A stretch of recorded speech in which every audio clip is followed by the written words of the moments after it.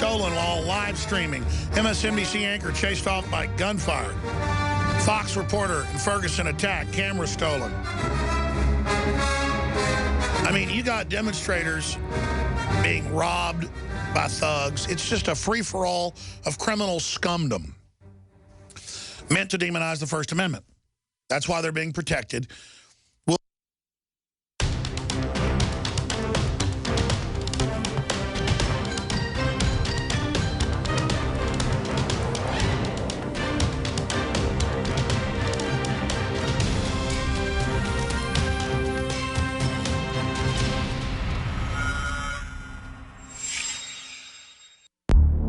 Traffic is building rapidly downtown as citizens rush to get home. Yeah, they are starting to board the windows up. They are preparing for the Not worst. purging, we advise you to get off the streets. It'll soon be a war up there. This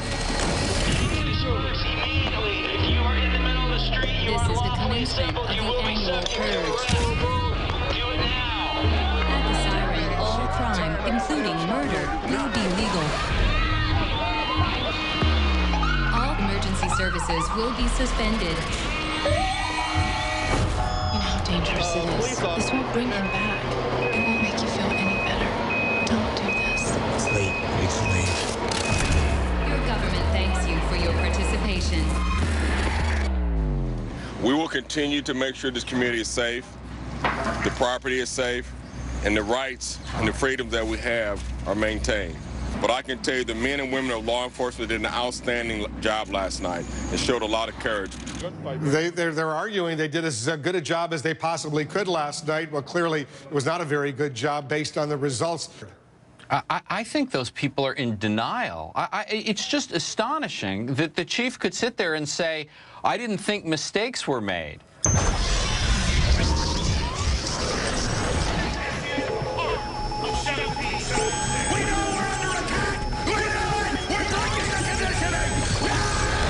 Welcome to the InfoWars Nightly News. I'm David Knight with Leanne McAdoo. This is the live edition of the Nightly News. And of course, it was 24 hours ago.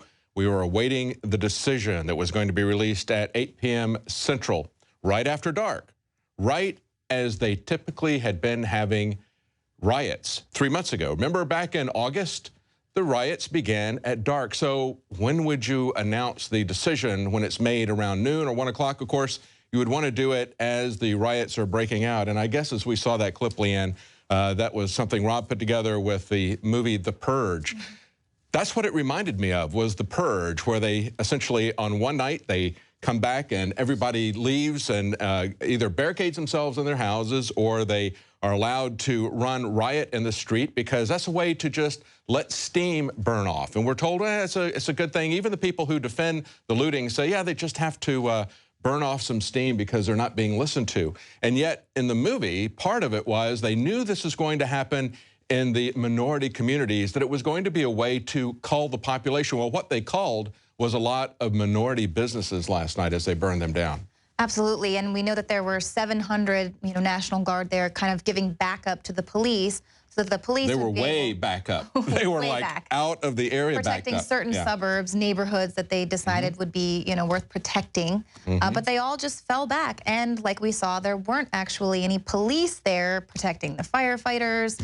We've seen this before. We saw it 3 months ago that they would basically, they were criticized over and over again for backing out of the area, letting the looters do whatever they wanted to, and if anything, they would just protect the police department.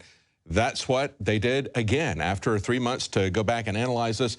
When they make the same mistakes over and over and over again, even after people call them on it, don't you begin to feel like it's a deliberate process? Because this is not really, they're trying to give us a false dichotomy, I think. They're trying to tell us that this is Darren Wilson versus Michael Brown. So we can talk about which one of them is right, which one of them is a good guy, or it's white versus black, or it's GOP versus Democrat, or it's Fox News's narrative versus CNN's narrative.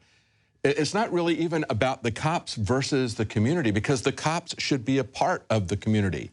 They don't want anything that's going to unite people. They want to try to divide us. They look at every single facet that they can get people to divide against each other. As people were starting to come together, notice this developing pattern across the country of uncontrolled, excessive police violence that is affecting a lot of people. It is disproportionate to the black community. It is disproportionate to homeless people, but it is affecting everybody. And rather than deal with that, they manipulated this to divide people once more along their little left-right paradigm or Democrat-Republican paradigm. I believe that this had a lot to do with the election, the amount of time that they drug this thing out.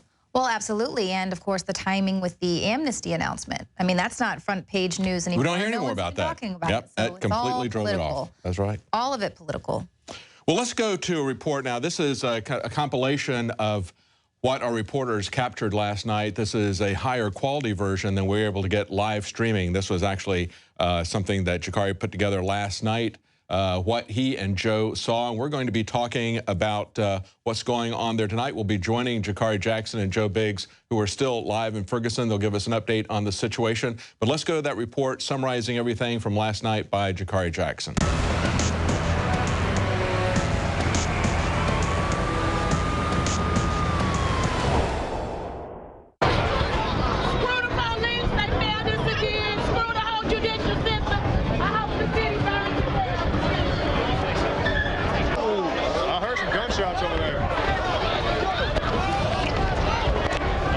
Heard that there was multiple gunshots. There was at least 4 or 5,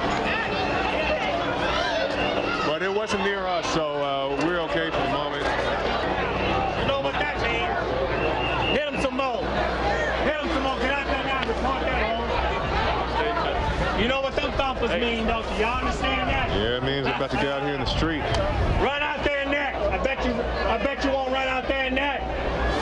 You need to exit the street immediately and stop throwing objects at law enforcement. Do it now or you will be subject to arrest. Disperse immediately and stop throwing objects at law enforcement. Do it now. You need to disperse immediately. If you are in the middle of the street, you are unlawfully assembled, you will be subject to arrest. Do it now. Man, shit, turn up the damn stone, ain't gonna do nothing.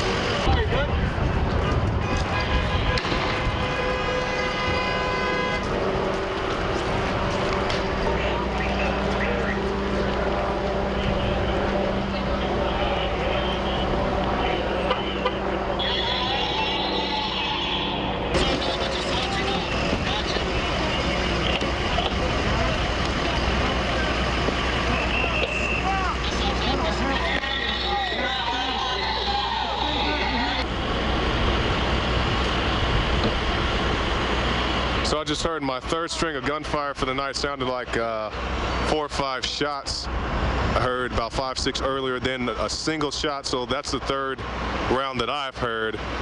I don't believe they are fired by the police. I'll leave it at that. The police are firing tear gas. I see guys with rubber bullets. I don't know if they've shot anybody with those as of yet. We're in front of the firehouse. I'm back up here to show you guys this broken window. This is the window that got busted immediately after the Darren Wilson verdict was announced here to the crowd. So far, we have word that there's looting going on. Right now, we're on South Florissant Avenue. Also, people are running up the road away from the police now, but people have started mobilizing, getting in their cars, and moving to different areas. Hey,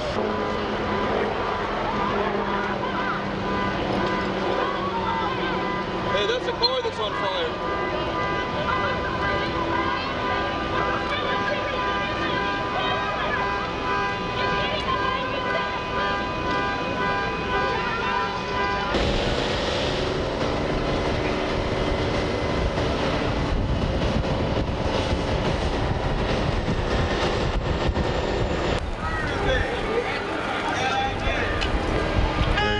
This thing has been ran through.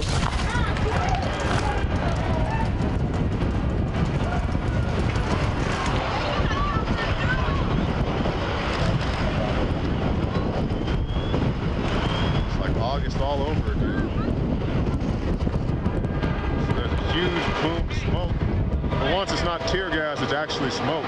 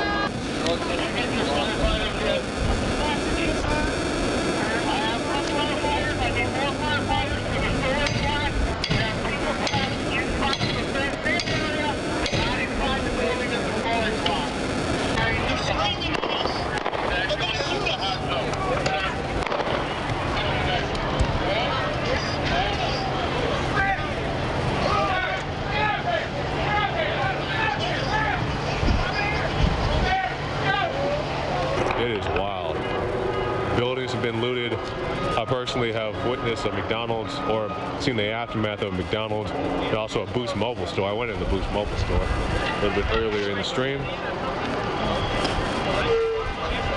It's even hard to breathe because out in front of the police station we were dealing with tear gas.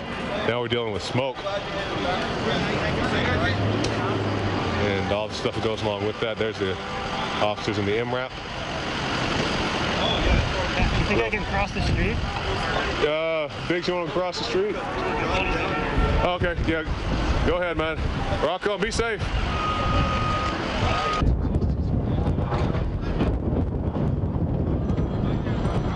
For those of you just joining us, this is not live footage. This is footage from last night. We're showing you a higher quality edited version of a lot of footage that was shot by reporters in Ferguson last night. So this is not tonight.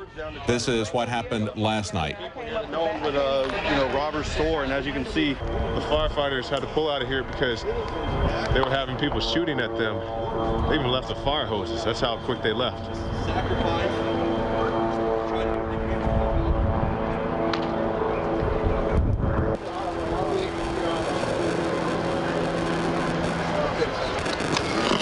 Is this your store, sir? Yeah. Yeah. What you guys doing? Yeah, I don't know. Sorry, guys. You ready, man? What's up? You ready? Youngsters, they burning up every store in this town. I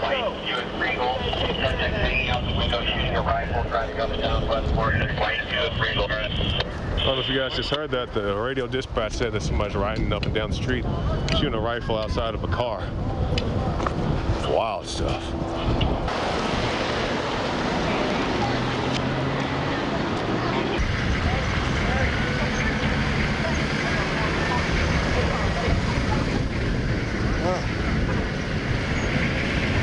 They are going to ramp up, and tomorrow's just going to be an all-out. You know, today was just like a burning of the town. I mean, look at the distance, man. Everything is on fire. Look at that shot, man.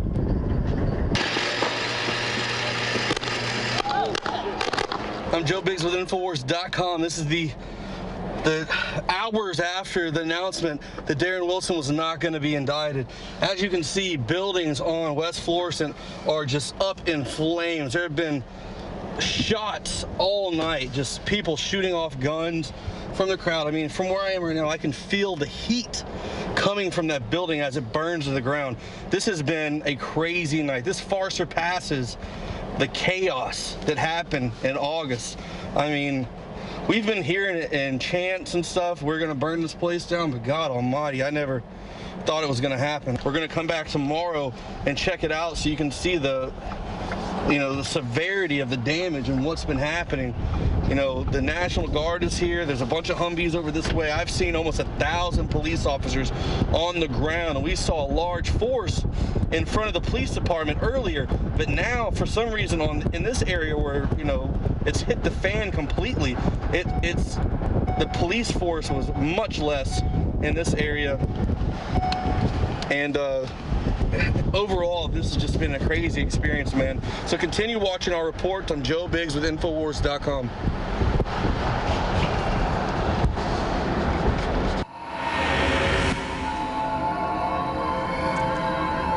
Okay, that was a report, a compilation of what Joe Biggs and Jakari Jackson shot last night in Ferguson. They're going to be joining us in a little bit live again, telling us what's going on there now. Again, that was a compilation footage. They were there for many, many hours last night, shooting and then later editing that. Some really remarkable footage, Leanne. Absolutely. And, it was just a few hours that all took place. Yeah. I mean, by the time we were, I guess we clocked out about midnight last night and things were still going on. But, I mean, that escalated really quickly. Do you think they could have done something different? Well, again, a lot of people questioned why the announcement at 8 o'clock. And again, one of the places where they had a lot of people who were tweeting about that, who lived in the area, who remembered what happened 3 months ago in August when they had the riots. This is from the Riverfront Times. After promises of advance notice, nighttime release of grand jury decision stuns St. Louis. And if you look at, if they can pull up this article and look at some of these tweets, first one says, who thought announcing the decision at night was a good thing? As they point out in this article, they said when the St. Louis County Prosecuting Attorney's Office announced that he'd released the decision at 8 p.m., St. Louis balked. Why so late? Why release it at the time that protesters had typically started gathering in front of the Ferguson police station? And I think we need to make it clear, too, that so many news media are saying, look at the protesters burned down the city. No, the protesters didn't burn down the city. Rioters burned down the city. Looters looted the store. The protesters are defined by their actions. And, quite frankly, these are very, very different types of people. People who are going to go out there and protest on a regular basis the injustices in the system for 3 months.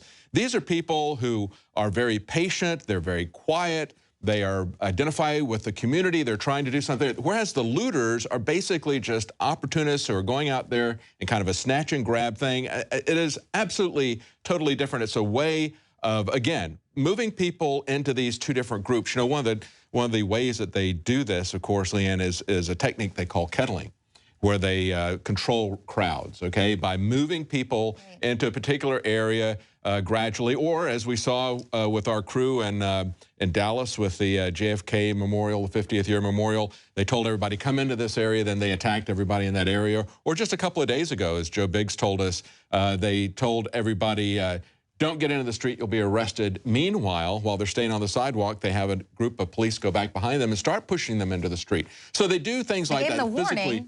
Yeah, they try to physically control the crowd. They try to contain them into a group, surround them. That's called kettling. And you know what they're doing with this narrative is really a kind of kettling. What they're doing is they're trying to contain us by breaking us into individual groups and tribes competing against each other so that we don't get any effective reform of the system. Even if they had found Darren Wilson innocent, would that have done anything if it was, or guilty, I should say, would that have done anything if they didn't have some kind of set reforms that they wanted? And I haven't seen any set demands from the protesters about what they would like to see happen in terms of reform.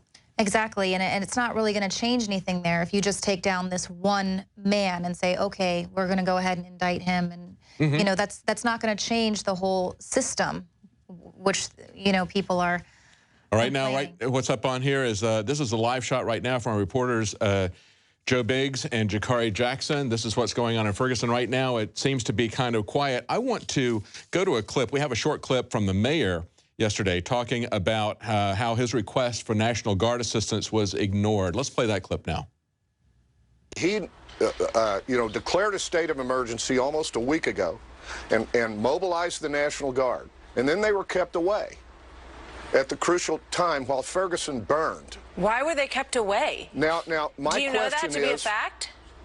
Well, we know that they were kept away because they did not come in and stop that from the get-go.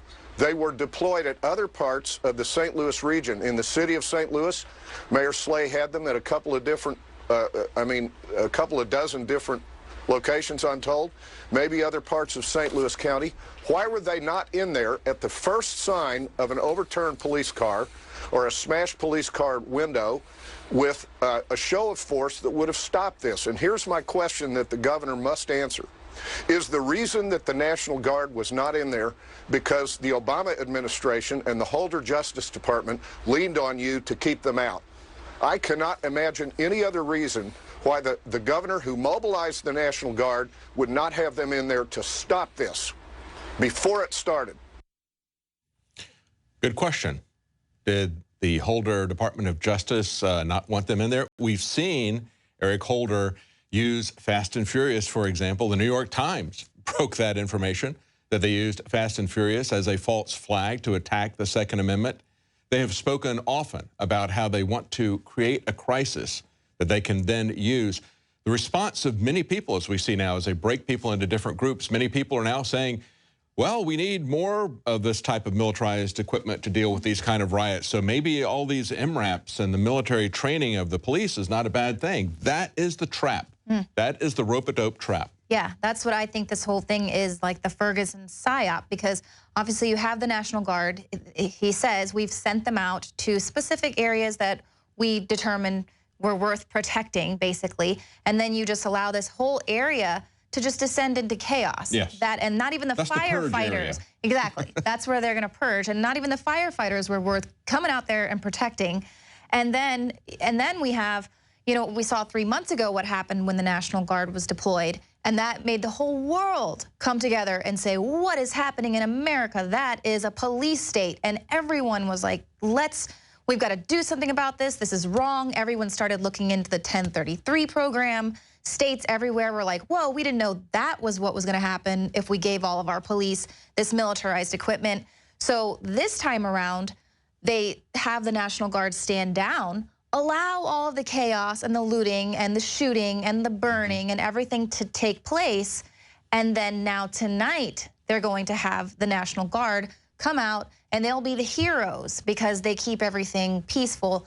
But, you know, as you can see, when we have the live shot up, it seems like the peaceful protesters, once again, are out there, as they have been doing for 3 months, peacefully protesting and organizing.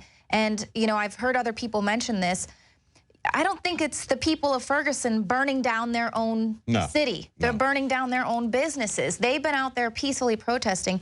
And when this was announced, when the decision was announced last night, you saw huge crowds of people disperse. A lot of them left. They, you know, they.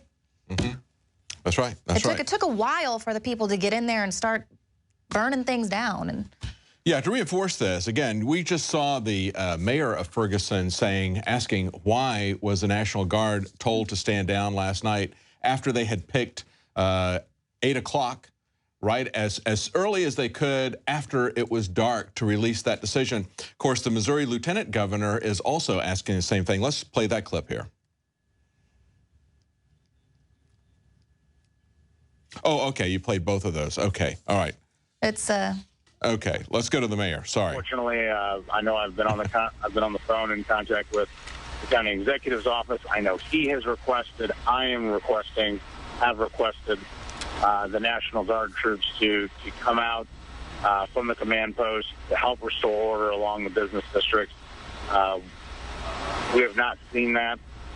It's my understanding that the commanders out on the streets have requested this, and those calls have gone unheeded at this point.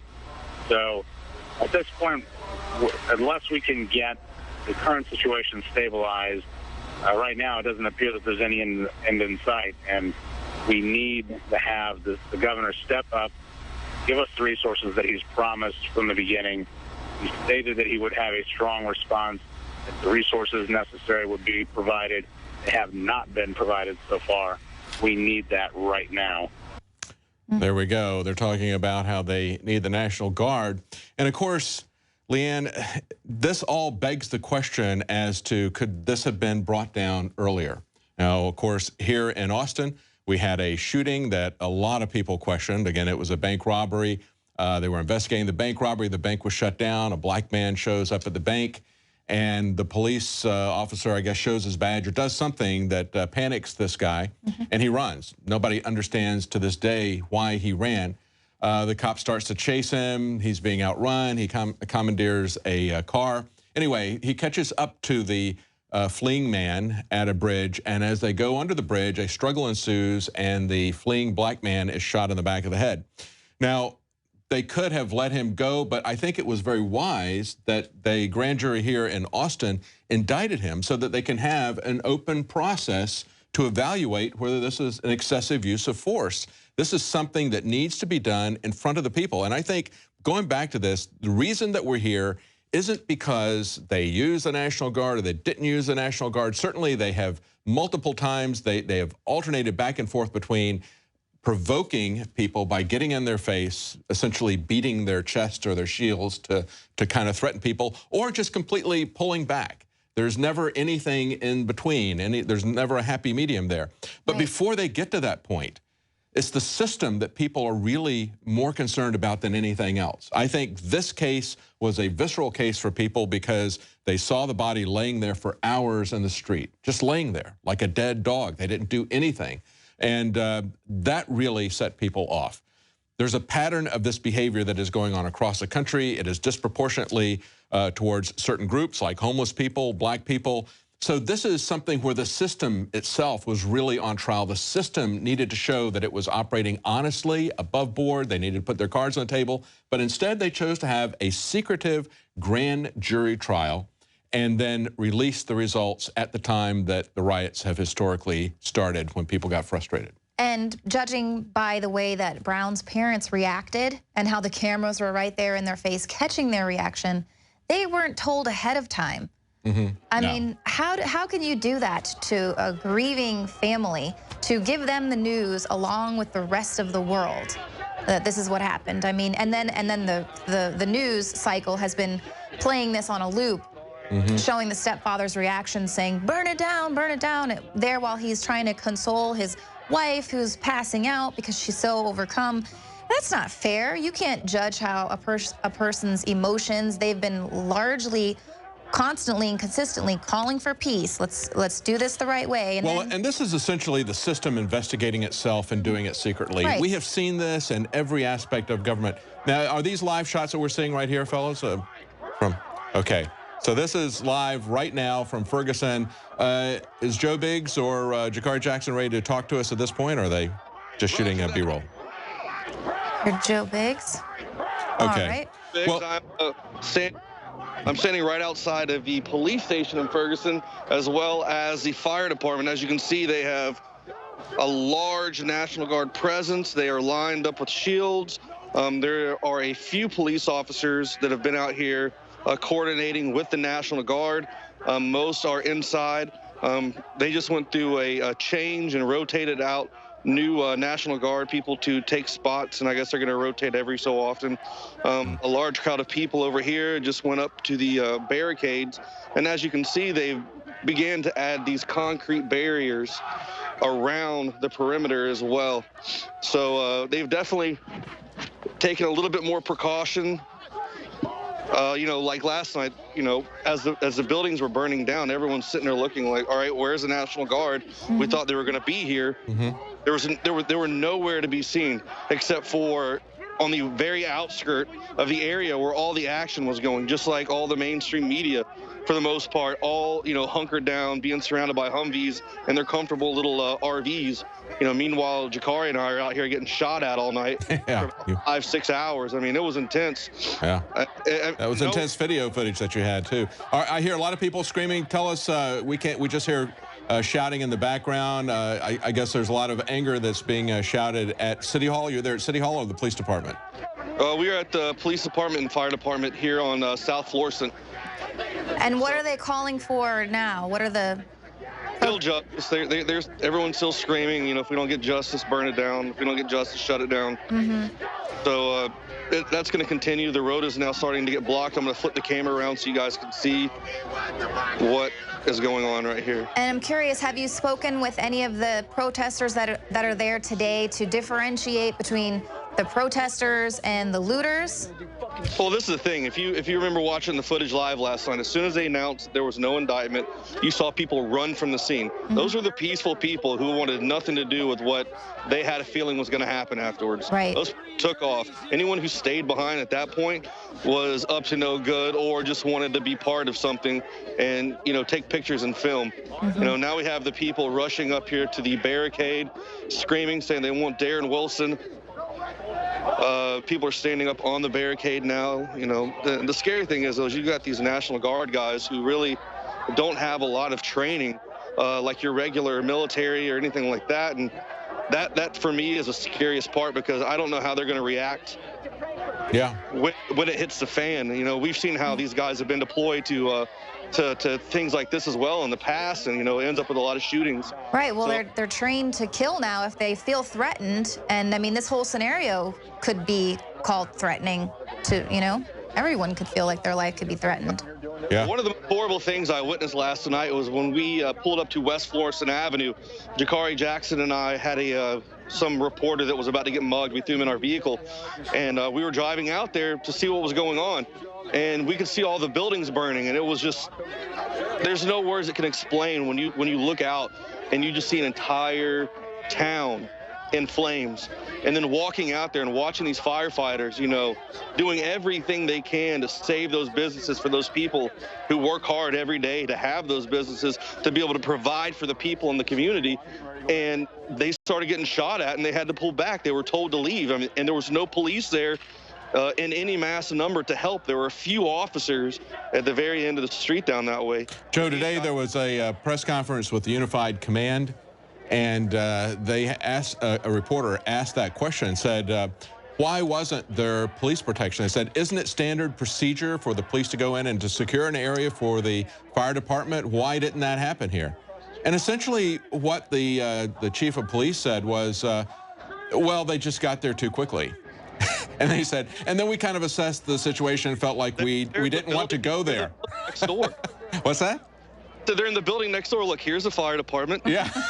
Exactly. But basically he said, you know, we looked at it and we decided that we didn't want to go there for a while, and so the fire department left. But he basically says, yeah, that's standard operating procedure, but we didn't do that. They got there first after they started taking fire. We didn't want to go there. So, I mean, that's basically what he said. And as you mentioned last night, as it was happening, look at that. The tears in the eyes of the fireman who is upset that he has to leave, that they can't put that fire out. It's a very, very distressing thing, because, you know, we haven't had but one person, I should say, die, a loss of life, but we've had a lot of people lose their livelihood. A lot of people have built these businesses. They're small businessmen, and the people who work for them may wind up losing their jobs. If that's their only store location, while they're waiting to get that rebuilt, while they're waiting for funds from the insurance company, they're not going to have any income, and neither are their employees. It's not like it's McDonald's or Walmart, where they've got hundreds or thousands of stores that they can sustain that store's operation, you know, rebuild and not be out of business. A lot of these people are not going to be able to make it back. Right. Yeah. You know, the fire truck, it had pulled up right in front of the Sam's Meat Market, and they were trying to unload more hose to help out the firefighters who were already there on the scene. They had their chainsaws out. They were trying to cut through the doors to get in there to start putting out fire in the back end of the building. And as the fire truck pulled up on the side of the road right there in front of the Sam's Meat Market, you just started hearing fire. I mean, we just heard clip after clip get emptied.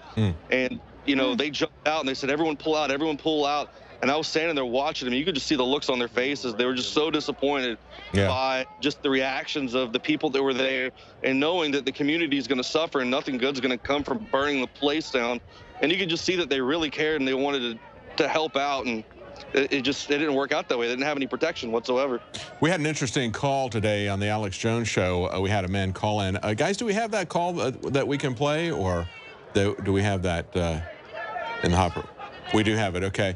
What he was saying basically, Joe, was he said that when you those videos that we saw of the firemen trying to get through that door, cutting that door open, he said the only reason they would do that is because they're trying to get ahead of the fire. And he said they wouldn't do that if it was some kind of a matchstick building or it had a lot of volatile stuff in it, that they would have known ahead of time what was in various buildings, what their basic construction was made of, so they would have some idea about how fast the fire was going to go. So they were totally surprised that the fire had gotten ahead of him, which he said made him believe that it was arson, and that perhaps the people who were taking pot shots at them were the people who had set the fire.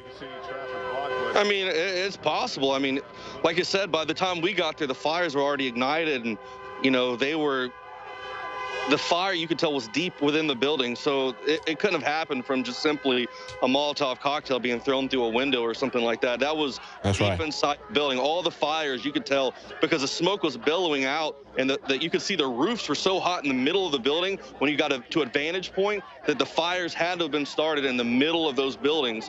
So it's definitely interesting to see what happened. You know, last night as we were leaving after we finally cut the feed loose, the transformers at the building beside the McDonald's just started exploding. That was in part of that. We saw at least a clip of one transformer popping in the compilation that we showed at the beginning of the show. Yeah, all I can think is that movie, what is that movie called? One of the movies where everyone dies from really weird stuff. And I grabbed a car and I was like, let's go, let's go, let's go. And all I could see was that electric cord just whipping around, the power flipping. And I almost had a panic attack right there. I was like, you know, to make it through this entire night and then have a live power cord hit us, that would just be something else. Do we have that clip lined up, guys, of the fire chief who called in? Yeah. Let's go to that clip. Listen to this, Joe, and this is what the caller today said. As you can see, buildings on West Florissant.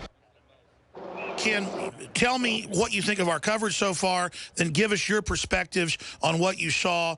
And it sounded like you were hinting that footage you saw that we put out where they're trying to get ahead of the fire and block it, but that it was moving so quickly. Were you hinting at the fact that these arsonists look like they have sophisticated training, or what were you getting at? Yes, I'm hitting. Let's for credibility's sake, let me clarify now. I was law enforcement. I was a security officer. We get police training, and we're sworn law enforcement for the state. I was not a regular police officer, though I was a beat cop on the accounts. I had to do police work. Sure, I understand. You had just said you carried a badge and gun, and you were talking about being a firefighter. But just getting that out of the way, go ahead. The footage has been great. Initially, I want to point out that those officers, when the first shots were fired, which probably were an agent provocateur, when Joe and Jakari were right there at the police station, those officers started backing down, and I posted, you know, watch out, because they're backing down to play the victim here so that they can justify a brutal response. And then a few minutes later, we see them moving down the street. For the record, when they closed off those streets with cars that Joe and Jakari recorded, that made the streets were all then public walkways. Once they blocked those streets to car traffic, it was walkways. They then marched on the people and tear gassed the crowd, which led to, you know, forcing the crowd into a violent response. And then all of a sudden we find about the fires.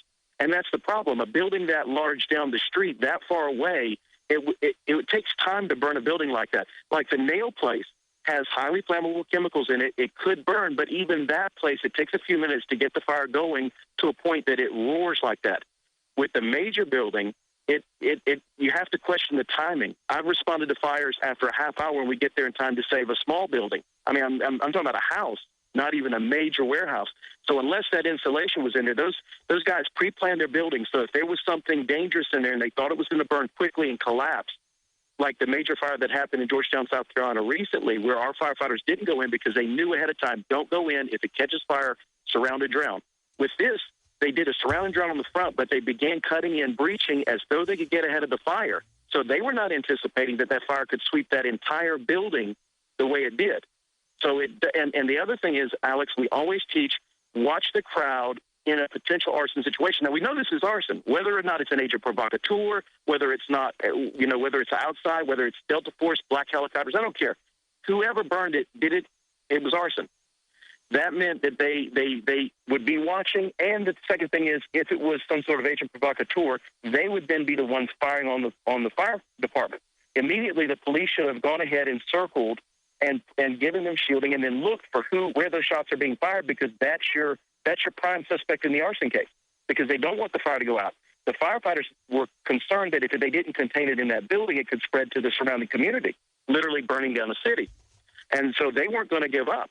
But that's what begs the question, is how buildings like these burn that fast, because it takes planning, to make sure a building goes up in flames. I've seen a building. So, Joe, can you hear what he's saying there? He's saying that not only did the police not offer any support to the firemen, so they had to leave and couldn't protect it, couldn't surround it and drown it, as he puts it, to keep it from spreading, but also the shooters would have been the prime suspects in a situation like that, because the arsonists always return to the scene of the crime.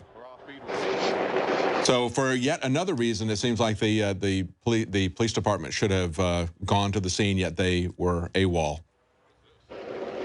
Yeah, it was very suspicious. I don't know if you can see this. It's really dark. I don't have a light. But there's already a light pole that's been ripped down out of the ground. It's really hard to see. The light's really bad right here, but it's been ripped up out of the ground. Looks like there's a large police presence down here with the vehicles. So we're kind of walking down here to see what's going on. I know that there is a lot more there's a lot more protection this time on the road today. Yeah. And on the roofs, I don't foresee anybody looting anything out here. And if it does, quite honestly, from the information I know, I feel sorry for them. Yeah. There's a lot of people out here with eyes, and a lot of people out here on watching out, making sure that everything's going to be fine, and protecting the neighborhood. And well, and of course, always looting and arson are things that people get shot for. And that's a rule of engagement that I don't have a problem with. I have a problem with people who are unarmed and are 50 yards away from the police, and they essentially turn into a firing squad. But when people are looting and burning houses, that is a real serious threat. Well, in the state of Missouri, you're allowed to use force, firepower against anyone who intends to burn down a building or use like a Molotov cocktail. So there are people here. They know the law, and they're exercising those rights, and tonight it should be a different story. But, at the same time, it's still early, and the bad people will come out. It's all the peaceful people here that actually live in the community, who care about the community and what happens to it, that are out here right now just trying to exercise their First Amendment rights and have their voices be heard. There's nothing wrong with that. Just like I heard on a report last night when I got home, not everyone's going to take this news the same way. Some people are going to be happy with the fact that there was no indictment. Some people are going to be angry.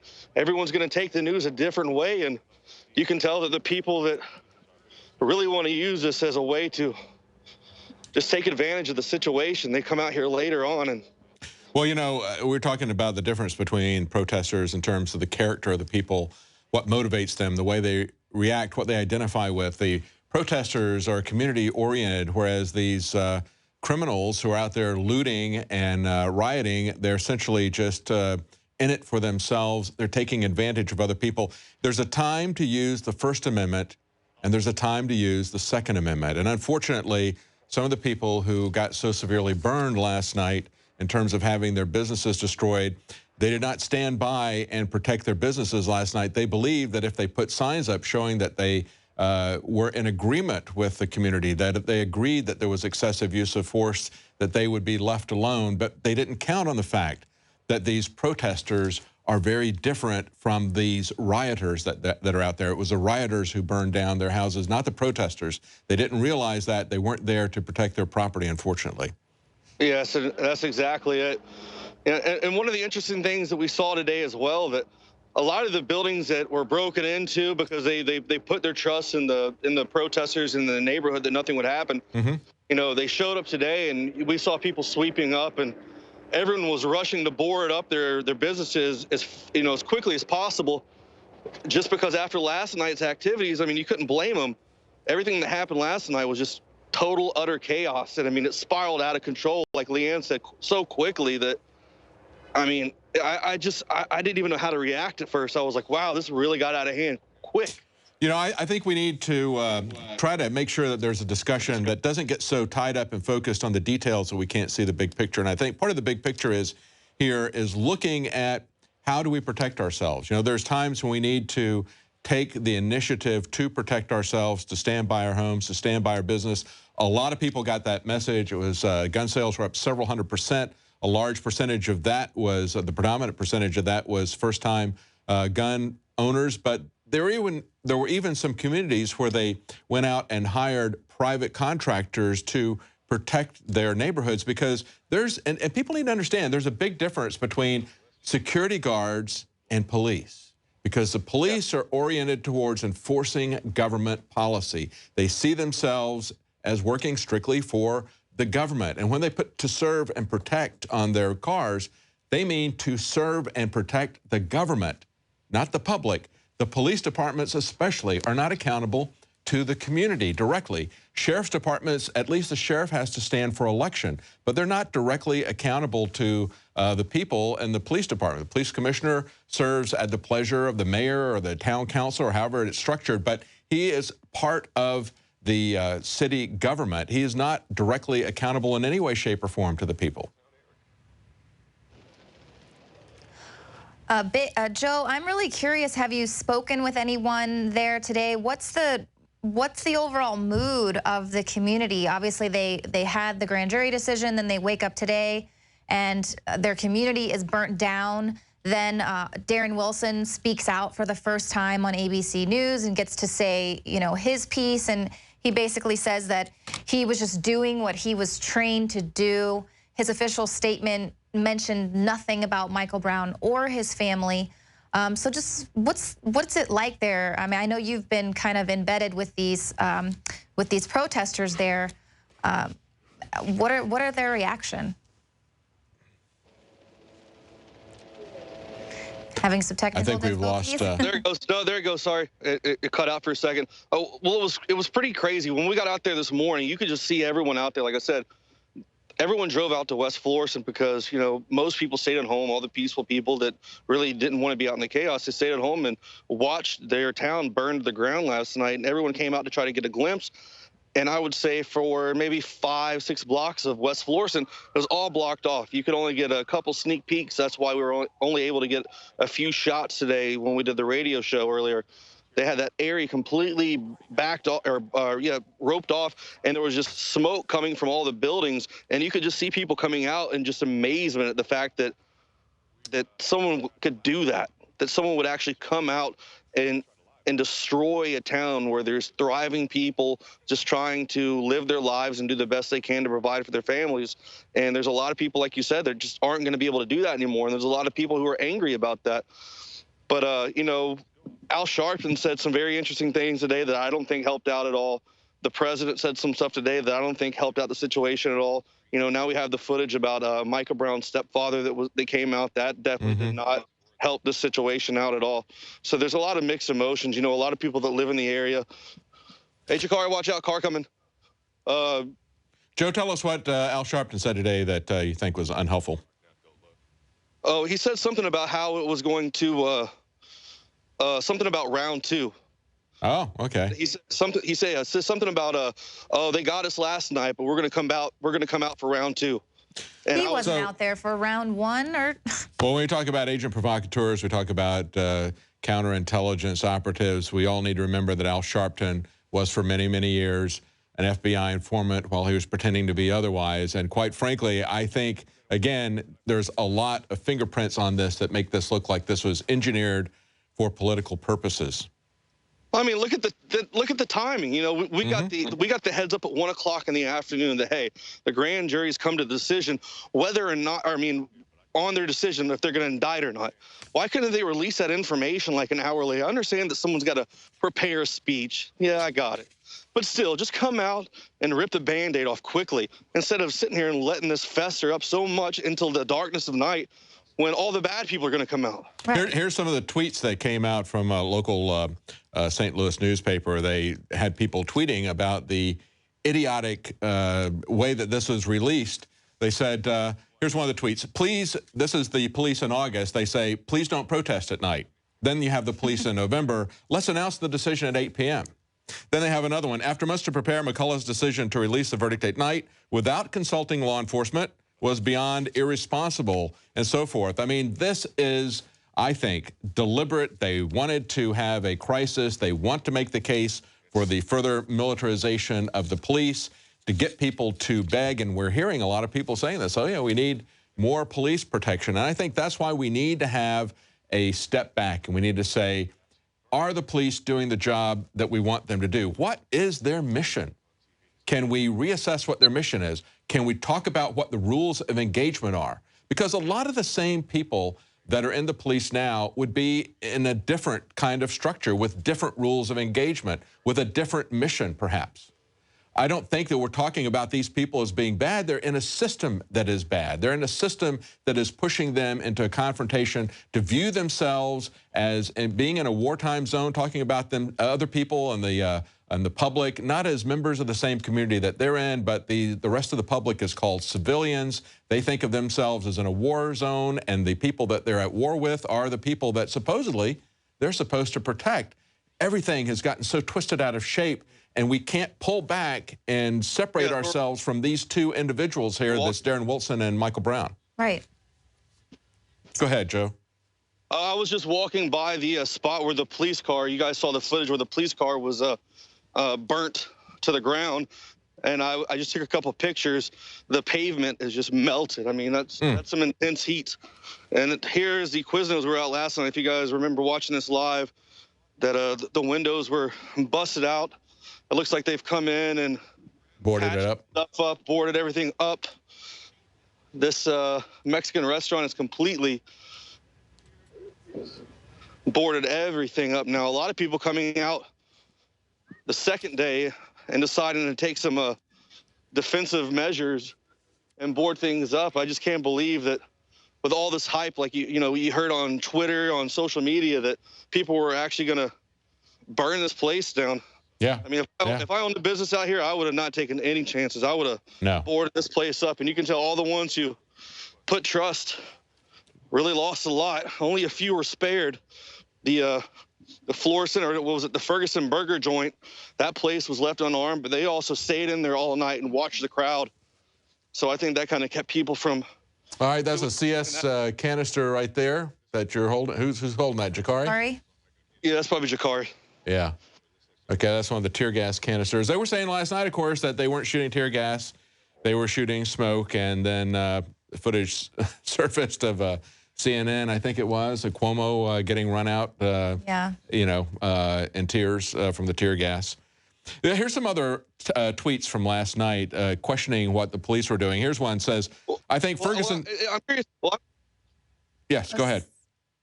Sorry, Joe, you're cutting out there. Hang on, Joe. Yeah, go ahead. I'm quite curious. We're losing... I'm quite curious as to who told CNN and who told Fox there was no tear gas used, because clearly the chief came out and said, we used tear gas last night. Yeah. So I just don't know what they do. Like, what is their job? Just to misinform everyone all the time? Well, I mean, it's got to take a special kind of somebody to just blatantly lie to people like that. I mean, it's just, I just don't understand it. It was almost perfectly timed, because as you're watching on television, the anchors, trying to put the reporters out there trying to put their gas masks on and choking from the smoke. It was actually I believe the police department that tweeted it out one of the police departments there tweeted out, "We are only using smoke on protesters," and it's like it was like someone was sitting there tweeting it as they threw it, because they tweeted it at the exact moment that someone's like. Let me read a couple of these tweets. Talking about tweets again, talking about this decision to release the grand jury's decision at 8 o'clock. I think Ferguson prosecutor released the decision at night to inflame the crowds so their behavior would become the story and not the decision. Exactly. Another one says, pretty calm in Ferguson in the daylight at the moment. Makes the decision to announce the verdict late at night all the more perplexing. So forth. So that's the kind of things that people were saying yesterday. Everybody knew that this is where it was going. If we go back to the very beginning of this incident, we heard the hands up, don't shoot narrative. That was allowed, that version of the story was allowed to run for days, couple of weeks actually, before they started to put out some information saying, no, there was actually a struggle at the police car, and this happened and that happened. They allowed that other story to get out there and burn up the feelings, set the feelings afire of the people there in the community before they started introducing evidence that might be exculpatory, causing a lot of people, given the history that we have of the government not doing a very good job of investigating itself over and over again, causing a lot of people to question what was true. A lot of people didn't believe it, even if it was true, because of the way they handled the information. Again, we see this over and over and over again in government dealings where they cannot honestly investigate themselves. They do hearings in secret. They release contradictory versions of what's going on. And we saw all of this happening in Ferguson. Right, and it works for them because they can, you know, where the whole world is working together and working for the end of this militarized police state, because they can, you know, anyone who has their right mind and knows the difference between right and wrong is going to say, well, that's wrong. You can't just kill an innocent person that has their hands up. But then they almost flipped it overnight to where then everyone says, oh, well, the facts are in, and here's this, and he punched him, and he did this. And I mean, you look at the guy's injuries, and it almost looks like he has like a shaving rash or something. So, you know, it's just, they do this to instantly sort of turn people against each other. So basically, they can go with this narrative of, you know, why are these people rioting over some thug? They're dangerous and irrational. What are they even thinking? And that's why I say we have to not fall into that trap of Darren Wilson versus Michael Brown, white versus black. This is a much larger problem. It is, we see this happening all over the country. And again, just this last weekend, there was an officer, a couple of officers, a rookie and another, who were doing a patrol of a project building in New York. They were walking up and they were doing top to bottom on the stairwell. And a man, a black man, and his girlfriend, who had given up waiting for the elevator, came into the stairwell. And the officer, the rookie officer, had his gun drawn, and without any warning, he just shot the man in the chest and killed him. Now, they have ruled that it is a homicide, which looks as though they may be moving forward with a prosecution. And I frankly don't think in this climate they can afford to do otherwise. Although I don't think if some of this stuff hadn't happened, I don't know that they would have done the right thing, because we had the New York City Police Commissioner just accused in the last couple of months by an analyst that worked for the town council of fudging the data, we should say groupering the data, about excessive use of police force. They tried to fudge the data, twist it, torture it to get the results that they wanted. They were being dishonest with it. This policy analyst pushed back against it. He couldn't get anything done internally, so he went to his friends in the press. They then fired him, and then he filed suit this last weekend, just as this shooting exemplifying the excessive use of force happened this weekend. Now, yesterday, some protesters threw blood on the police commissioner. Interesting pictures of that. If you guys pull that up, in the aftermath of it, he looks a bit like Mikhail Gorbachev with the blood on his forehead. Birthmark. Yeah.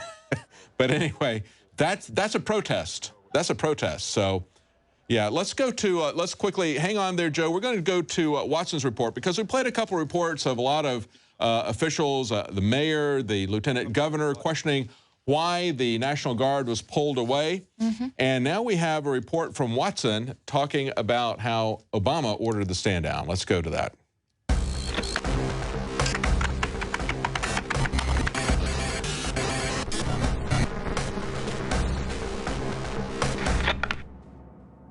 Did the Obama administration order the National Guard to stand down during last night's chaos in Ferguson, Missouri? That's the question being asked by Missouri's Lieutenant Governor, Peter Kinder. He, declared a state of emergency almost a week ago and mobilized the National Guard. And then they were kept away at the crucial time while Ferguson burned. Why were they kept away? Now, my question is... Do you know that to be a fact? Well, we know that they were kept away because they did not come in and stop that from the get-go. They were deployed at other parts of the St. Louis region. In the city of St. Louis, Mayor Slay had them at a couple of different, a couple of dozen different locations, I'm told, maybe other parts of St. Louis County. Why were they not in there at the first sign of an overturned police car or a smashed police car window with a show of force that would have stopped this? And here's my question that the governor must answer.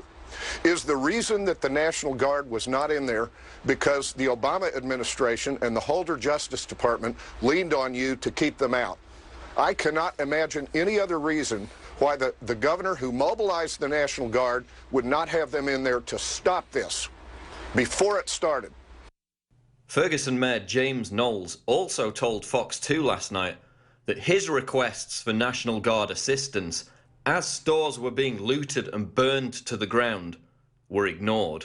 Unfortunately, I know I've been on the phone in contact with the county executive's office. I know he has requested, have requested the National Guard troops to come out from the command post to help restore order along the business districts. We have not seen that. It's my understanding that the commanders out on the streets have requested this, and those calls have gone unheeded at this point.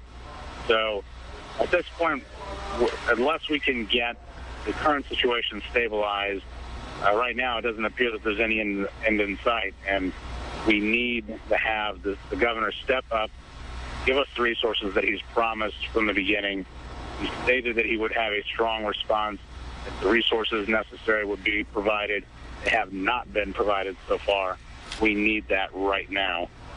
Why did the police and National Guard fail to protect businesses and stores that were known to be targets, having been looted back in August during the first wave of riots, such as Ferguson Market and Liqueur, which again was looted last night? And again, why did the rioters target black-owned businesses such as Juanita's Fashion R Boutique, the largest boutique in St. Louis, which was located on West Florissant? Why did they target this poor woman's cake shop? Were they attempting to get justice for Mike Brown by burning down and looting businesses owned by black people? Did these two individuals think that the best way to get justice for Michael Brown was to steal the biggest TV they could find from a local rental store? But again, the major question being asked now in Ferguson, did the Obama administration give a stand-down order in an attempt, in their eyes, to prevent an escalation of violence in Ferguson, which actually only ended up provoking more unrest, which is worse than the worst night of rioting back in August, according to police? Here we see the National Guard stationed outside a shopping mall in Ferguson. Again, they were nowhere to be seen along West Florissant or any of the other areas where a dozen buildings were burned to the ground. Dozens of cars were set ablaze and many businesses were looted. No National Guard presence, no real police presence in the very areas where the unrest was most visible. So did the Obama administration order the National Guard to stand down in a misguided attempt to prevent an escalation of violence, a botched decision which only led to more unrest, looting, arson, and violence? And should Governor Jay Nixon now be forced to resign, as one former Ferguson mayor is calling for, as a result of his inaction during last night's civil unrest and rioting? Let me know what you think in the comments below. This is Paul Joseph Watson reporting for InfoWars.com.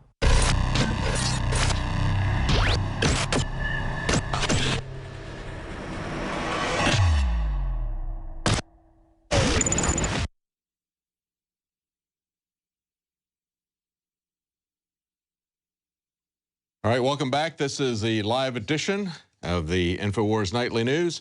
Now, if you're watching this streaming on YouTube, please remember to subscribe to our channel. And when we're talking about subscriptions, we have a free newsletter that is available on our website. If you go to the homepage, you'll see that in a box on the right. That's going to have special reports that you won't see on our website, things that you won't even see on our nightly news. You'll get that in that free newsletter. And this week, if you're thinking of trying out some of the InfoWarsLife.com products, we're going to be having some specials that those who are subscribing to the newsletter will get 24 hours advance notice, even more notice than they gave people about the release of the indictment. So that's something, you might want to check that out. Again, that's our InfoWars, it's the InfoWars Insider, and that's on our homepage over on the right. That's a free newsletter. And again, don't forget to subscribe on YouTube if you're not a subscriber. And if you're not a subscriber to Prison Planet TV, that helps to support our operation. You can share that subscription now with 20 other people to watch our broadcasts live every night. For these live editions and these special editions with things going on with Ferguson, we've done it in the past with the live election coverage. We will put it out occasionally for free on the YouTube stream. But of course, we're here every night at 7 o'clock with the InfoWars Nightly News, and you can watch that as it happens if you're a subscriber to Prison Planet TV and you can support our operation. You will also have access, and all your friends, your 20 friends that you give your password to, you'll have access to all of Alex Jones's documentaries as well as a Prison Planet TV subscriber. Well, Leanne, when I look at this, I think one of the saddest things that we see, besides the loss of life with Michael Brown, the person who died last night, the loss of livelihoods as we've seen these businesses go down, the saddest thing that I see in this is that, again, we've been broken into this false dichotomy, this thesis and antithesis. There's not any sense that I see coming out of the protesters there of a clear set of demands of what they want. And I think that's very different from what I saw at the Bundy Ranch. I think one of the things that was really wise was that Cliven Bundy came out with a list of concrete demands. Now, they didn't meet them. They didn't meet all of them. They did meet the demand of giving back the cattle, but his first demands were focused on the fact that they were violently encountering people in the community, that they were shutting off public lands, lands that people in that area had had access to for generations, since before it was a state, when people first settled that area, the ancestors of the people who were there. So they were concerned about that. They wanted those barricades taken down. They wanted people to have access to the public lands as they had always had access to it. They wanted the arms taken away from the Bureau of Land Management. He made those demands. He made them to the sheriff. He said to the sheriff, you as the chief law enforcement agent here, you have authority. These people from the federal government, this bureaucracy, the BLM, does not have legitimate authority here. So I want you to assume your proper legal mantle. I want you to take the arms away from these people. I want you to open up these areas to the people, and I want my cattle back. Now, he didn't say that he wanted his cattle back until he gave them those demands and gave them a timeline, and they didn't meet that deadline that he gave them, so he says, let's go get our cattle back. You have to have some concrete demands. They need to say, this is what we want to be the mission of our police. These are the rules of engagement that we want. It's not enough to stand out there and say, we're upset about the way we're treated. We want to be treated better. David, speaking of engagement, and now looks like the cops have just gone into the crowd. Okay, there we go. Now it's starting to, they're starting to mix it up, it looks like. The cops are going to get involved in the crowd. Tell us about what's going on there, Joe. There's maybe 100 or so on the ground. Then you have a lot of these National Guards that are over here. They just started pushing out into the street. Everyone's in riot gear tonight for the most part. There's only a few who aren't. Those are the ones who are more than likely the high. All right. So to recap, earlier in the night we saw protesters standing there. On one side we saw the National Guard, police. On another side, nothing was happening. Now the police are pushing their way into the crowd. Is that correct? They're standing in the road now. So the National Guard's behind them on their property, and now the police have pushed out onto the sidewalks, facing off with the protesters over here. So now they're kind of getting into their face. Is that correct? Yes. Okay. They're actually physically coming in contact with them, getting very close, or? Not yet. They're standing on the side of the on this side of the road right here. Okay. It's kind of like a standoff. They're all over here, and then you have the protesters over here in this area. Okay, well, I saw them going through the fence. Yeah. You know, it's 8:10. It's riot It's 8:10. time. There we go. They know they've got that right on cue. Number. Right. It's It was actually 8:50. He said 8 o'clock, but it was actually 8:15 that he came out. So now here we are at 8:10. They're assuming the position. They're getting ready. They're making the media push back out of the roadway in front of these guys. I don't know what's going to happen if they're going to essentially start pushing forward. So there wasn't a problem, and so now it looks like they're going to start trying to provoke one, right? That's what it's looking like. If they push forward, then yes. Yeah. Yeah, because they don't want the world. I mean, the world is still watching what's happening in Ferguson. They're watching for nightfall. So they don't want the world to see that they're just out there peacefully protesting still. They're still demanding justice. They're not happy with what happened.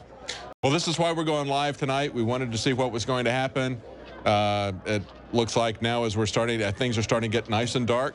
Right about the right time, about 8 o'clock, they're starting. Like you said, it's riot time. Right, it's riot time. So I hope you guys are enjoying. I mean, it was so obvious last night. The funniest thing I saw today, as we were pulling up a brand new 2013 or 14 Corvette, pulled up in front of us to the parking lot.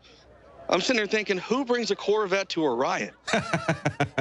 You're going to get targeted first off than anybody.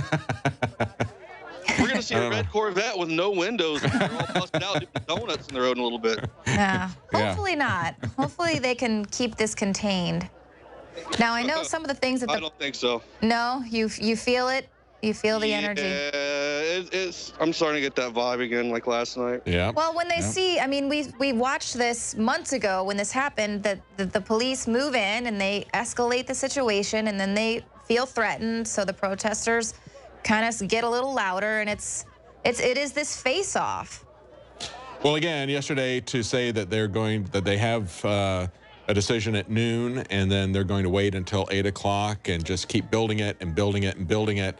I told Josh, I said, why don't they just make a gavel out of lights and drop it like the ball at Times Square, when it's time for the riots to begin. Right. It couldn't have been more orchestrated or set up to create a problem. And now it appears that they're not content to allow people to just stand there and voice their anger. They're going to now try to move people around, kettle them around, push them around, say, don't stand here, now stand over there. That's what it's going to take to mix this up. So we're with Jakari Jackson and Joe Biggs in Ferguson, Missouri. We're looking at live shots now. This is not last night. This is what's going on now. We're looking to see as apparently the tension's starting to build. Helicopter coming in. Here we go. There was already an Apache helicopter that was up in the air earlier that had flown by. There's been police helicopters and then quite a few military helicopters. The protesters are starting to scream F the police, and they're starting their taunting like they did last night. So usually when that happens, eventually, that's when the all hell breaks loose. That's a shame.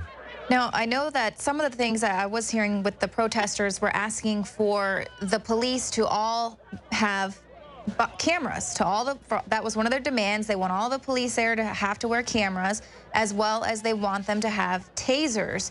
And that was one of the things that Darren Wilson said. I just didn't want to wear my taser that day because I don't like it. It's big and it's bulky, so he just chose not to have his taser. Same thing happened a couple weeks afterward when they shot that man in front of the convenience store who was saying, shoot me, and they were like, all right, we'll shoot you 6 times. And then when asked about it, they said, well, we didn't have access to less lethal force. They couldn't have just used their tasers because they didn't have them on them. So even when they have these things, they don't use them, and they just choose not to wear them because they're bulky. Yeah. I can't believe they're allowing vehicles to drive up and down this road. Last night at the beginning, they had these roads blocked off, but they're allowing vehicles to drive through this area. I mean, that is not a good idea. Right. That's what I was wondering, because we were watching aerial shots earlier and there was no one in the streets. There really weren't even any protesters around. So we're thinking, well, why don't they just block off the streets? Are they just going to let everyone drive in and start rioting again? You can also watch this. They want this. Yeah, of course. I mean, it's obvious that this is what they want. Like you said, when you looked at the newspapers today, did you see anything about amnesty? Nope. I didn't see anything. All I saw was Drudge was just flooded with Ferguson. Yeah, and people of course, are calling for the police. Yeah, we have a state representative there in Missouri, a Democrat, a lady saying this is race war. That's what they would like to see. They want to keep this going. And you're talking about the demands that they had in terms of what they wanted the police to do in the face of these riots. To me, that's part of the problem, is that their demands were all focused on the riots. They didn't have any demands pulling back and saying, what do we want the police to do? What is their mission? What is their rules of engagement? How do we have outside oversight of this? About a month ago, Frank Serpico wrote an article for Politico, and he was talking about the epidemic of police violence. He went back and put it in the context of when he was a police officer, and he ends the article with 6 things that he thinks need to be done. That's the kind of thinking that we need. We need people looking at this and saying, here's how the system is broken. Here's what we need to do to fix it. We need to have a corrected mission statement to start with. But the protesters aren't asking for any of that. They're saying, for minor violations of the law, like throwing water bottles, we don't want you to respond with anything. And then the next one has something to do with tasers or whatever. They're coming up with that kind of stuff. They need to be setting concrete rules of engagement for everyday life. That's the problem. And they're not looking at the problem from enough of a distance. They're too caught up in the moment, too caught up in what's going on, whether it's Darren Wilson or whether it's Michael Brown. Right, and it's very ambiguous for an officer to say, I felt threatened, and then so I emptied my clip. I mean, what does that mean? Was a person 200 yards away? Were they right there? Did they hit you?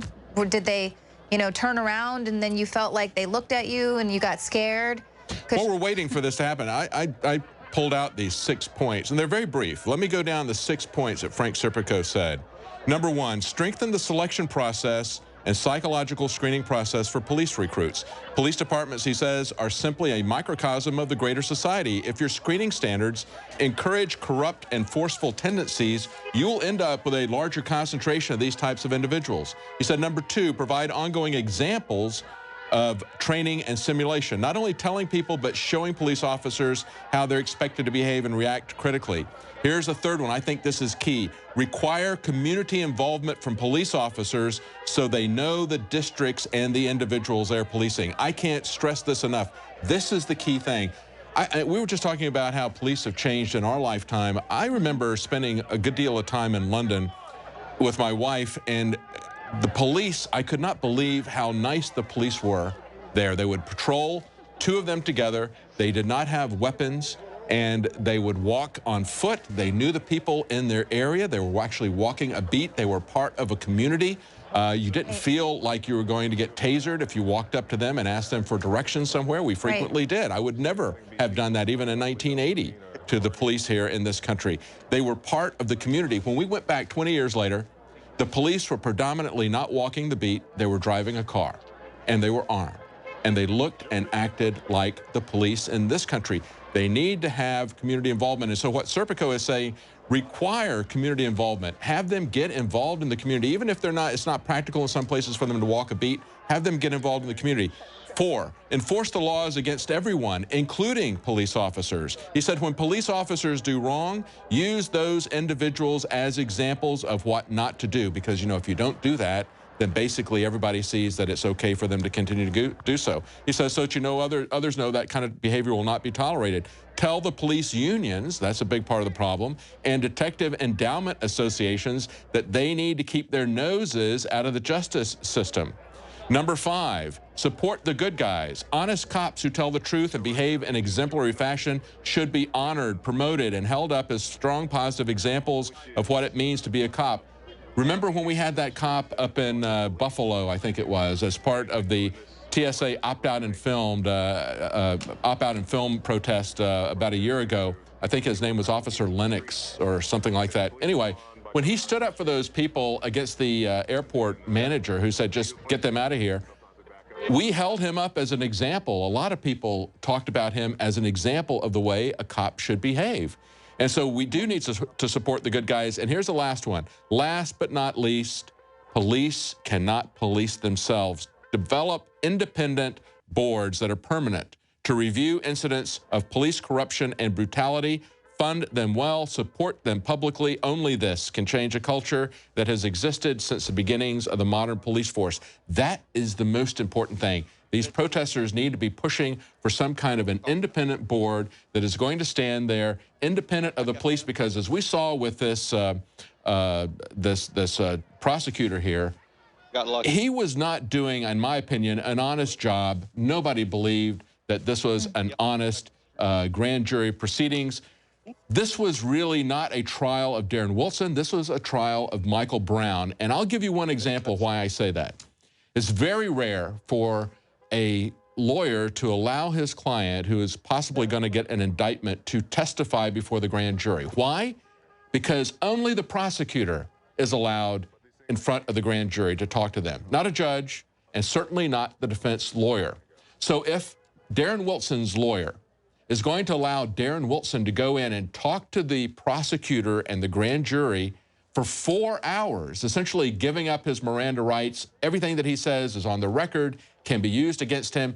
He is under examination by the prosecutor, talking to them, if whether or not it was an examination, but he's talking to them for 4 hours. There's absolutely no way that lawyer would allowed his client to do that unless he believed that there was absolutely no danger to his client, and that he was not under any threat of prosecution. If he didn't know that, it would be malpractice. Right, and that's why a lot of the local residents and black leaders were saying that they wanted someone else to be the prosecutor on this case. Yes. They said he can't be impartial because his family, they have deep roots in the police. His father, mother, brother, uncle, and cousin all worked for the St. Louis Police Department, and his father was killed while responding to a call involving a black suspect. Hey, guys, I want to break in here real quick. It looks like we got a call from Dan Badandi, and there's a protest going on in Providence.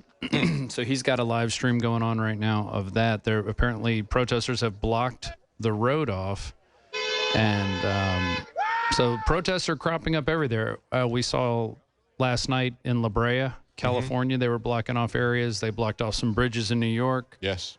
So this is kicking off a lot of stuff.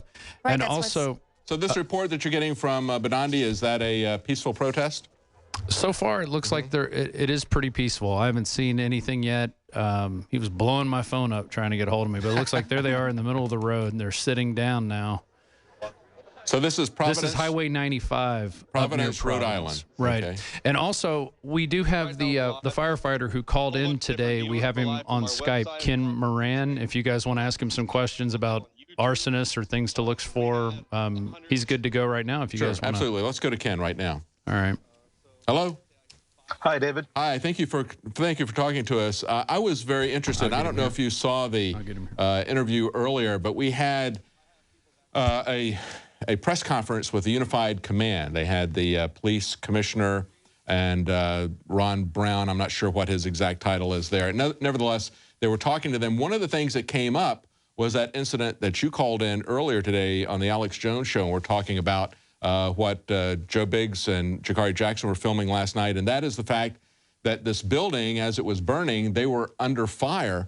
And they asked the police commissioner about that. Why didn't they come down there and give protection to the firemen? And then they asked him, isn't it standard procedure for the police to come down and secure that area as the fire department is moving in there or before they're moving in there? And he said, yeah, that's standard procedure, but they got there too quickly, and we decided that we basically didn't want to go down there. That's basically what he said. I'd like to get your reaction to that. I don't know if you saw that clip or not, that press conference. I heard the loop of it, and it's laughable. The firefighters had no body armor, and they stood their ground and did the job. And the the police department had body armor, shields, armored vehicles, and other things that they could have rendered aid. Another really telling thing is, what about mutual aid? I don't know if there was one fire truck or two on that building, but the larger building was what we would call normally a mutual aid call.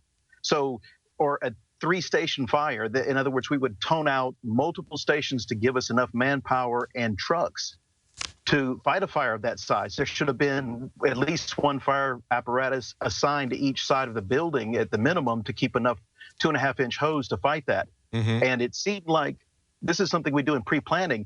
There were no other cities. If you're expecting a riot, we would have contacted all the departments with which we have mutual aid, develop SOPs to protect the firefighter, even if it meant wearing body armor, and prepare and pre-plan the response as it was.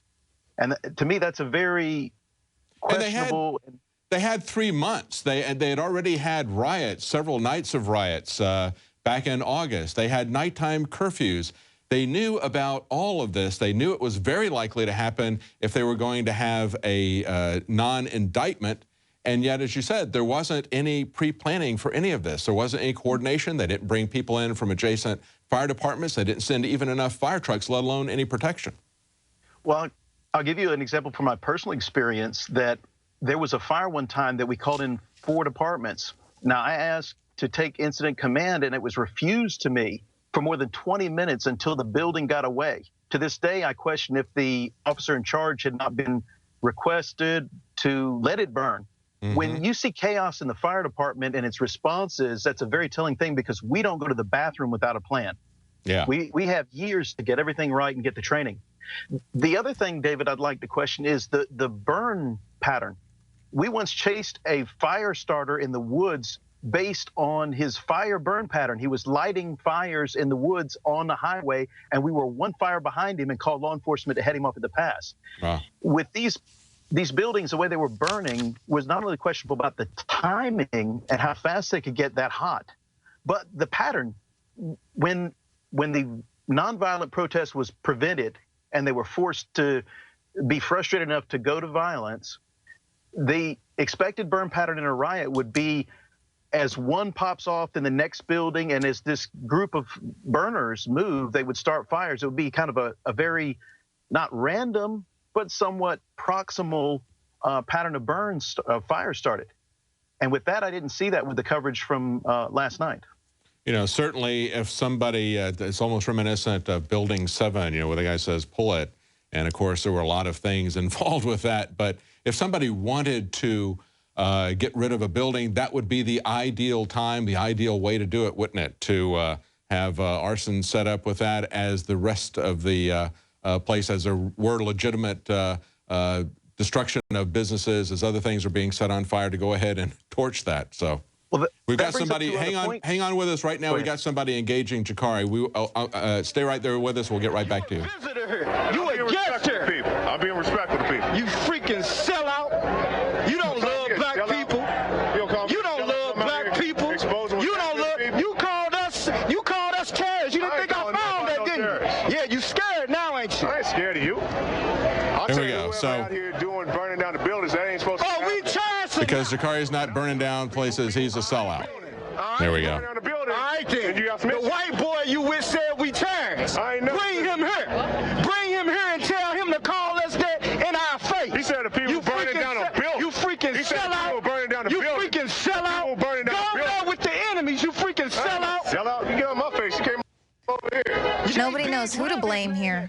Alex Jones. Tell Alex Jones to come here.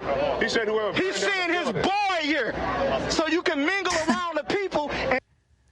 There you go. See, if you're not out there, a tough guy is going to burn down the people in the town. He's going to burn down black buildings. That's black businesses.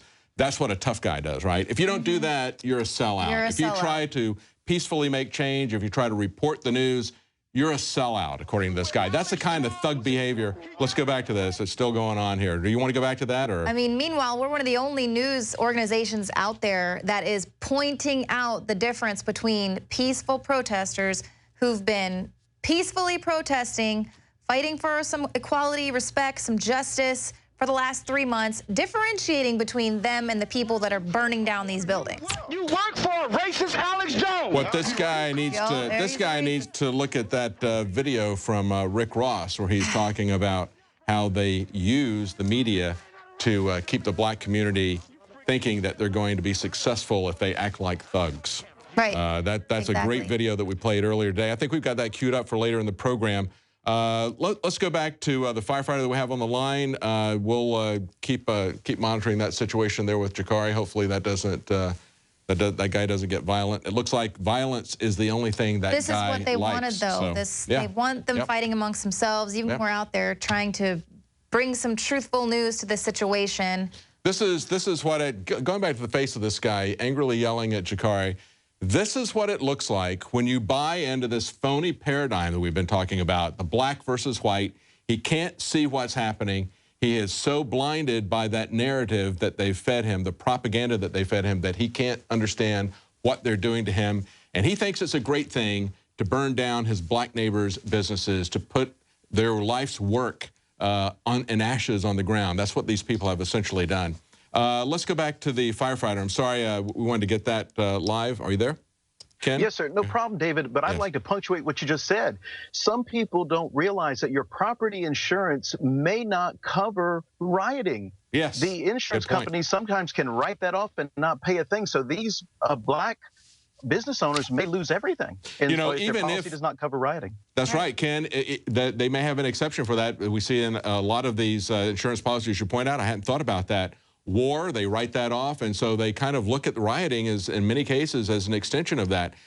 Even if they get money back, even if they are able to rebuild their business, these people are not, they don't have massive bank accounts. You know, every small businessman that I've known, I was a small businessman for a while. We had a family business. We did things for other, we worked with other small businessmen. We know that they don't have that deep of pockets that they can go for a very long time without any income to rebuild, even if the insurance company is paying to rebuild their business. And so the people who work for them, these people who have been in business for decades, working long hours, investing their life, their time, their capital into this building, they have lost everything because of these violent thugs that we just saw talking to Jakari. That kind of mindset has destroyed their community.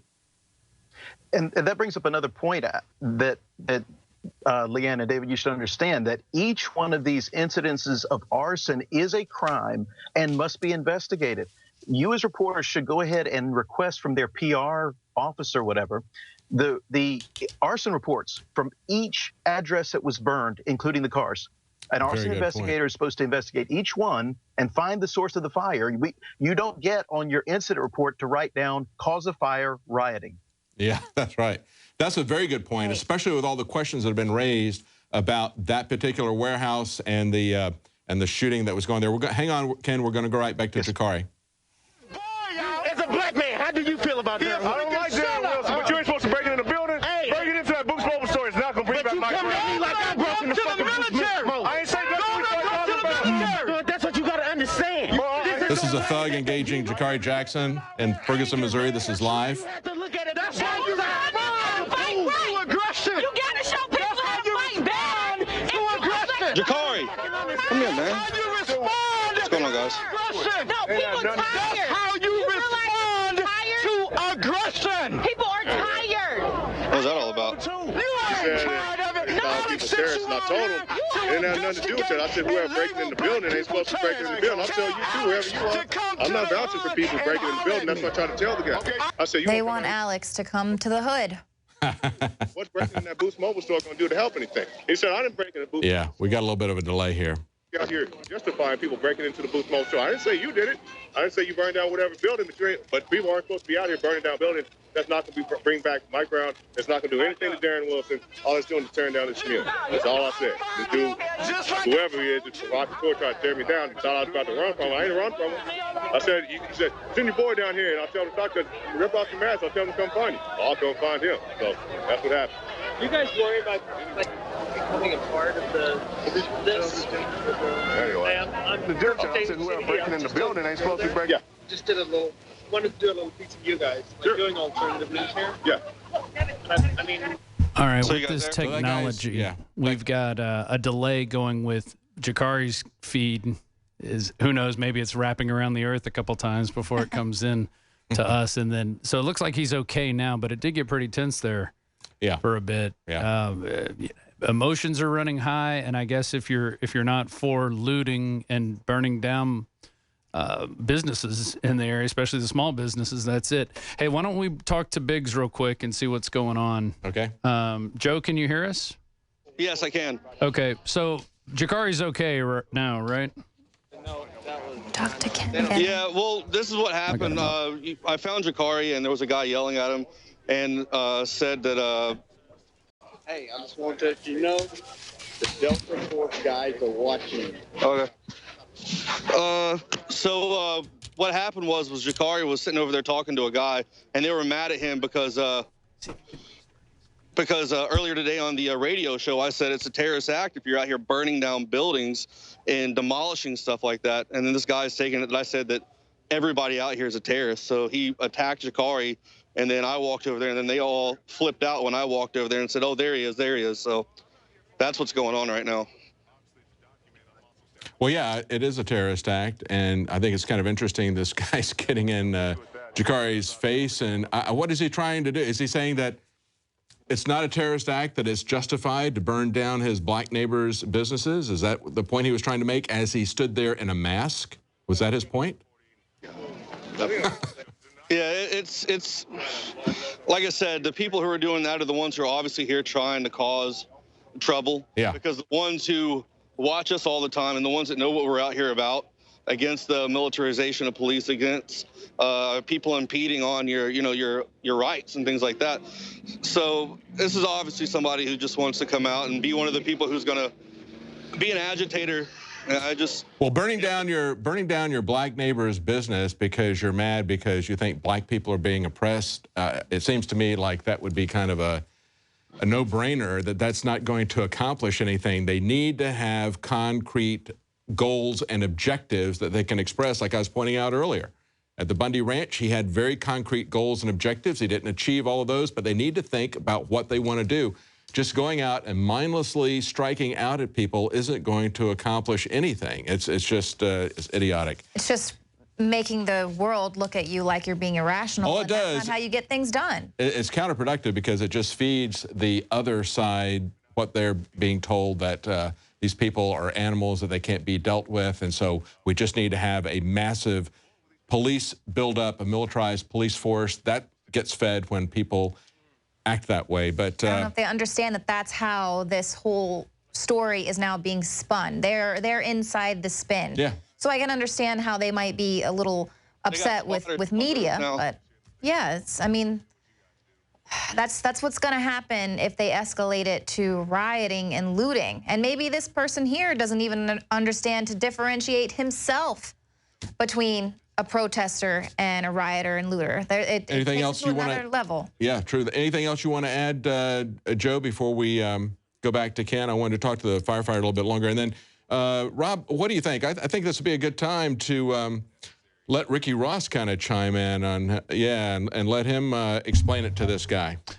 Yeah, I think he can explain what's going on and this thug behavior that is glorified. Yeah. And that is being exemplified with some of the residents here at Ferguson is not the answer. It's not going to solve anything. It's not going to bring anybody back.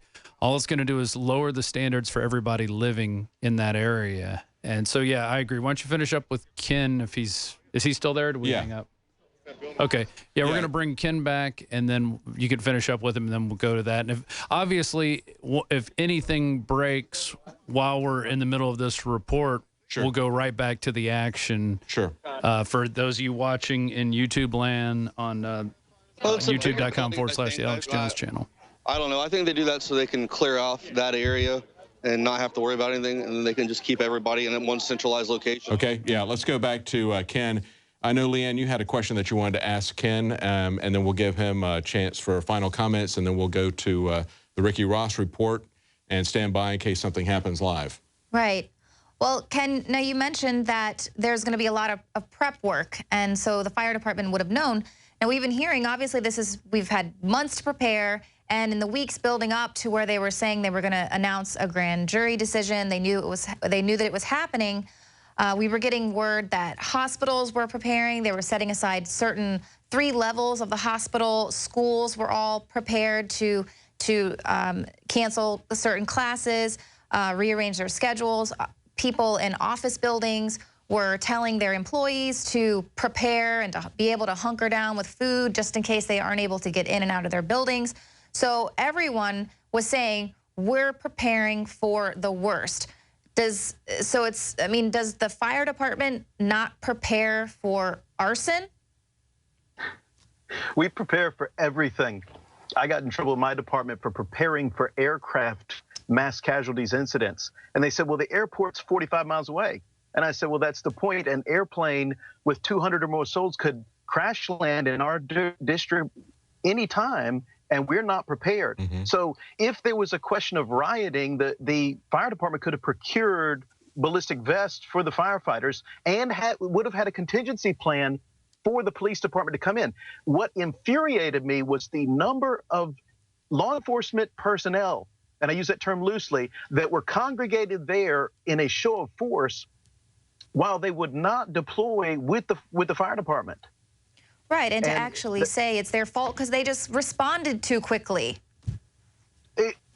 That's laughable. We have to move, or they have to move, a giant apparatus with 500 to 1,500 gallons of water down a street that's crowded, and they beat guys that could have jogged on foot or driven cars down to the scene. It's asinine.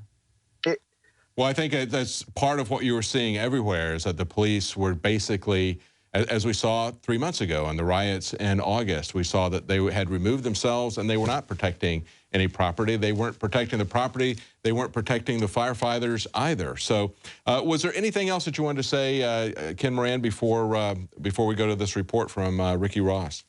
Two messages. One, to the good law enforcement that's in that area. The Bible says, a soft word turneth away wrath. Yes. Number two, to my heroes, Joe and Jakari out there, if they light that poor little red Corvette on fire tonight, I don't know if your NBC filters will protect you from the phosgene gas, so you guys stay at least 100 feet away and keep your mask on around any burning cars, anything like that. That's a odorless, colorless gas. You won't feel it, and you'll get nerve damage from it. And poor Joe's already had enough hazmat in his term there. But very good point. I told them that last night when we were seeing that stuff. I said, you know, your guys walking around the fires, keep those masks on because you don't know what you're going to get involved with. And of course, that's a very good point, that there's a lot of gases out there that you're not going to see or smell that could be very damaging. Thank you so much for joining us. The that was harassing Jakari, wait till if the KKK shows up, and then poor Joe's going to be the next sellout. So our appreciation to the guys and the great news crew at Alex Jones. Yeah. Well, thank you so much. I really appreciate you calling in. It's very good to have an expert who's had a lot of experience with this to really give us that expert perspective. Thank you so much for joining us tonight, Ken Moran. And I would underscore what he just said about a kind word turning away wrath. There was an article that was up on November 20th from NPR. They were talking about how an Alaskan police officer had been killed serving a warrant in a domestic dispute, and how in the rural areas of Alaska, they don't carry guns. It's like Andy Griffith. And, you know, we really need to have that discussion, whether or not we're going to have a police force that looks more like Andy Griffith or whether it looks more like Judge Dredd.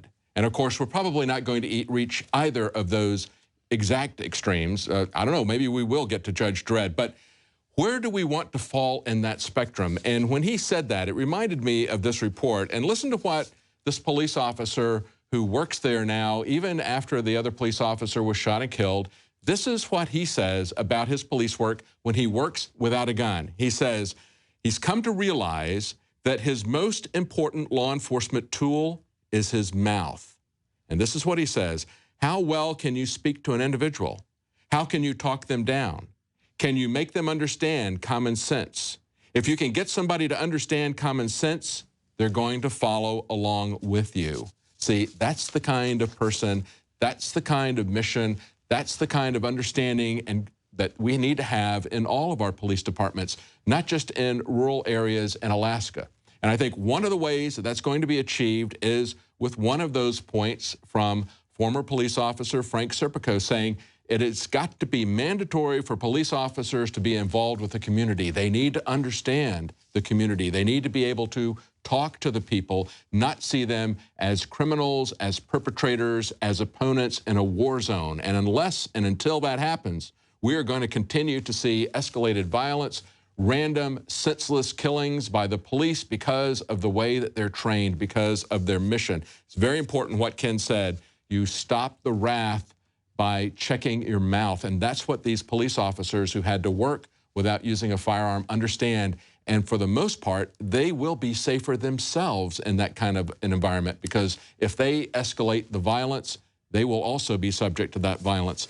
Let's go to Ricky Ross, this video that was put together while he was here with Alex Jones. Let's let him explain what's going on, how people are being fed a lie about gang violence and thuggism and how heroic it is to burn down your black neighbor's business, let alone selling drugs.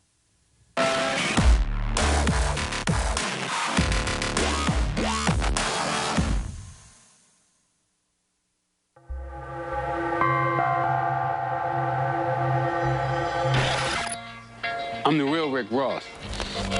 Today, there's a new epidemic, smokable cocaine, otherwise known as crack. I will tell you, Director Deutsch, as a former Los Angeles police narcotics detective, that the agency has dealt drugs throughout this country for a long time. The CIA used him as a pawn to sell drugs to help fund the secret war in Nicaragua. Illegal cocaine is coming into our country at alarming levels. He was a 1980s drug lord who became a multi-millionaire urban legend in Los Angeles. A rap star even stole his name and parlayed it into a music career. I'm your neighborhood drug dealer. It's your neighborhood drug dealer. Hey, you see Rick Ross in there? Rick Ross. The real Rick Ross. To William Roberts, a.k.a. Rick Ross, who's using my name, I'm inviting you in to come with me. Let's fight this culture. Let's fight this penitentiary culture that hip-hop's been spreading. Let's make a difference. Men, you need to come together and you need to tell them that you didn't make your money selling drugs. And making music is how you became famous. See, there's nothing wrong with making music. Just like it's nothing wrong with being a correctional officer, if that's what you did. But so many of our friends who look up to you and look up to me are out on the streets thinking that they can go out and sell drugs and parlay that into a record career. I don't know if you know that they're not gonna make it, but I know that they're gonna wind up in prison with prison sentences 3 and 4 times what they should be, because this war on drugs is no joke. I have 10 or 11 friends still in prison right now with life sentences, including one that even you know, Big Meech. I know how much you respect me and care about me. Otherwise, you wouldn't have took my name. Take a chance with me now. Let's make a difference. And even if William Roberts, a.k.a. Rick Ross, don't decide to come with me and join hands, then the rest of the artists out there, let's us come together. Professor Griff, KRS-One, and so forth. Let's join hands. Let's change this thug culture. Let's change this hip-hop to prison pipeline. Let's make it happen. Right now, today. Let's do it. And not just you, the whole hip-hop community. I'm asking all of you. Let's all of us come together. Let's change these laws right now and end this senseless war on drugs. A lot of times we go through life and we start to believe that the things that we're experiencing in our life and the things that we see in our communities are the only way it is. Like, this is the way it is. This is the way it's supposed to be. And when you start to think like that, you can get trapped in a box. Hip-hop has taken over the world. If we can take hip-hop back, we can change the whole planet. We can bring real peace and no more war. Let's be pioneers. Let's be talked about forever for how we change the way society thinks about each other. It don't have to always be a war on drugs. If we can educate ourselves to where our kids and our brothers and our sisters and our mothers and our fathers look at drugs the way we look at rat poison. You know, we just don't go around using rat poison and other chemicals that's harmful to our body. If we teach our people how to not use drugs the same way, then eventually we don't have to worry about them using drugs. Now, you may never have heard of some of these stars, but your kids have. They're heroes to a whole new generation. Now, they take these guys, and these guys say, well, I got to the position that I'm in right now today by selling drugs. So the message that it tells our kids is that if you go out, you sell drugs, then you can become a great rock star like myself and never go to prison. And I think that that's a false message to be given people who feel hopeless. I'm letting you know right now that the establishment is using hip-hop to prime these kids for a life that's gonna send them to prison, just like they did with me. See, when I was coming up, there was Superfly, Tequila Sunrise, Scarface, all these movies to make you think that you could start with nothing and then you could have the whole world at the palm of your hand. Only that there was no pot of gold at the end of the rainbow. It was a set of handcuffs in shackles. And you want to know why the CIA symbol is behind me? Because they were the guys behind me when I was selling drugs. And now they're behind hip-hop and rock and roll. This prison, hip-hop connection, they're behind that too. If it was good for them to sell drugs, then it should have been good for me to sell drugs. The money from the drugs went to buy guns for the Contras. Even if you don't read my book, warn your kids. Let them know. But I advise you that this book is worth reading. Definitely for your kids. Even if you don't read it, get it for your kids, get it for your loved ones. Let them see what the drug culture is all about. It's not manufactured like the stuff you see on TV and you hear in music. This is real life. It's your life, your loved one's life. Let's make a difference. You know where to find me. Freeway Ricky, Facebook, Twitter, Instagram, freewayrick.com. Hit me up. You know I'm out here. Yeah, it's very important that I redeem myself for the wrongs that I've done. And I feel that the way that I can redeem myself the best is by helping others not fall in the same footsteps that I fell in. Because I believe that it's a trap. It's a trap to catch you. Yeah. Just because you're doing bad and you're looking for a way to make an income, there's people that'll take your freedom forever and ever. Don't make the same mistake I made. Don't get caught up. It's time for us to wake up and face it. Get the truth, and you're done.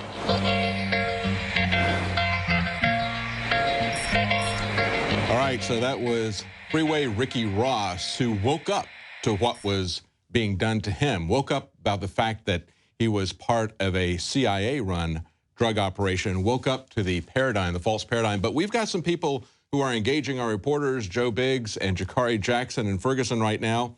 They're still part of this paradigm, thinking that they are doing an effective work of protesting the police operations when they burn down their black neighbors' businesses. Evidently, they're upset about what Joe Biggs said earlier today on the Alex Jones radio show, saying that he thought that people who were burning down buildings were terrorists. But it was terrorist activity. Yes, there's terrorist activity. Let's go back and join this live feed and see what's going on there.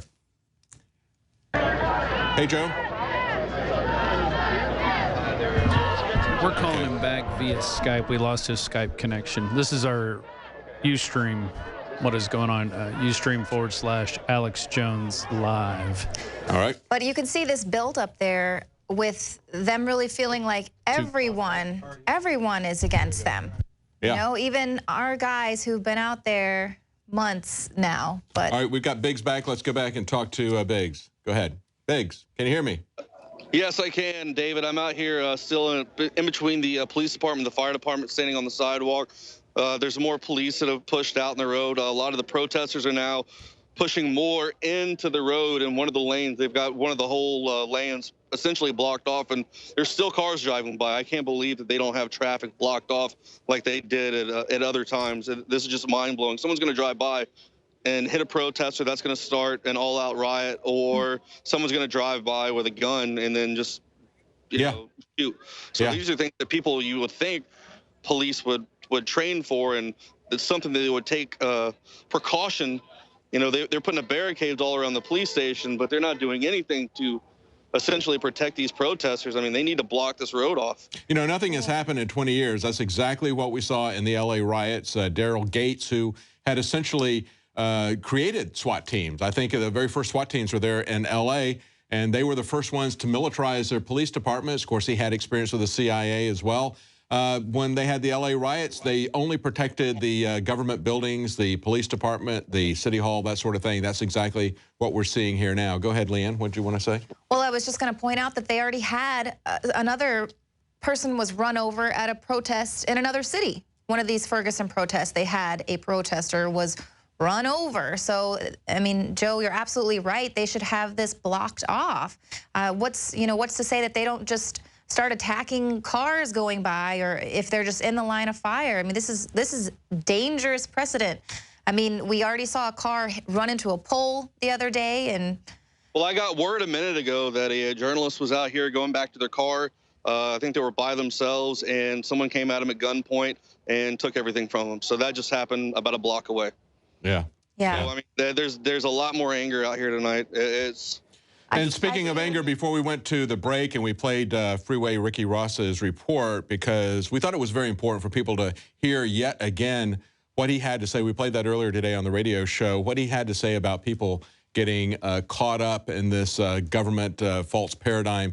And we had a couple of people before we went to break that were getting in the face of Jakari, yelling and screaming at him. You said they were upset because you had said earlier you condemned people burning down businesses earlier today. He was upset about that. He thought that's a legitimate form of protest, he thought?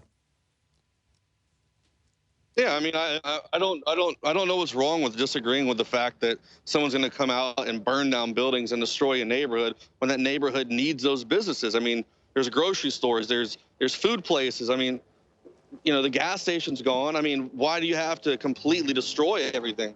Yeah. It's not going to get any point across other than the fact that, all right, no one wants to come back out here and build a business again. You know, I would not want to rebuild a business in an area when people are doing that. And, you know, some will, of course. But, you know, a lot of these bigger chains are probably going to be like, nah, you know, I'll cut my losses and just move on somewhere else. Well, and that's the thing. What makes a community vibrant is when you've got small businesses, people who live in that community, who are part of that community. That's what we are all so concerned about when we see Walmart coming in and putting so many small businesses out of business. That kind of consolidation is not good for a government. It's not good for business. It's not good for politics. It's not good in any way. We need to have a diverse, broad-based economy, and the way you have that is with small businesses. So small businesses that are not going to be able to come back in many cases. Ken Moran, the firefighter that we were talking to, made the point, Joe, that a lot of these businesses may find that their insurance doesn't cover riots any more than insurance covers war. You know, if they set off a false flag nuke in one of these cities, everybody's going to find that their homes and their businesses are not covered for loss by the insurance companies. And so a lot of these people, I think, are going to find that even the cost of rebuilding it is not going to be there, but they're going to lose their income for a long period of time while they're out of business if they're even able to rebuild. And a lot of people aren't going to have the pockets to wait that out. But you got to think it's also going to hurt a lot of the people's trust too for the area as well. It's going to be just like with anything. When something bad happens, you have to regain trust, and a lot of these businesses are going to have to find out whether or not they can regain trust in this area. And I don't blame them. You know, there's a lot of the owners around here that we've talked to are really worried and upset with the direction of how everything's going. It'll just take time. Yeah, absolutely.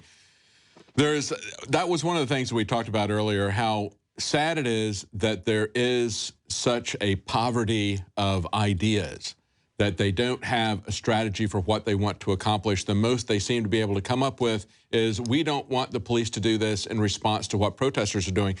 No sense of what they want to, how they want to change the mission of the police force, how they want to change the rules of engagement. They should be thinking about that type of thing. That's what's going to really make the difference in their community, not these immediate protests. They're so caught up in the moment, they can't see the long-term problem. Yes, exactly. You got to be able to organize and let people know what you want to change and be able to vocalize that. I feel like a lot of the frustration that's out there right now is just feeling like there is never going to be any justice, like nothing's ever going to change. And so they just want to burn the whole world down. But that's, you know, that's a short-sighted goal.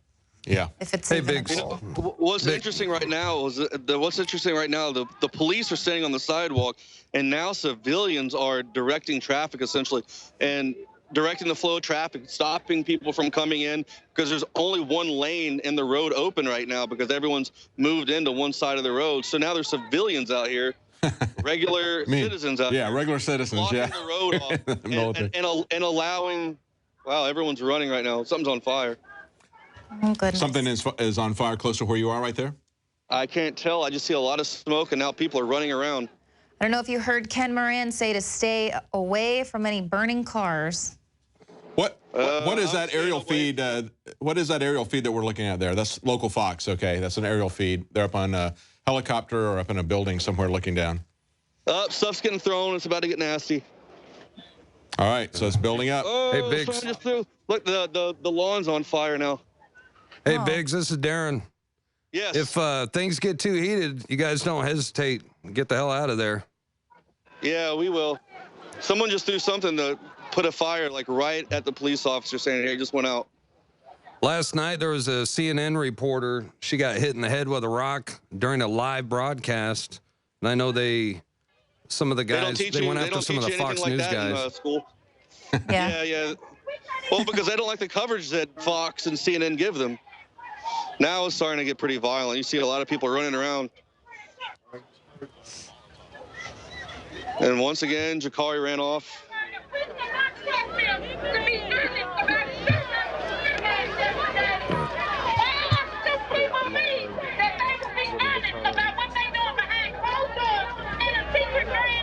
See, that's what they're still upset about, the fact that it was a closed Well, there's people running back over to the parking lot now. I don't know what's going on. There's a lot of people. I hear somebody. I hear some lady screaming in the background. I could hear grand jury.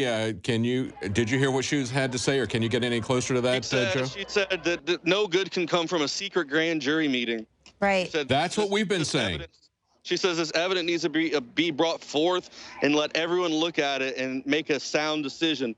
She said there's something wrong with a secret grand jury, and that needs to be dealt with. Right. What's the problem with bringing it to trial? That's the thing we've been saying from all night, Joe, and that is the fact that we always see the government investigating itself. They do it in secret. They will not lay their cards on the table. You know, we were told by the Obama administration, by Obama when he was running that he was going to have the most transparent administration. He understands that transparency is what people want. He knows the government is not transparent.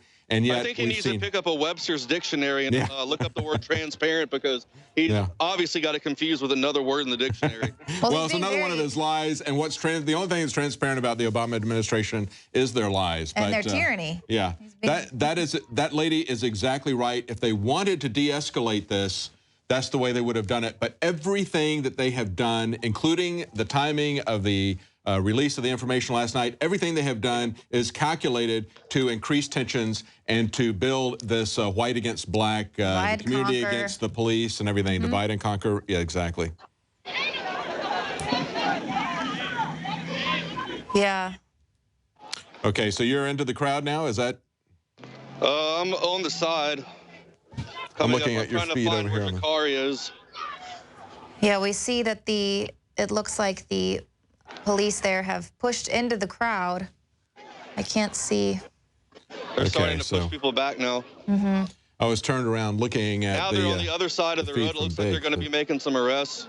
So they're blockading the street now? Okay, now we're looking at this. Yes.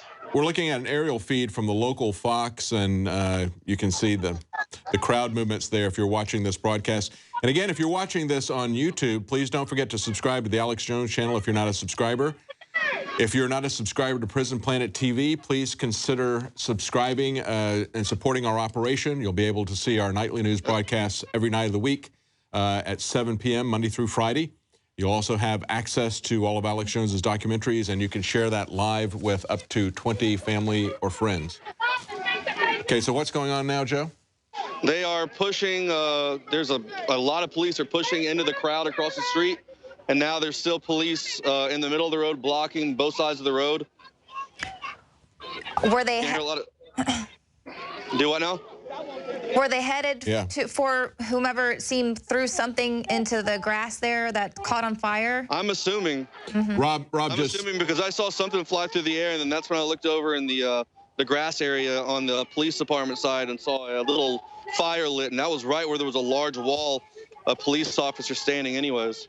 Rob just said it looks like they're setting up a perimeter to go in and get somebody. They just brought somebody out. Yeah, so they set up a perimeter on either side to keep people from coming to the back of the cops and outflanking them, and then they went in and grabbed somebody.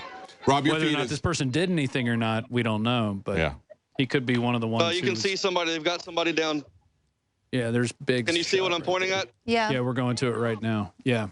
Yeah, there's somebody back there on the ground. They brought somebody back behind the National Guard, and they're putting those zip tie handcuffs on her. Are they beating him? No, they're putting zip ties on her hands, and they got her sitting down on the ground now. I can't tell how many people they have. Looks like a couple of people on the ground. I can't take my eyes off of what's behind me for too long. Aerial shot. Right. They're starting to drag more people in. Okay, and the aerial shot you can see the movement's a little bit better from an aerial point of view. Looks like they got some more people. Police are on the right side of the screen pulling back, and then you got the protesters on the left side. Watch out. Okay. Excuse me. Did that go out, Rob? Or you? Excuse me. Yeah, that went out. That went out. Jakari just got somebody getting arrested, getting pulled behind the line. I'm trying to get this guy right now. There's people just screaming. Yeah. Well, they haven't done anything calculated to ease the tensions. Everything has been calculated to increase tension, and that appears to be working very well. Yeah. Looks like they're just, they can keep this going. One criminal, or, you know, what they would call a criminal element there in the crowd. They're not attacking the entire crowd with the tear gas instantly. So far it seems they're just kind of pulling a few of the agitators. I mean, from what we can see a world away. It's like a pot of boiling water. It's just about to bubble over. Yep, you can really see the tension. Now the people are starting to chant, "Whose street? Our streets," and the police officer's face. So this is a live feed from our reporters in Ferguson, Missouri. We have a tense standoff right now between the police and demonstrators. They've just arrested a few people, pull them out of the crowd as Every time I get closer. As Joe reported, Joe Biggs reported from there. There's been a couple of small things thrown. There was a fire at one point that got put out, but then the police moved in and have arrested a selected few people. But it's a very tense situation there. So far, nothing like last night. We haven't seen any tear gassing by the police. We haven't heard shots fired or looks like anything's been shot. Is that correct, Joe? Whoa, something's about to happen. People are starting to move quick. Now it's starting to happen. Okay. Whenever people start running. Yeah. See, I don't think these guys are going to use gas. It's when the MRAPs roll up in those armored vehicles and they get out and they start walking in between the vehicles stacked, using the vehicle in front and behind them as cover. That's when those guys come out with those grenade launchers with the gas rounds and start shooting those out into the crowd. I don't think these guys will do that. Okay. Quite frankly, I don't see any. Oh, another bottle just got thrown. Whoa. Yeah, because the water bottle was what they said started it all the last time that. Well, that's what happened back in August. Right. Yeah, that's what happened back in August. I was sitting on the ground talking to it was actually that lady. I think her name's Janelle or something. She's one of the local senators. And she was sitting out there on the ground talking, and I was speaking with her. And then all of a sudden, a bottle flew right over my head and hit right at the feet of the police officers. And that was the first time, really during the daylight that you saw things escalate out of control. Right, and here something. Everything here has been staying at the dark time. At nighttime, that's when everything starts to go to hell. Yep. Well, of course, that's why they released the decision then, evidently. Right, because it's much easier to control a crowd in the dark. Yeah. Yeah. Well, and I think a lot of these people who want to do something on the other side as well, some of the looters, they love the cover of darkness as well. They aren't going to want to, even they might be a little bit more reluctant to get involved in looting and arson in broad daylight. But this is a lot like Obama's transparency. Yeah. Yeah, exactly. Yeah. They've kept this whole process in the dark through the grand jury, and then they released the, exactly, everything is in the dark. Well, it's just like they're using the Ferguson burqa to cover up the amnesty that's going on. Yeah. You turn on the news and you're like, oh, where's the amnesty at? Oh, I can't see it. It's covered up by Ferguson everywhere. So, while these huge issues are going on with the government, you've got this going on as well. Nobody's asking about what's going on with Ebola in Africa either. What's going on with the troops there? No one's talking about Ebola. No one's talking about the amnesty. No one's talking about open borders. No one's talking about trying to rush through that nuclear deal with Iran. No one's talking about Lois Lerner or. Oh yeah, they got that off. Right. Even though they had 30,000 emails, nobody's paying any attention. Maybe that's why they pulled those out and did a document dump of them, because they knew this was about to break. So. It just going back to the whole arson reports. I mean, how long are they going to have to investigate, before to determine what caused these fires? Those businesses are going to be out of business for all that time. Like you said, a lot of them won't have the funds to sustain themselves and their families. They're going to be out of business, while these other big chain stores are going to move in and take over this neighborhood. That's right. Joe? The police have now pretty much made a large rectangle type shape, and they're keeping the middle of them. There's no one behind them, and they've basically set up this large perimeter where everyone's around them, surrounded. So they're like right in the middle of this large, for the most part, pretty angry crowd. Yeah, we could see that somewhat from the aerial feed that we were getting from one of the local TV stations there. Hey, Joe, I wanted to tell you, when we were talking to Ken Moran, the firefighter, when you were off of the air, he said, and he made a very good point, he said every one of these fires that happen in the area, including even the vehicle fires, he said every one of those are a separate arson event, and they have to file paperwork on that. And because of the suspicious nature of that warehouse that was on fire and the shots that were being fired at that, he suggested it'd be a really good idea for you guys to request an arson report about that specific incident. Just a heads up. Yeah, that's something we can look into. Yeah, just a heads up. It'd be interesting to see. I mean, even if you go back on the footage last night when we were broadcasting, I was sitting there talking about how it was very odd that the center of the buildings were, you could tell the bulk of the fire was in the middle of the buildings. Yes. And I was talking to Jabari, I was like, this is just odd, you know, because back in August when people were throwing the Molotovs, that was where they were prying open those boards and just throwing them in. So the fires are right there at the at that wall that was closest to the street where they were able to get into a window. But these all look like they started in the middle of the buildings, and you can see how they collapsed because the only way to get into the middle would be to go through the front door or the back door, and those buildings were boarded up. So someone had to have gotten there without any problem whatsoever to be able to do something like that. Right, very peculiar. And what Ken Moran said, he's a veteran firefighter, he's been a fire chief. He said that when they do these arson reports, it's not going to be a cause of fire, a riot. They have to be very specific. So the interesting part is going to be in the details of that, as well as why they did not do anything to protect the firemen that were trying to respond and put that out. Yeah. So I'm trying to make my way through the crowd right now. Okay. It looks like they're pushing everybody back again. They've gone out of their formation and created a linear formation and are now blocking the other side of the road now. So most of the media is now to the back of the police officers, and they are now face off within inches of everyone on the other side of the road. All right, so they're getting right in everybody's faces. It looks like they're trying to be provocative. Because there's not any violence going on. I mean, is there anything other than they started getting close? There was a couple of things that were thrown. What's that?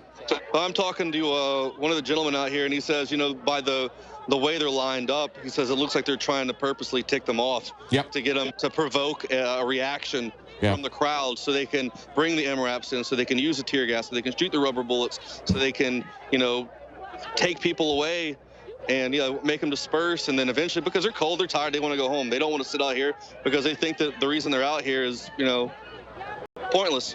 This is incrementalism at its finest, what you see on a larger scale when they want to come over and take over something. They do it in small increments. It's not just a big rush. Right. It's little bitty steps, and they're playing chess right now with the crowd, and the crowd probably doesn't realize what's going on. Their crowd control is kind of like our calculated maneuvers. Right. Yeah, their crowd control is kind of like our gun control, isn't it? It's a gradual process of infringement. Well, they've got just moving the boundaries. Up on the roof. Lightly. They've got people up on the roof of the fire department. They did earlier spotting. I saw a guy with binoculars. So there's no telling who else they have set up on the roofs around the area who are keeping an eye out. But like I said, there's a much larger police force tonight. So far, there's a huge presence of the National Guard, and for every single one of these guys you see up here, there's another 2 to cover for that guy if he gets tired or fatigued and needs to go. There's a large presence, and there's been Humvees rolling up and down the road thus far tonight that I've seen. Even earlier when we were driving around West Florissant and we were looking around, you could see quite a bit of Humvees out patrolling, and you think those would be vehicles they would have out here because they're completely up armored. You don't have to worry about anyone shooting at anything like that, you'd think they would have those out here lined up back here at the police station for them to use as cover, but it seems like a lot of the tactics they have are just, I don't know, just really unusual and weird.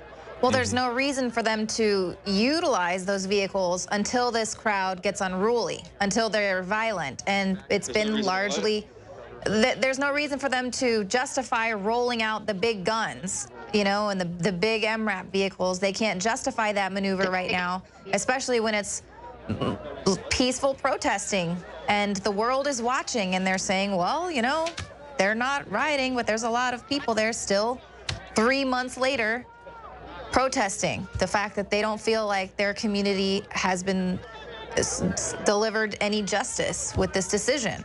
So it seems like they are incrementally agitating them.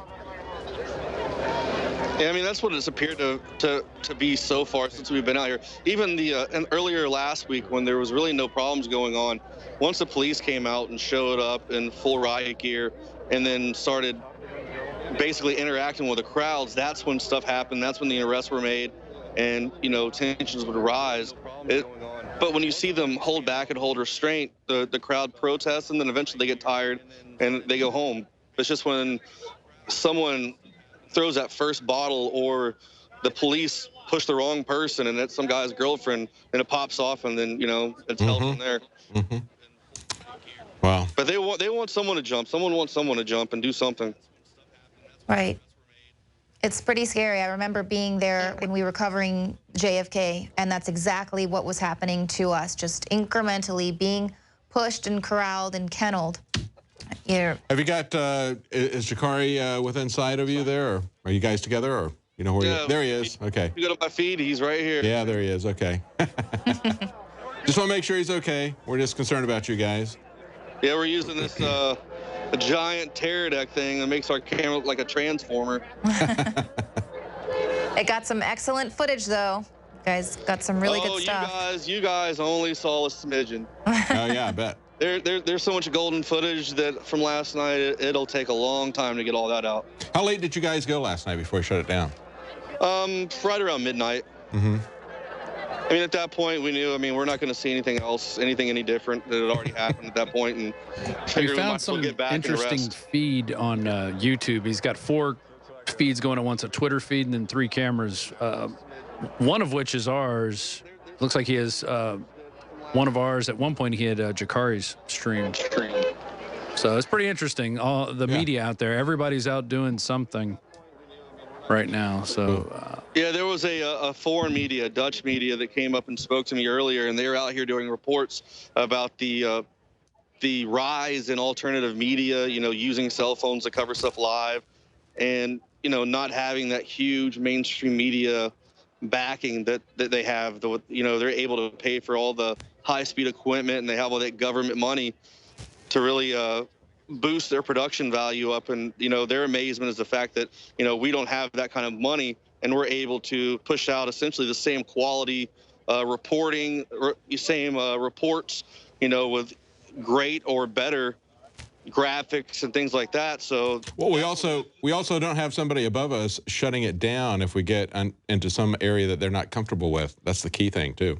Well, you got to remember back in August when Jakari, Josh, and I got out here, we were the first people to be doing that live streaming at that time. Yeah. And it really inspired from what I heard. I have people come to me all the time. They're like, man, I've never done that before. That looks really neat. What do you have to do? And I was like, all you need is a phone and a way to charge the battery and just go out and tell the world your opinion about stuff. And I think it's a great thing that, you know, it's sparked this rise in citizen journalists. Anybody can go out and really just show people what's going on. You don't have the mainstream media anymore and hear their narratives. And, you know, and like I said earlier, Fox News, they always say Michael Brown, the black teenager. They say Darren Wilson, the white police officer. They can't say that a police officer shot a young, unarmed man. Yeah. You know, they always want to create that racial division between everything. That's right. It's just one of the things that citizen journalists, they don't have to do that. They can go out and really be unbiased and go out there and give the truth. You know, it's very important because we all know that the government, the NSA, is watching everything we do from a million different cameras. I think it's important that they know that we're watching them back. And one of the ways that we can really effectively do that is with live streaming. Put that up there. If they get it up, if they need to get it before a larger audience, of course, they can always contact us. And, you know, we can make that video go viral if it's really important. We can get that out there. It's interesting. There's a group of 3 people that come out from time to time, and they're National Guard or maybe they're regular Army, but they come out and they start filming the crowd for a while, and then it looks like they go behind the line of the National Guard guys, have a discussion, go back and leave. So I don't know what they're doing, if they're trying to get footage of what they think are potential agitators or what, but there's been a lot more use of cameras on both sides now, not just the citizen journalists and the mainstream media and alternative media out here. It looks like the police and the military as well are starting to record everything going on. Oh yeah. I guess it's, and part of that, Joe, is deliberate intimidation as well. I remember when we were at Bilderberg, they deliberately came out in uniform, the cops, and got very close to us, got in our faces and took pictures of us, and then we were taking pictures of them. So it's kind of interesting to step back and take a picture of essentially the standoff there between the journalists and the government. Right, and that's Biggs, what about the crowd's reaction to the independent media versus the mainstream media? Do you think they're more receptive, knowing that you're with InfoWars and they don't trust the mainstream? They were last night because, like I said, I was almost mugged by someone. The guy ran up to me when I was on West Florissant, and he kind of like grabbed my shoulder, and I spun around, and he saw the InfoWars on my mic, and he goes, "Oh, okay, I don't mess with you guys. You guys are cool," and then took off running and looking for other people. So I don't know if that means we have good street cred, but apparently today we don't, because I don't condone the burning of buildings and destroying a neighborhood. So I guess that makes me now an enemy. right. Someone had his camera stolen as he was live streaming, and so it was actually live streaming him getting his camera stolen and the person running really fast down the street. That was the guy, Bassem Masri. Yeah. You'll see him quite a bit. He's been doing some interviews on CNN. He's a local citizen journalist who's been out here from the get-go. And from what I heard last night, that was a gentleman who had his phone taken from him. Yes, it was. Yep. Yeah, and I get a lot of people on Twitter saying, you know, Leanne, why are you saying this? And Paul is saying that, and Joe is saying this, and Alex is saying that. Why are you all allowed to, you know, Alex must be mad that you don't all say the same exact thing, but that is the beauty of being here at InfoWars. We don't have someone controlling the narrative here, telling us what to say. Right. We don't have a teleprompter. We don't have a meeting where everybody tells us this is a line we're going to take, and we all have a little bit different take on this. I mean, you know, I look at this, and you know, I'm trying to not get caught up in the overly caught up in the details, but take the big picture, because there are so many cases. I think that's a key thing we need to keep hammering. So there's so many cases where there are clear-cut abuse of police power, and we see this across the nation. Something needs to be done to address that. It's not specifically Ferguson. It's not just this cop and that young man that's involved. We need to look at the bigger picture, because it is being driven. There's a national agenda behind this that's coming out of Washington, that's coming out of the Obama administration, out of Eric Holder's office. It's really disingenuous for Eric Holder to come down there to Ferguson when they're the ones who are driving these rules of engagement. They could be shutting it down if they didn't want to do that. Right. It looks like they're doing another shift change right now. There's more National Guard coming in. They're switching out behind the shields, and I guess they're going to reinforce the line and give these guys up here a chance to get a breather. But you know, we're out here on the ground. We don't get any breathers. Yeah, exactly. You guys have been out there for at least a week now. I don't get to warm up until about 1 or 2 a.m. and then in a few hours I'll be back at it again. Yeah, and the protesters have been out there for months, so that's, you know, wearing everyone down. But that's kind of the thing, like, what happens next? And that's what they're really, you know, talking about, controlling this narrative, controlling the agenda, controlling the message, controlling what's happening here at Ferguson, because what happens next? Do people just end this here with Ferguson, always thinking about a black man was killed by a white cop, and then people started burning down buildings and it got out of control? Or do we continue to speak about reining in a militarized police force and rules of engagement for the police there with the people that they're supposed to be protecting and serving? Well, long before that happens, they'll come up with, they'll create another crisis and move it off of this. one of the biggest things, though, is we can't trust the police officers to investigate to do themselves. the right to do the right thing as well. I mean, we as citizens need to know our rights to the T, and point out when they do that, and be like, hey, what you're doing is wrong.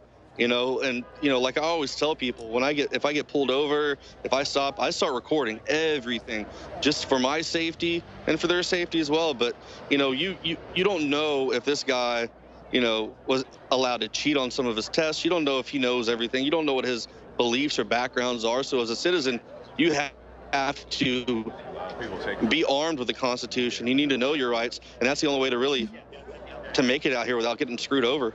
And of course, people do that in Keene, New Hampshire, as part of the Free State Project in that particular city. They're watching each other's back, so they have a network. If you get pulled over by the cops for some minor traffic violation or whatever, the call goes out, and your friends and neighbors show up to watch your back, to film the encounter, to ask the police, who's the victim here? Because really there isn't a victim in these kind of traffic stops.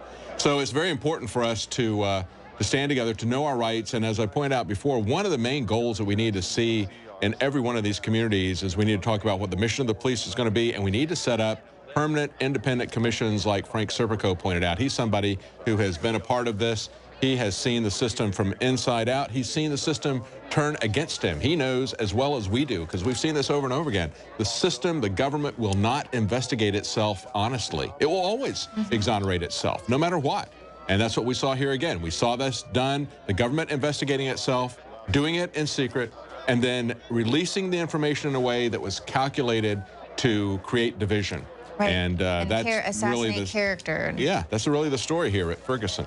Yeah, we need to make sure we can repost the Frank Serpico rules.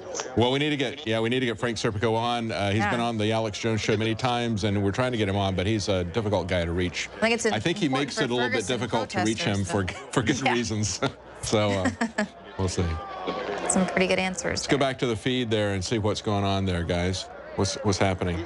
I mean, they're still letting cars come through. I can't believe this. Look at this. I mean, they're starting to line up now. Because they're thinking, maybe they'll, tip one of these cars over, or someone will finally bash in a window, and then we can move in with our tanks. I mean... Well, I just don't get, especially if you're in this area and you drive down this road, you have to have seen the news of what's been going on. I mean, I would stay very clear of this road just in case my car is the next one to get lit on fire, flipped over. Right. One of the things, too, I want to pass this on to you, Joe, when we were talking to the experienced firefighter, Ken Moran. He said, make sure you guys wear your masks when there are fires there, because there are a lot of things that you will not see, you will not smell, that can cause a lot of permanent damage to you. So make sure you always put those masks on if you see a fire, whether or not you see smoke or smell anything. Dude, it's nerve damage. I heard that. Yeah, I heard him say that. Okay, good, good. All right. Keep that in mind. Yeah. Yep. Just shout loud, and we'll hear you through the gas mask. Yeah. Were you guys able to hear me pretty good last night when I was screaming? Yeah, we could hear you. You didn't need to take it off. Yeah. Yeah. I was wondering whether or not I was going to be able to talk today, because I had to really amp it up a few notches. We need to rig those things with an internal mic. Yeah, I know. I'm going to have to work on that when I get back. Yeah, why don't we go to... Everything's pretty cool. Everything's pretty calm so far. All right, let's take a quick break, and we're going to be right back. Stay with us. We've got live feed from Ferguson, Missouri. Joe Biggs and Shakari Jackson.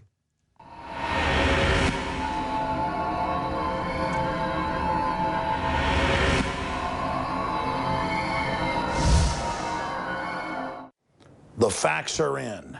The studies are legion. Sodium fluoride and other members of the fluorine family that are added to Western water supplies are devastating the health and cognitive ability of the people that drink it. So the question is, why are the social engineers adding it to the water? Simple. Dumb down the host population that the parasitic technocracy is feeding on. We developed Fluoride Shield to be the highest quality, highest standards, because I use it every day and my family uses it every single day. Let's take a closer look at the ingredients that make up this special proprietary formula.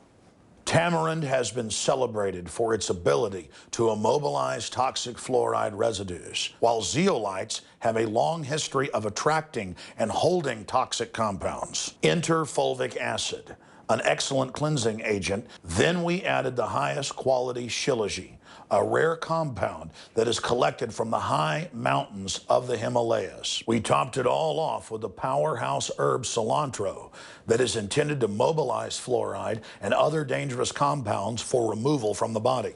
And the final touch to energize this formula is our proprietary nascent iodine. And as always, consult your physician as well, because that is important. And finally, Fluoride Shield, Survival Shield, and all the products at InfoWarsLife.com grew out of my quest to try to find the very best compounds from God's cornucopia to protect myself and my family. And from our research, I believe we are bringing you the best, highest quality products. And you have that commitment from Alex Jones and the entire InfoWars crew.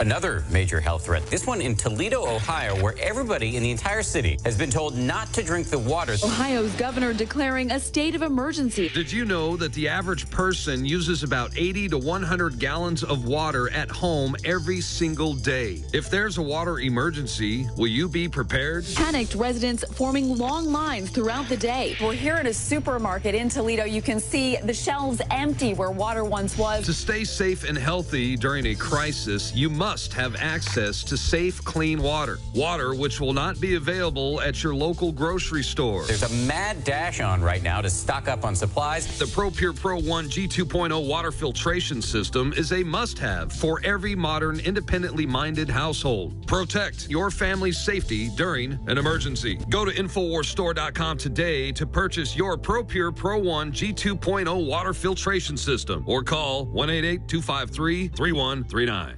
Many anthropologists and archaeologists believe that before man even discovered the power to harness and use fire, we were involved in agrarian activities.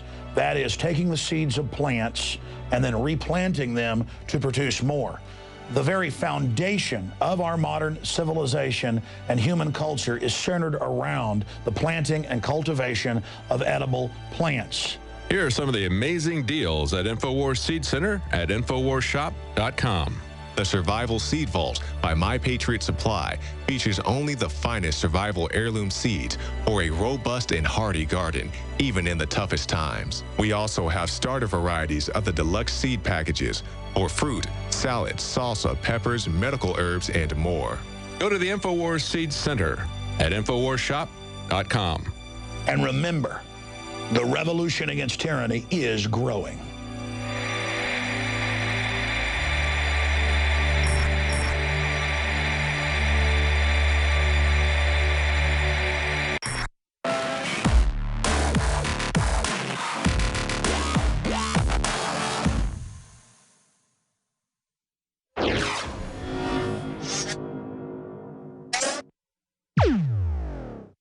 In the past decade, we have witnessed unparalleled scientific discoveries in the area of health. But no one has put together a formula that focuses directly on brain health, nerve growth factors, and optimizing your cellular energy at the same time. DNA Force is one of the most expensive formulas to produce. Some of the ingredients in DNA Force are $12,000 a kilogram. We are using the coveted, patented, only American source of PQQ, CoQ10, and more. You want the best that's out there at the lowest price anywhere? Well, we're bringing you a total win-win. The ultimate value, cutting-edge, trailblazing game changer that also supports the InfoWar. We have produced a limited run of DNA Force, and it will take up to 12 weeks to produce more once we sell out. Secure your DNA Force today at InfoWarsLife.com or call toll-free 888-253-3139. DNA Force from InfoWars Life. The average person's life is filled with unexpected challenges. Unlock the energy it takes to defeat these daily beasts with super male or super female vitality, specifically designed to assist the body in regulating proper hormone balance to create superior vitality in males and females. Supercharge and conquer your world at InfoWarsLife.com or call 1-888-253-3139.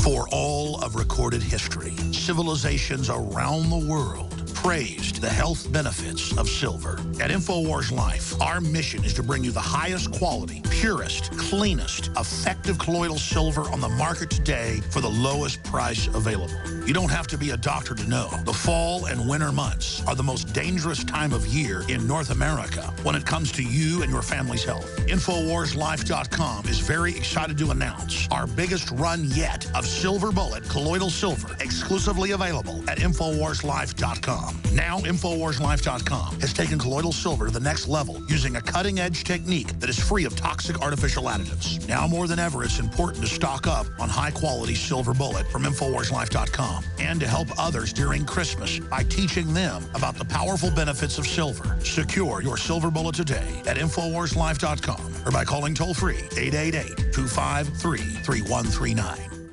Introducing the first proprietary oxygen-based intestinal cleanser, OxyPowder, backed by FDA-approved phase 1, 2, and 3 clinical trials. All the toxins from the air, the food, the water, ultimately ends up in the gut or affects the gut. Take your health into your own hands and start cleansing your body today with OxyPowder. Secure your OxyPowder today at InfoWarsLife.com. That's InfoWarsLife.com.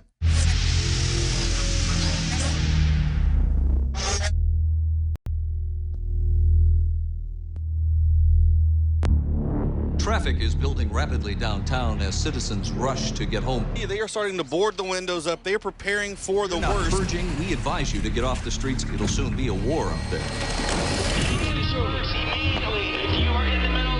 This is the commencement of the annual purge. At the siren, all crime, including murder, will be legal. All emergency services will be suspended. You know how dangerous it is. This won't bring him back. It won't make you feel any better. Don't do this. It's late. It's late. Your government thanks you for your participation. We will continue to make sure this community is safe, the property is safe, and the rights and the freedoms that we have are maintained. But I can tell you the men and women of law enforcement did an outstanding job last night and showed a lot of courage. They're arguing they did as good a job as they possibly could last night. Well, clearly it was not a very good job based on the results. I think those people are in denial. It's just astonishing that the chief could sit there and say, I didn't think mistakes were made.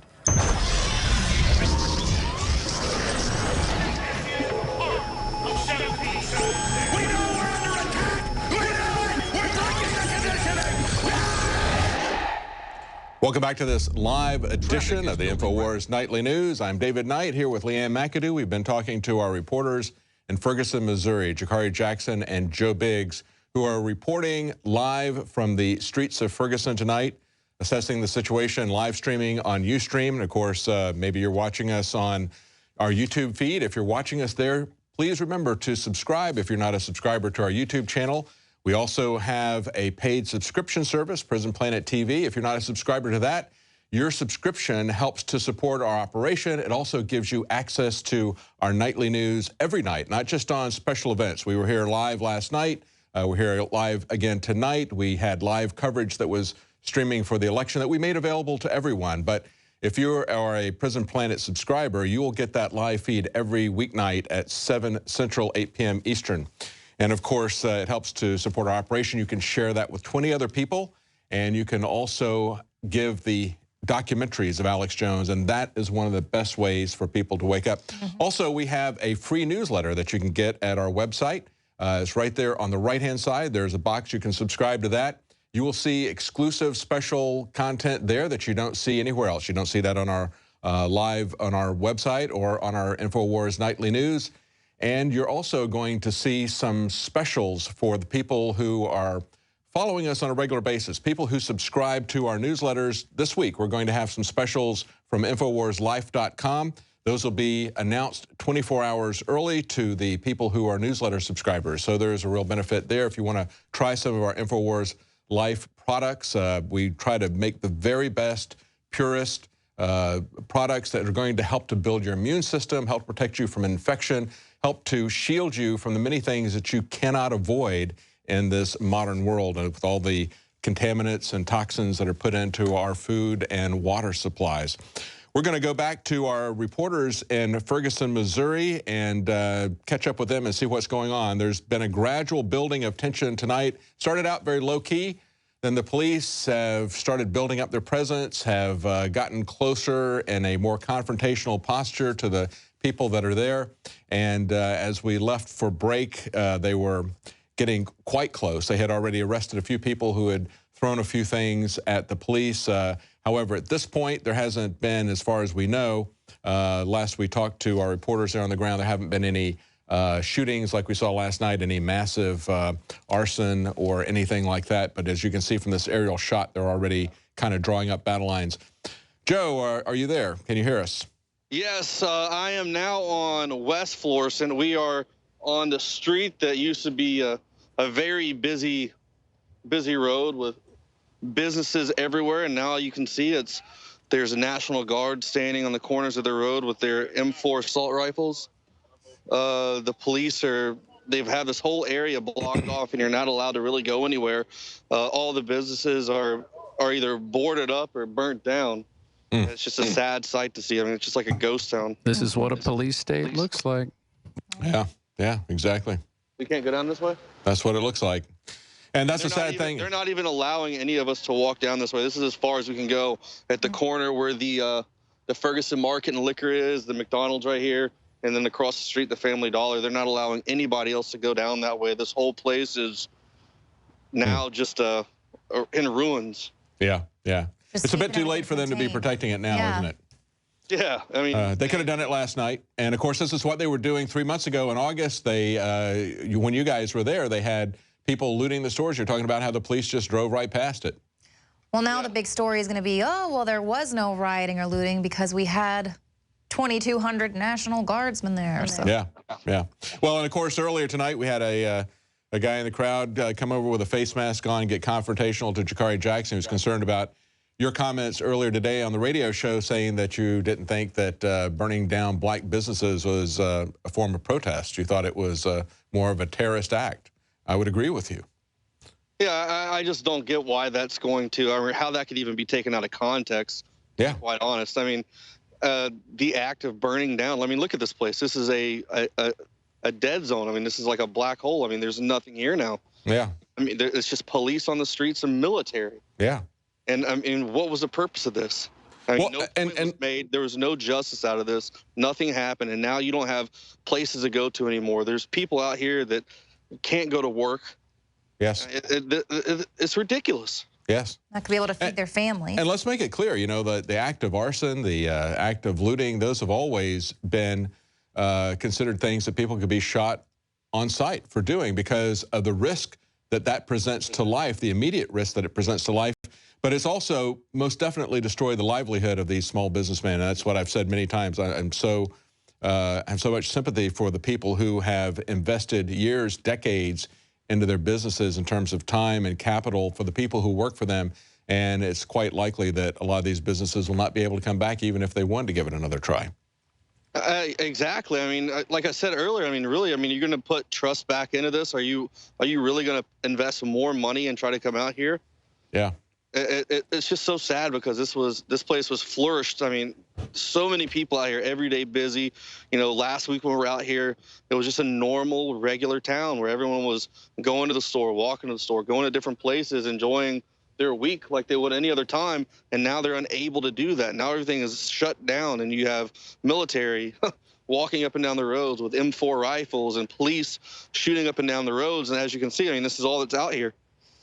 Now, as we went to break, you were talking about how it looked like the tension was building up. The police were getting closer, getting into the faces of the demonstrators that were there. How is it looking now? Is things looking is it about the same, better, worse? That was on South Florissant. I mean, we're on West Florissant now. We wanted to come out here and see the situation out here, if they were going to let this road be open or if they were still going to have it closed off.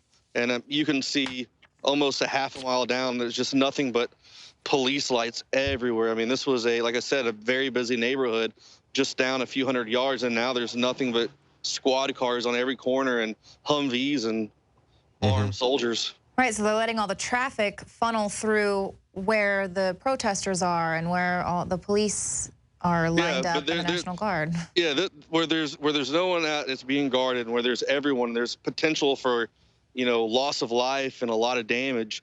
They're not really doing a lot that they could over in that area. Right, just like last night. I mean, it's amazing. All right, there's action over here. Let's go to the other spot real quick for a while and focus our attention there. Yeah, you know, the only thing is I can understand the frustration of people to feel that the system is absolutely ignoring them, that the system does not work, that they have no voice in the system. I mean, we look back at the situation in the 60s, and Martin Luther King essentially says the same thing, that these acts of violence grow out of a sense of complete disconnection and disenfranchisement. So I understand that. Now, we got a feed up that's looking at New York. Looks like there's a large protest going on there. We had a feed earlier from Rhode Island that Dan Badandi had, that people were protesting there. Of course, there's feeds going on. There's protests going on in California as well. Can you tell, Rob, that looks like a peaceful protest as far as I can tell? It looks like people are marching. Is that correct? Yeah, it just looks like a march, but they are blocking traffic. So. Yeah, and this New York, obviously they're standing in solidarity with Ferguson, but they've been experiencing just an onslaught of people being killed by police officers. We had a guy who was choked to death. Why? Because he was selling individual cigarettes. So the cop puts him in an illegal chokehold, kills him. Then we obviously have... this is back in Ferguson right now. Looks like the crowd is moving. Okay.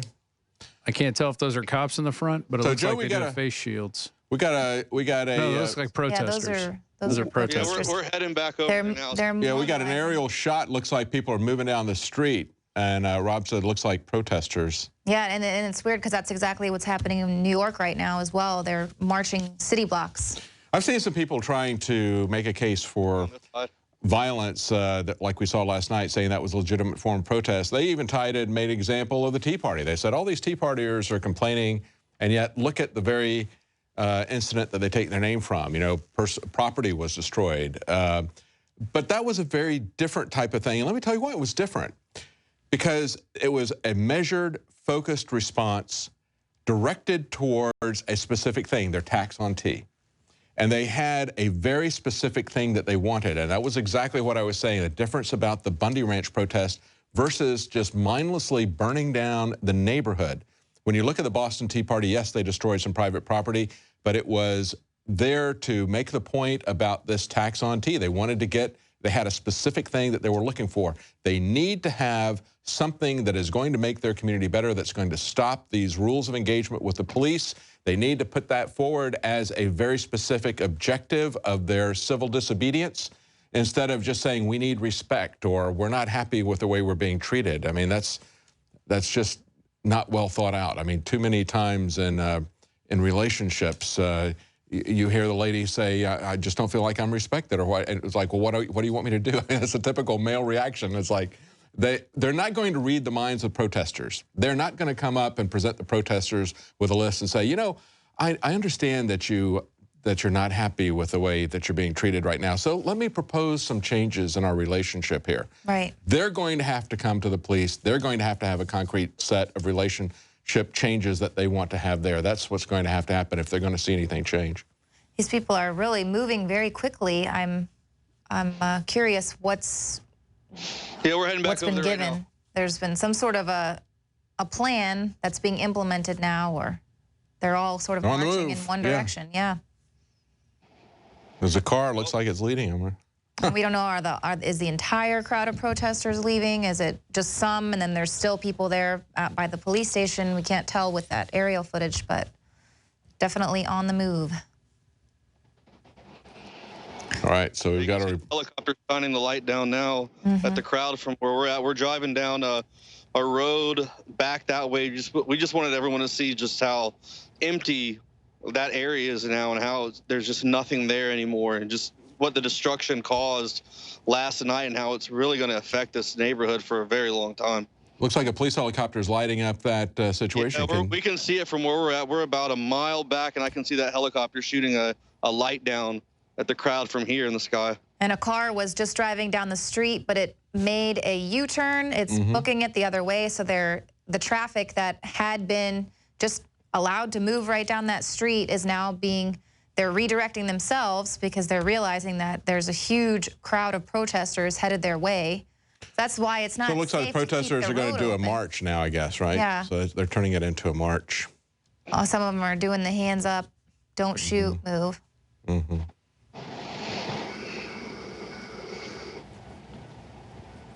Is that what it looks like to you, Joe? Does it look like they've, instead of standing there with signs and shouting, now they've decided to take a march?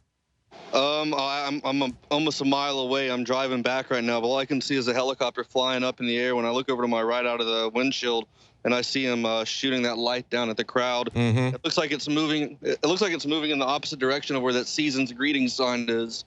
Yeah, that was. Yeah. Bit of irony. Is that what we're able to see from the live feed? From the helicopter? Yeah, that's what we see. We see the people marching under a bridge that's got the Christmas lights there.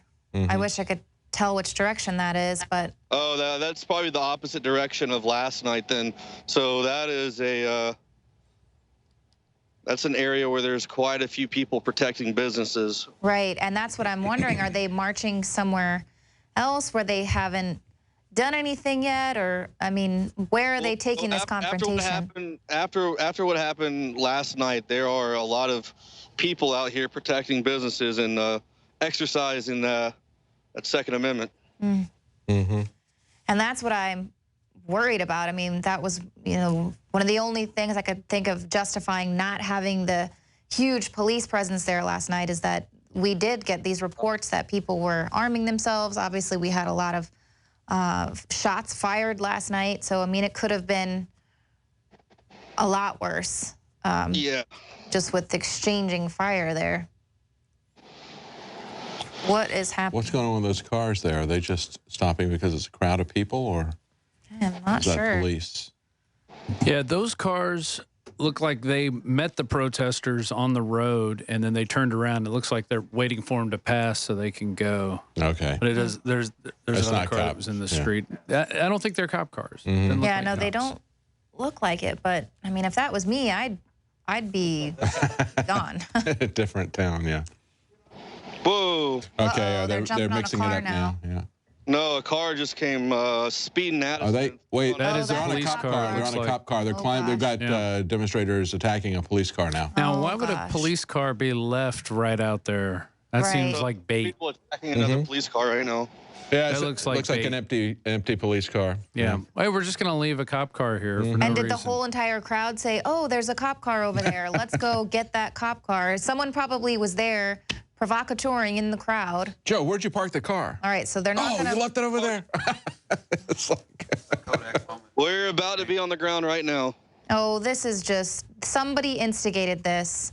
That whole crowd went over to go and get they this just broke a window. Cop car, and they'll probably set it on somebody fire. incited this crowd to do this. This is...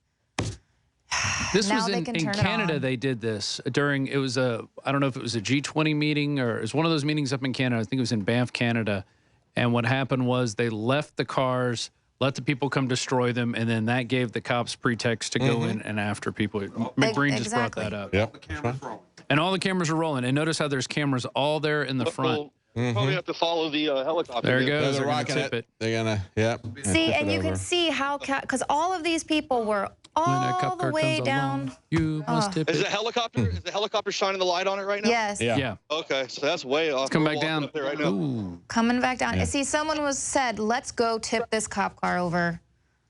If that's the one thing that they can loot tonight or riot against. But why would you leave a cop car there in the middle of nowhere? There's nothing going on right there. Why would that car be left there? I mean, that is a bait car. That's it. There it is. They just threw, did you see, they just threw a bomb in there. Yeah. Where did that come from? That the guy, was... we just had the guy reel his hands back and throw it in there. And look, that, the they cameras need are to there on back cue. up. Yeah. That's... Well, Rob, as you know, sometimes the police leave cop cars out for hiring purposes. Yeah. Maybe it was there to intimidate speeders.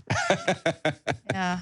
It's just left parked in that It's right on lane. fire now, so I guess they got what they wanted. Does it, you know, who's this going to affect? It's going to affect the property tax owners who pay property tax. Their rates are going to go up because they got to buy new cars now for the police force to oppress them. Exactly. Yeah. So that's how it works. They'll need faster, better cars, fancier ones that are like what we're seeing here in Austin, that you can't even tell they're cop cars anymore. But they've also got their photo op that they wanted.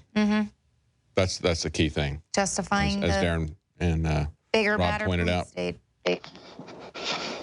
All right, we're almost up there. Looks like it's getting engulfed right now. Yep. Yeah, don't get too close. Because the cop cars, don't they have nitrous in them? Oh, I don't know. And among other things? That's just Looks like stuff is exploding. The electronics look like they're going crazy on the inside. Yeah, I mean, that's so dangerous. Well, we're running toward. You guys be careful. Because somebody's going to show up. Pretend they didn't know that happened. Yep. Yeah. What's up, guys? Talking to some people on the roof watching. My eyes in the sky. Well, and so that's what, so it looks like the protesters are now walking back. Some of them are running back to another building. Looks like they're going around back of the apartment right now, or whatever that building was. I'm assuming it's an apartment, but it's boarded up on the ground level. Yeah. So there's a big group of them running behind a building. Some of the protesters are leaving. So they pretty much just came to destroy this cop car, and now... Yeah, this is like the first strike, the first, casting the first stone, essentially. Yeah. Are they going to, start doing little pockets of vandalism? It's a sacrificial lamb to start the ritual of the riot ritual, going back and forth. I hear some yelling.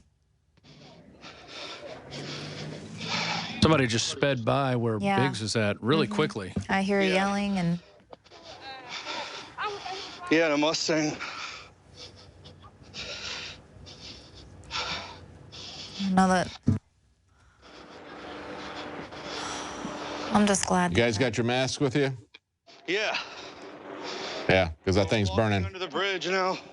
So we got another cop car that's pulled up to assess the scene. I can smell the smoke now. Well, don't run so hard. Put your mask on. You don't need to get some toxic fumes there. Yeah.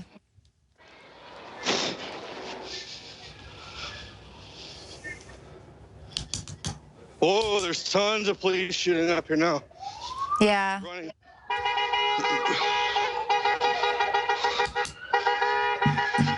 And David Knight. Everybody's running. Yeah. I can't help but think about Reginald Denny right now in the 1992 L.A. riots. I just hope it doesn't escalate to that type of situation. Yeah, that's a shame when you see this. It's a really kind of a kick the cat attitude, isn't it? You know, they get mad at somebody and then they go take somebody. They don't, like they did in L.A., you're talking about, they stopped a white trucker, pulled him out of the cab, and you can watch them from an aerial camera, dropping a cinder block on him and everything. I mean, it's just, to me, that is just so senseless and cowardly. They don't want to confront the people that they're really angry with, and so they go kick a cat.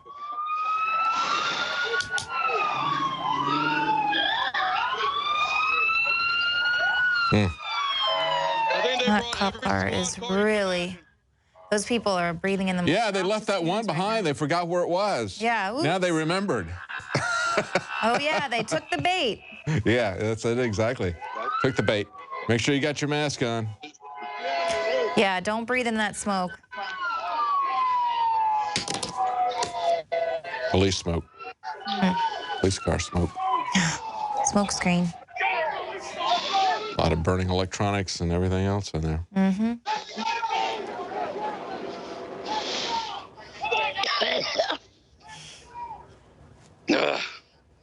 Put your mask on. Put the mask on. I will. Just give me a second.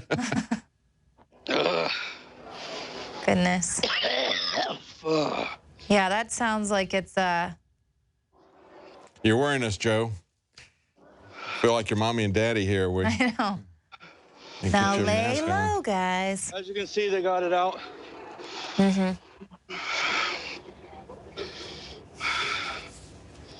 Wow, I mean, there was tons of squad cars that pulled up. That is crazy. Yeah, and I just wonder what the word was that was given to go. Joe, where's Jakari at?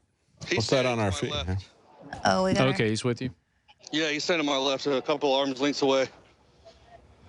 We know he'll be getting some good footage. Tell him to get his mask on, too. What you guys going to say? Now. I'm just curious what the word was that did they say, oh, a cop left his car over here. Let's go get it. Well, because they just did that really fast. That, and then, boom, a big crowd of them ran back the other way. Just happened to go down, turn right, down the right, the correct street, and then voila, there's a police car. Voila. Nobody around. What a find. So. We're standing right outside of the City Hall. This is the City Hall building right here. So I guess they had the squad car parked out here and left. And as you can see, look, there's a whole bunch of bricks on the ground.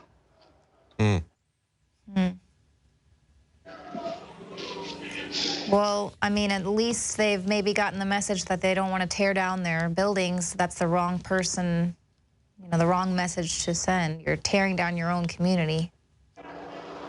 That's not who you're mad at. Well, I'm surprised that they left an abandoned car there, even in front of the City Hall, because there's a guy who lives over here, I guess, in his house, and he's standing outside yelling at everyone, asking them why their cameras are on the police and not on the people who broke into the car and then lit it on fire.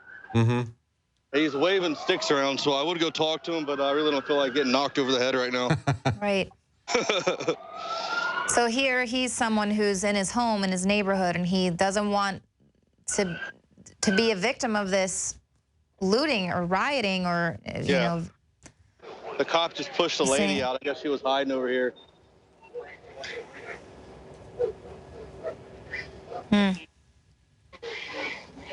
We can actually see Jakari and Joe on the live feed there at the top of the screen there. Oh, yeah. Can you see it from the helicopter? We're waving. Yeah, well, let's see. Left it's or right? pulling out. The top, just right up in the top. There he is. You can see him waving. Technology. Whoa, here comes the Come on, that's not. Uh-oh, there they come. Yeah. This usually means gas is getting ready to be deployed. Okay, Roger. I've got a. I'm trying. Uh-oh. I got hurt. Our guys are at the top corner, so. We're having a little bit of problem with his feed. It's breaking up. You can hear it in the audio as it's stretching out his voice. The cop just the cop over there just came up to me and said, "Hey, Joe, how you doing? I really enjoyed your story the other night from your live feed about your tattoos." And that's this guy right here. So I guess. And of course, the people that did this to the car are gone. Yeah, they're all gone. They're probably doing something on the other side now. Yeah. There's, you know, when they know when the cops come here, then they're going to do something somewhere else. So they're going to have their own tactics. See, this is... Now they're guarding the burned out police car, I guess. Right, I mean, they're... Clearly the people who did this are already long gone. But why, you know, why did they were running by us as we were walking up, so yeah.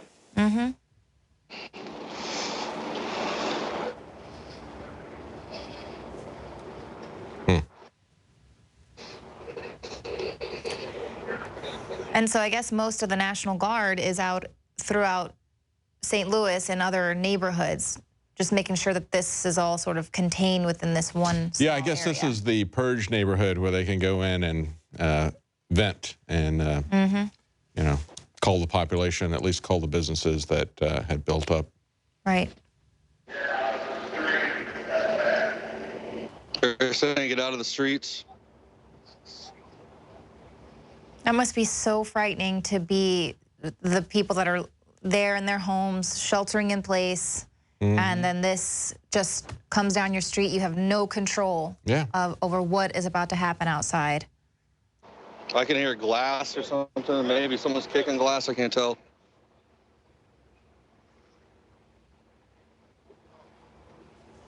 Yeah, these are different police officers.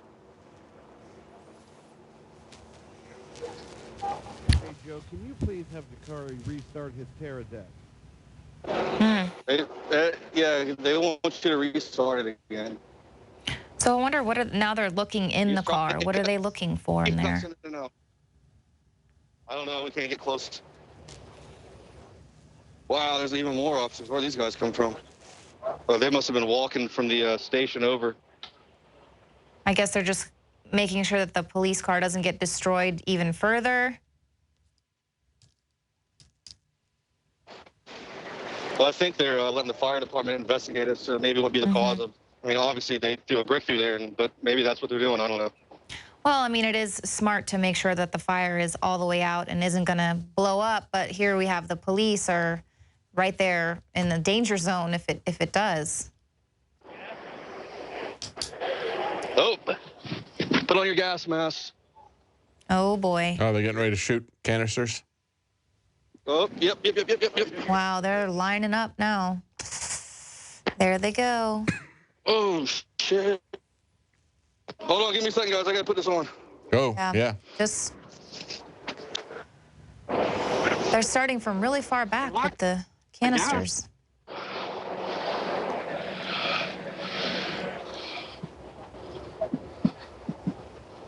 It's so cold, the goggles won't stay unfogged.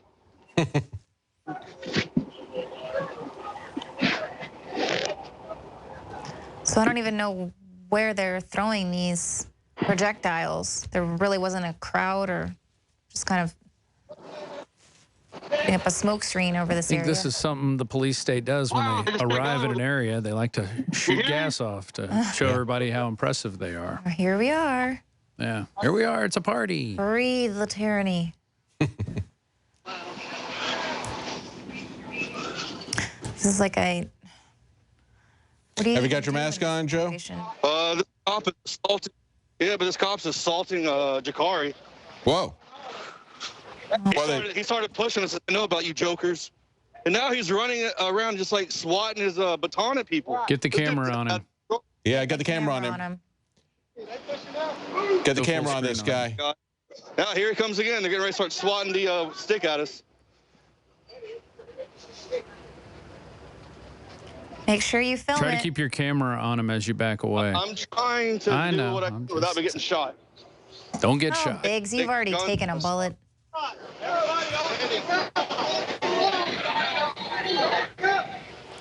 Coming behind you, coming behind you. Wow. Jakari, where you at? Oh, okay. Tell Jakari to get a good night shot of him. You got your night vision on? See if you can get some. I can see okay. You can see the tear gas in the air, a cloud of it. This guy's just running around clubbing people. Make sure, see if you can read his name tag, even if you can't get a shot of it. Yeah, they don't have those on. Yeah. They have those covered up, sure. They've got their winter coats on.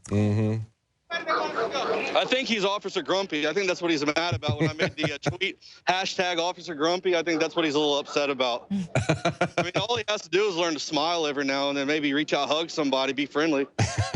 Yeah. Well, that was one of the things Serpico suggested is knowing your community. That's right. Don't just come in there swinging a billy club. Back up! Back up! Well, where are you? To the right! You gotta go that way! Which way are we going now? This way! This way! Towards the road? Across the parking lot! Oh, they got the dogs. Gas off in. And they got the dogs. And got dogs. I can hear the dogs. Yeah, he's right beside me. And they're shooting again. Here we go. Where are the dogs? In a vehicle beside me. If it didn't have the vehicle there, I'm sure it would like to eat me. Oh my goodness, that's frightening. It's not pleasant. Get the fuck out! Oh, there's a fire down here. You see it? Yeah. Hey, Jakari. Jakari. What? Jakari, over here. Look at this.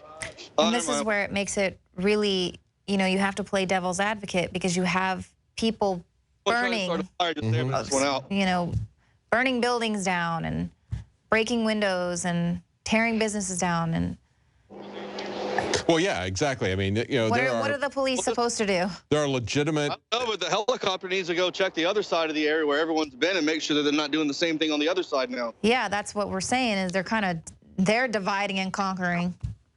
You know, it's just like we don't have a problem with police protecting their lives and protecting the lives of other people. That's what they should be doing. You know, the problem is when they go beyond that. And so this is a situation where you've now got people who are going beyond anything that's reasonable. And I'm walking this way. That's just as wrong. Yeah, it's just like, all right, well, you're going to treat us like criminals. Well, then we're going to act this way. If we can't get any justice, then... Yeah. The self-fulfilling prophecy. All right, I'm trying to put my mask back on. We're walking to a big, thick cloud of tear gas. All right. Yeah, we can hear you just fine. Okay, I can't see anything, though. Yikes. We're getting your feed. We can see. What's up? Whoa, and I hear it.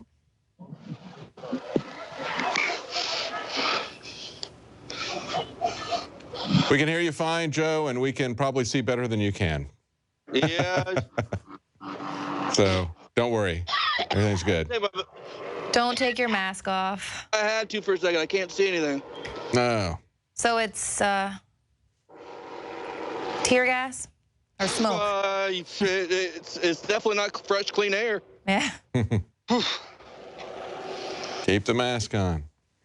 I sure wish I had a nice cold glass of non-fluoridated. Whoa! Right up towards me. Oh, someone just threw rocks towards me too from the other end. Wow. You're right in the middle. Back out. Don't get hurt. Yeah, back out to the side. Whoa! Joe Biggs, get out of the line of fire. And Biggs, there's an old scuba trick. You can spit on your fingers and rub it on your lenses. Yeah, it'll keep them from fogging up. Yep. Be careful, though. You guys are about ready to attack me, dude. I'm just trying to get epic footage.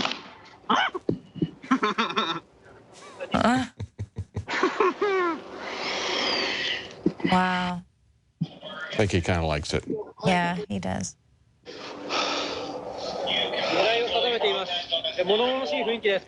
This is just a bigger sidewalk. The parking lot. Yeah, it's... If we don't get on the sidewalk, we're going to be arrested. Well, is they getting a break in the bank? Is it the bank Jakari. there?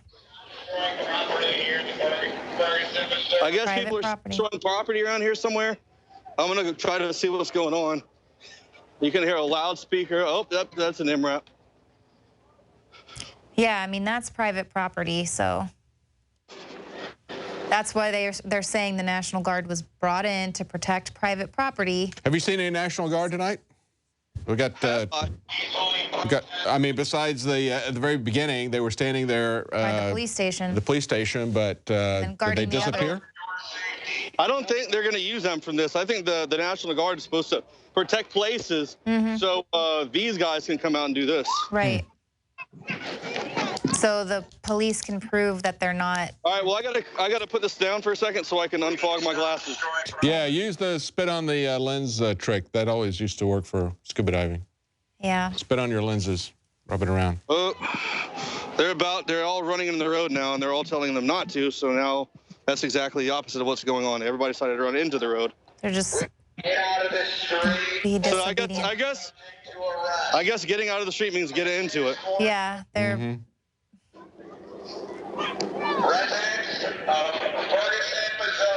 They're just out here. not going to abide by that authority.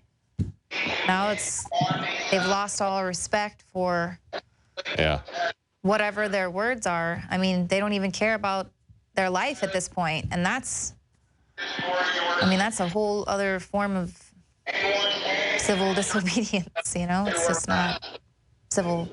Get on to the sidewalk.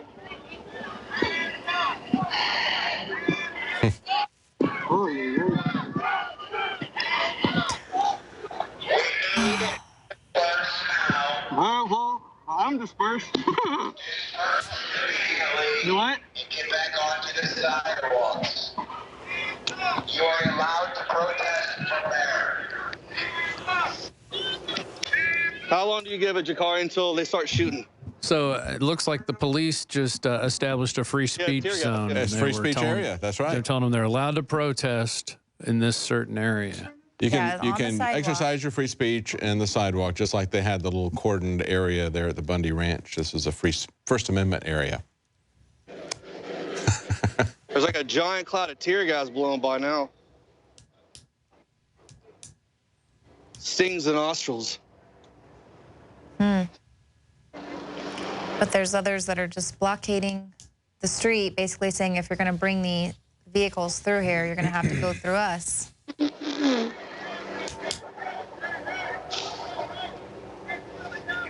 It's like a human bridge.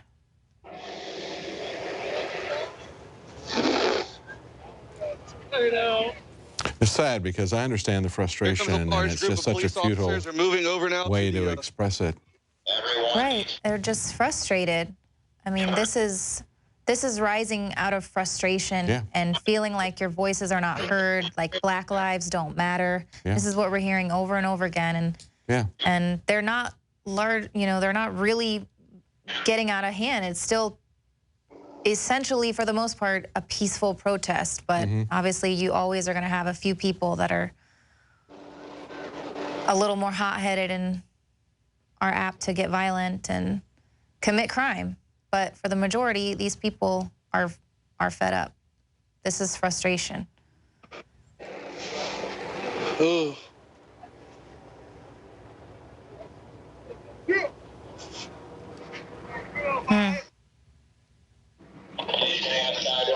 That's the guy who doesn't like me.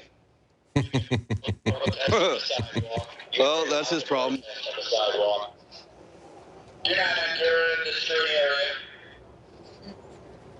And this guy is just like, he's just been whacking everybody with that baton. Yeah. And that's the thing, it's a fine line here. It's not like we hate the cops or dislike the cops. Obviously, they have a job to do. It's just that they've lost sight of what that job is, and have somewhere along the line, the word came down that we're the enemy. Yeah, we hate bullies. Yep. And it's their, you know, it's their problem too. They need to be checking each other. And when they see one of their comrades in blue doing something that is against the Constitution, violates people's rights, is wrong. They need to think about what kind of a world they're creating, what kind of a world they're leaving to their children. You know, Kelly Thomas's dad was a cop. Their children, they may find one day they've got a child who's got some mental issues, is homeless, and might get beaten to death in the streets if they don't get the system under control. Wow. Well, I mean, I survived That's so true.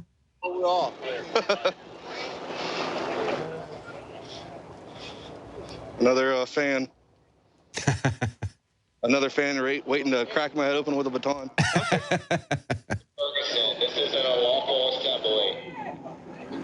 We all need to disperse now, or you'll be subject to arrest. Whoa, I'm about to be subject to be getting backed up by a car.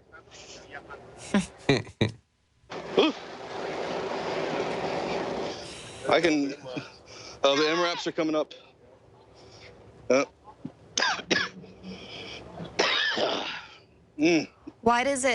How does it turn into an unlawful protest? When they say so. Well, when they get tired of being out here and, you know, oh, here's an LRAD. Whoa, never mind. No, it's not. My bad. Obviously, you know, you don't. Oh, he's got the gun pointed at people, though. There we go. Yeah. He just spun around in his turret.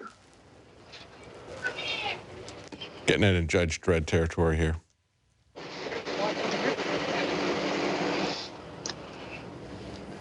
This is now an unlawful protest because I say it's unlawful. Yeah. And I'm going to tell you, you can protest there, but not here. That's what bullies do. They draw a line in the sand and dare you to cross over it. Just, he said that this is an unlawful assembly now. You guys see this? I see it. I'm on a sidewalk. Yeah. Last time I checked, this is a very lawful place to be. We're on the sidewalk.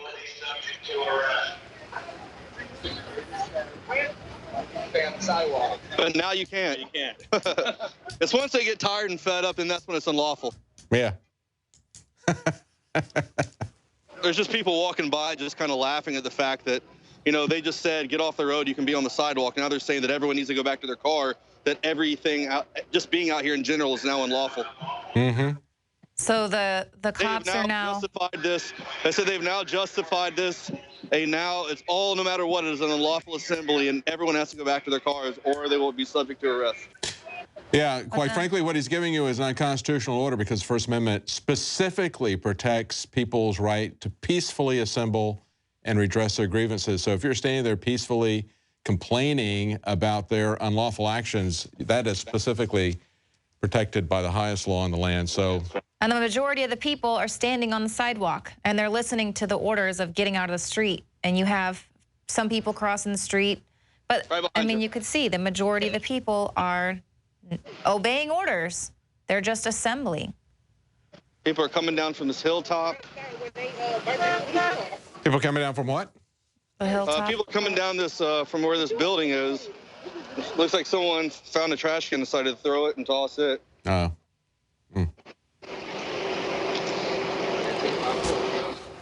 They are starting to block this area off. The helicopter's gotten a little bit lower now. I respect what you do, but what you got to do. Yeah, exactly. Yeah. Trying to find where Jakari went. There he is. They turned over a whole bunch of stuff. You can see these big flower pots that were out here. Flipped them all over up and down the sidewalk. They've all been flipped. Nah, where is that coming from?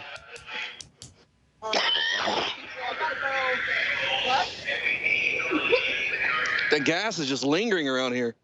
Yeah. Yeah, get your mask on.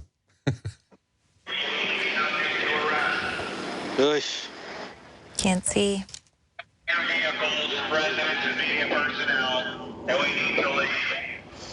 What do you say about media personnel, Joe? Do what now? Didn't he just say something about media personnel? Did he say something about that? He said anybody out here needs to leave now. We need to return to our vehicles immediately. This is an unlawful assembly. Destroying property here in Ferguson, Missouri. We're not destroying anything. You guys are destroying the Constitution by telling me I can't be here. And leave the area now. Yeah. I mean, you have some people that destroyed some property. And a lot of people are saying, well, why is destroying property is more important to you than destroying someone's life? But that's not gonna change. You guys need to return home. Missouri. This is an unlawful assembly. He just told everyone to leave Ferguson, Missouri. Ferguson. Anyone in Ferguson, Missouri is unlawfully assembled. Oh, somebody just threw something there, I think. Stop destroying property here in Ferguson, Missouri. You can leave on either side here, the far north side or the far south side. Is Jakari shooting high-quality footage right now? Awesome. But of course, when y'all get back tonight, y'all should put up the footage of Jakari's confrontation with these guys get around him and trying to intimidate him. And then them telling me that hey, that's that guy, let's get him. Yeah. And then they see that the destruction of the private property is what is getting this shut down. It's what's having the world turn against them and not support what they're doing there. It's the destruction of private property. Your vehicles. This is an unlawful assembly. Negative. Anyone refusing to leave, you will be subject to arrest.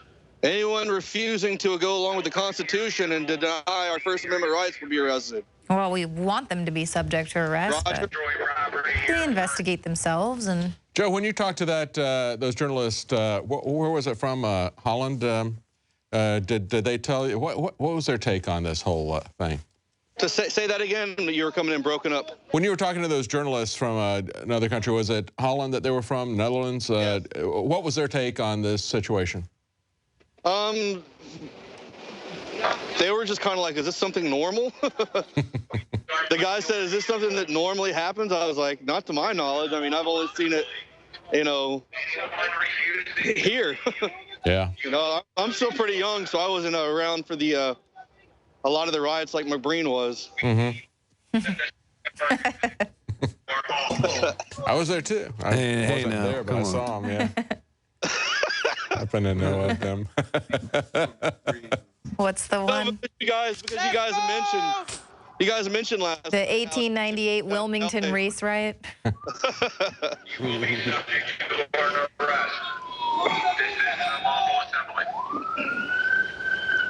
All you can see is a flickering of light on top of their shiny shields of justice as they march towards.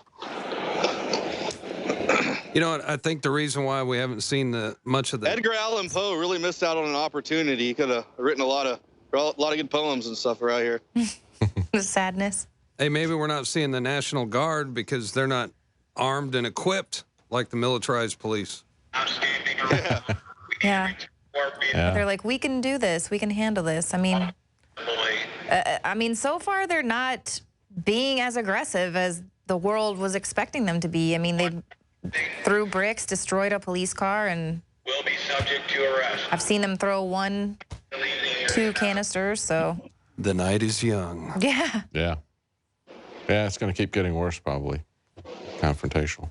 Well, you're now being forced to move down the road further. Yep.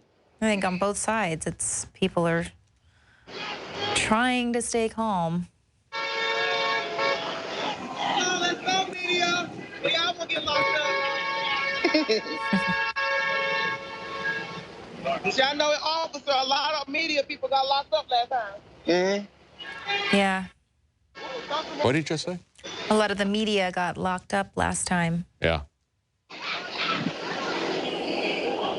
Oh, I gotta get a picture. This is pretty epic. Tell us what you're seeing there. And also, while people are terrorizing them, oh wow, look at that. They get paid wow. extra. Well. But they need to be home with their families. Yeah, it's. Well, one of these guys shot me last Joe, does the whistle stop on fire mean anything to you? Where's the whistle stop? Well, they didn't mean to use it. Yeah, it happens. I'm not complaining. We ask you guys, we ask everyone to be nice to all the officers. They're here to protect us, not to harass us. Now, you have people that come all across the world to try to cause damages and to turn our city and to mess with our officers. We, city of St. Louis and also Ferguson is going to do all Give him the they mic. can to protect our city and to protect our officers. So yeah, get closer. Get closer, Joe. Also, they're protecting us. Right. And they're also protecting the riders. They are doing damages to the city. So they now here, all this is not here for a show. It's all here to protect us. Yeah. No more media. More media. Hey, Joe, do you know where the whistle stop is? They saying from Ferguson police scanner that it's on fire right now. Is that near you guys? What is? What is? Whistle stop? The whistle stop? The whistle stop? Yeah. Does that I don't sound know familiar? what that is. No, I never heard that. All right, we'll look it up and see if we can find it. Maybe they set a whistleblower on fire. I don't know. Oh, you want to walk down this way again? Yeah. All right. Yeah, that's that lovely smoke making It's all at Florissant and Carson. I'm not sure. We're going to pull it up on a map. South or west? Hold on 1 second. Why are these things going?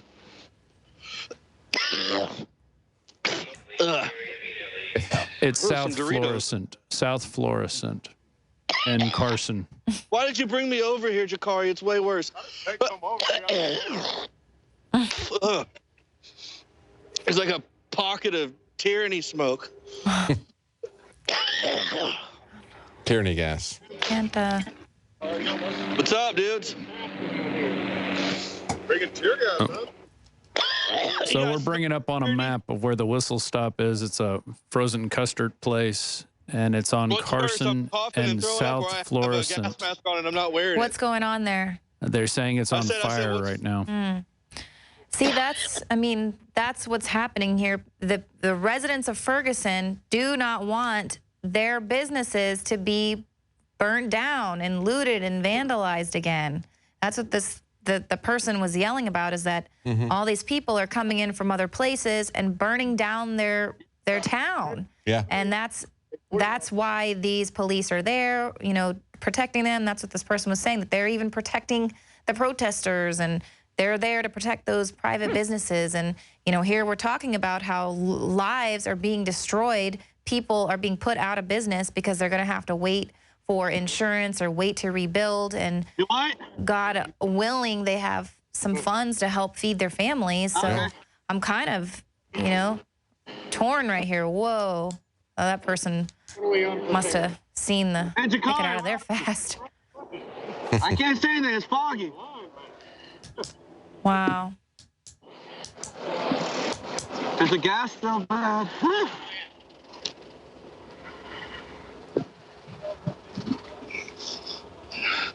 Where's this gas coming from? I don't know. Something on a canister. City Hall. Oh, no, we've already been over there. You can't get close right now. You can't even get past the corner of this building. They're going to shoot you. No, they got the shotguns out and stuff. They're ready. They'll shoot you on accident. Yeah, they'll He shot you on accident. That guy was like, yeah, I'm filming you. Everybody's worried they're going to get shot. Turn around in the I did.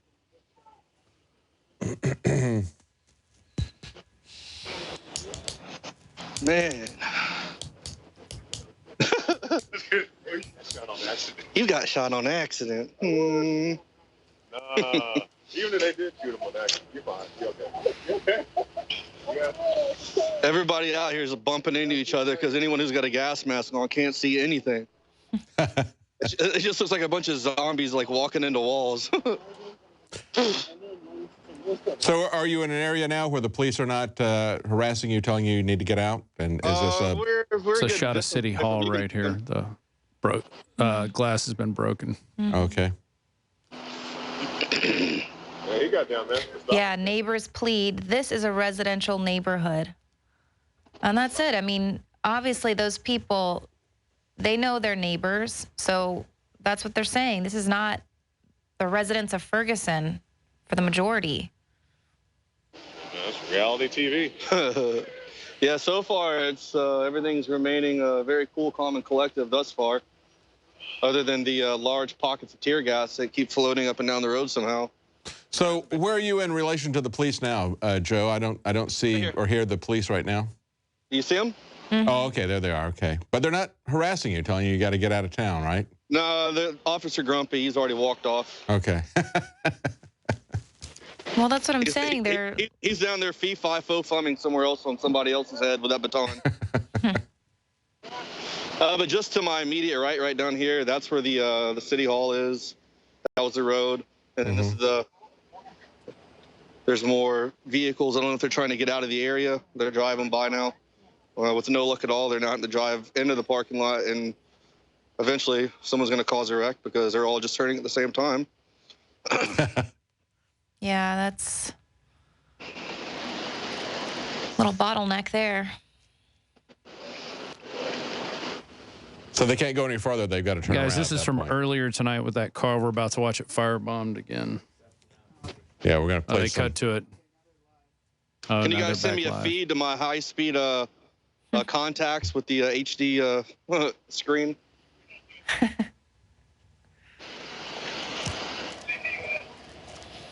Looks like everything's scattered. The groups went in different directions, and yeah, that's what it seems like.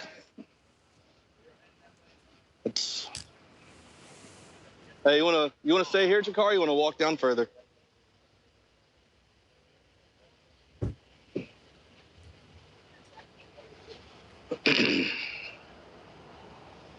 Like I said, this is a part of the neighborhood that is was for the most part left unharmed, as far as no buildings burnt down, anything like that. There were quite a few businesses right here that had some of the windows busted out.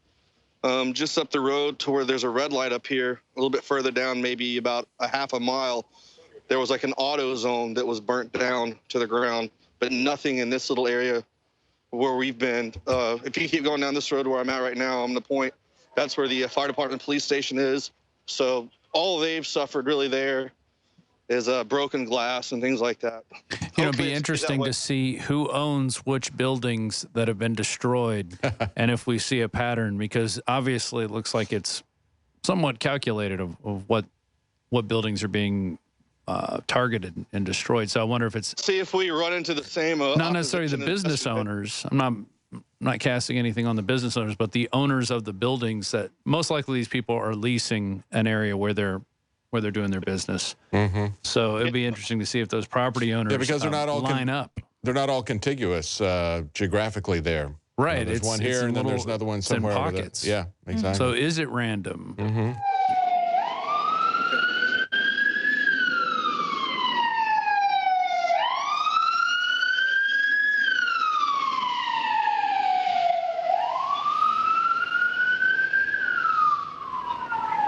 Looks like they're being called to another location. And so this is what the residents of Ferguson were saying last night. Where were the police? Where were they protecting our property? And here they are. And it looks like they're all being called to another location now. I don't know if anybody... so you guys a lot have of police officers at a Walgreens right now. Here we go. Here's the Humvees now. They are all going somewhere. There must be something hellacious going on up the road because they've mobilized.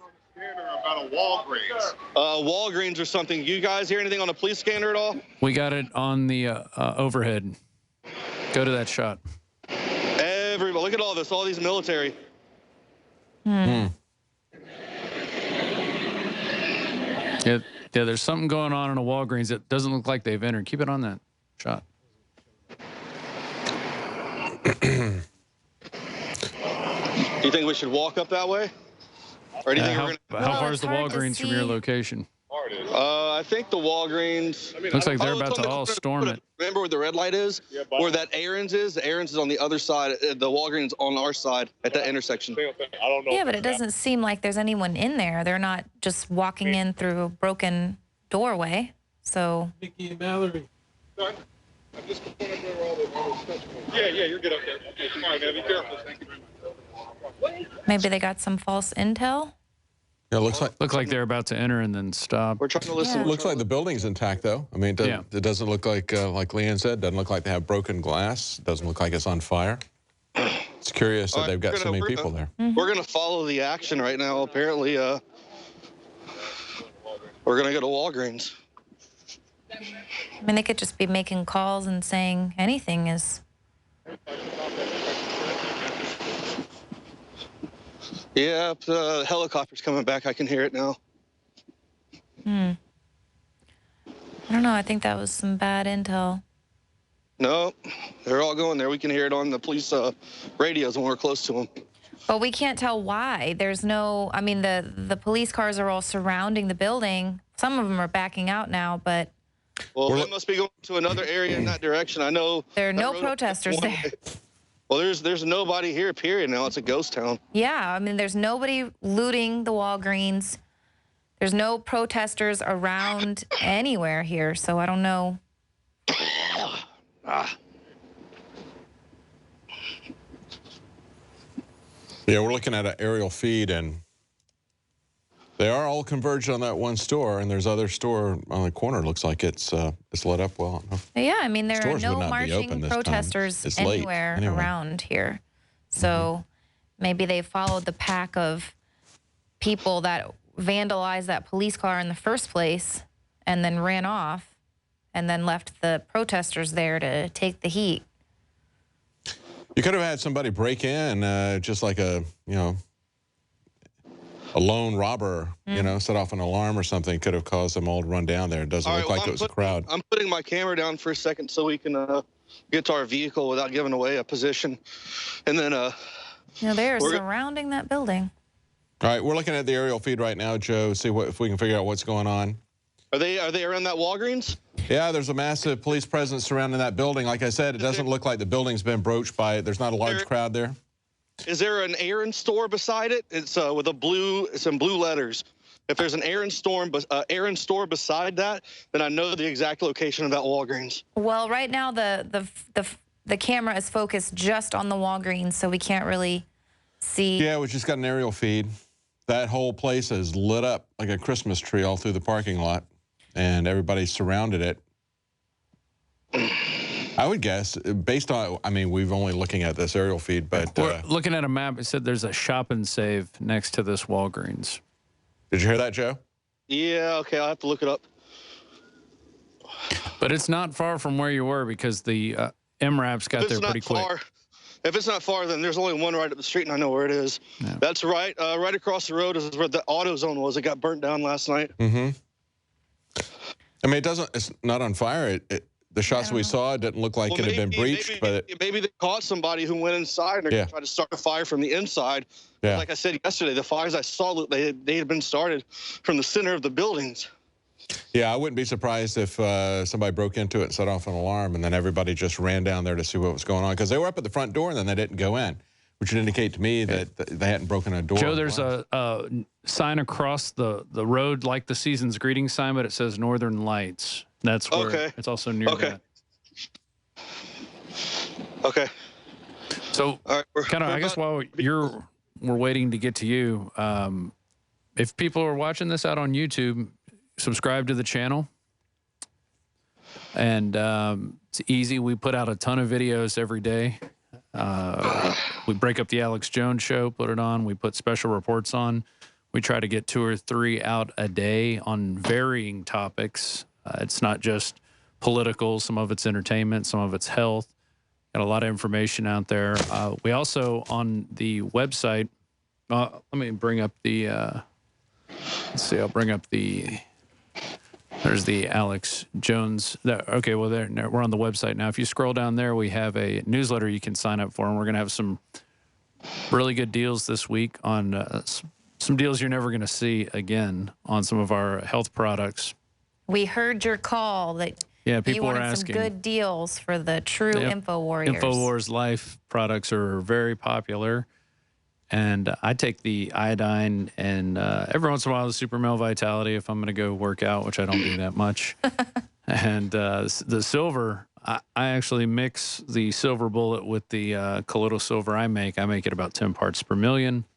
Then I'll add the 30 parts per million in there for a little kick. And last night I did some Secret 12, and I was up till 2 a.m. wide awake. Yeah, I took some of that earlier today. It definitely boosts your energy level. And okay, we're driving by the police officers now that were blocking the road. We're now passing. We now return to your regularly scheduled program. We're passing the city. Oh, losing you, Biggs. Yeah, we're losing your audio feed there. Mm. There we go. Well, we've lost our aerial feed there, too. Yeah. Okay, we're back to the aerial feed. We're driving northbound on South Florissant. I just passed the Northern Light sign. Can you guys hear me? Yeah, hear you now. Yeah. You guys we can hear you. It's getting better. Just came in. Yep, just got your audio. This parking lot up here looks like a funeral home. That's not a good spot I'd like to be at, but okay. Okay. We just parked, and we're getting out, and we're going to head back out now. You said there's a large presence out here so far. Yeah, but I feel like these people just came to see what was going on, to see why all the vehicles started to come this way. They weren't even here a minute ago.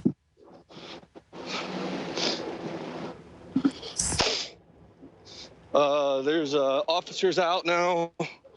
Hold on, put my gloves on. I'm about to bring a feed up for you guys. Jakari is already aimed. Oh, never mind. He didn't have the deck on. Probably went out. Hey, Joe, just to confirm that Walgreens is on the intersection of Airport and another cross street. Okay. Is that where you guys are? Here's my feed. Yeah. I mean, look at all the... I'm at the Walgreens now. Okay. Does it look like the building is intact? Are they all just surrounding the building?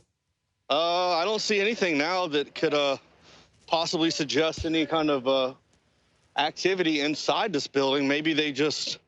Maybe the chopper spotted something. Right now it looks like...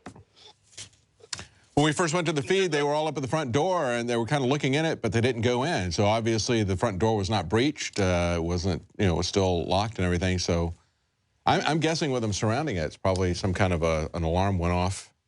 That's what I think as well, and that they all went there, and then now all these protesters are there. Right now, they're all the cop cars are now speeding back by, going in the opposite direction again. Right.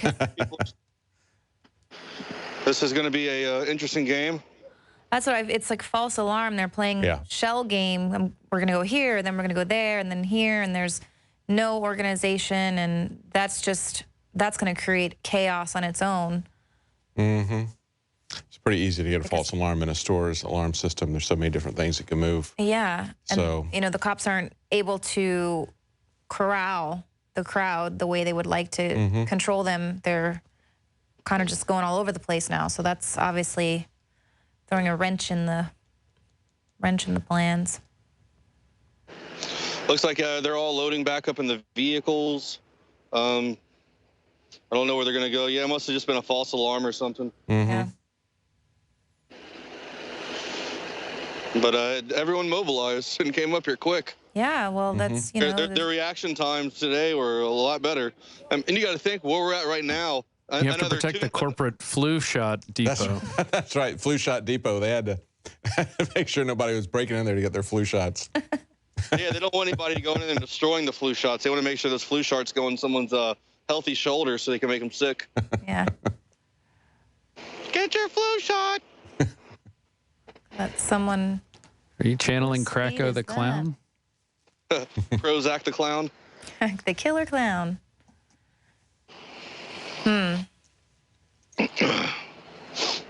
Finally, there's some clear air up on this hill.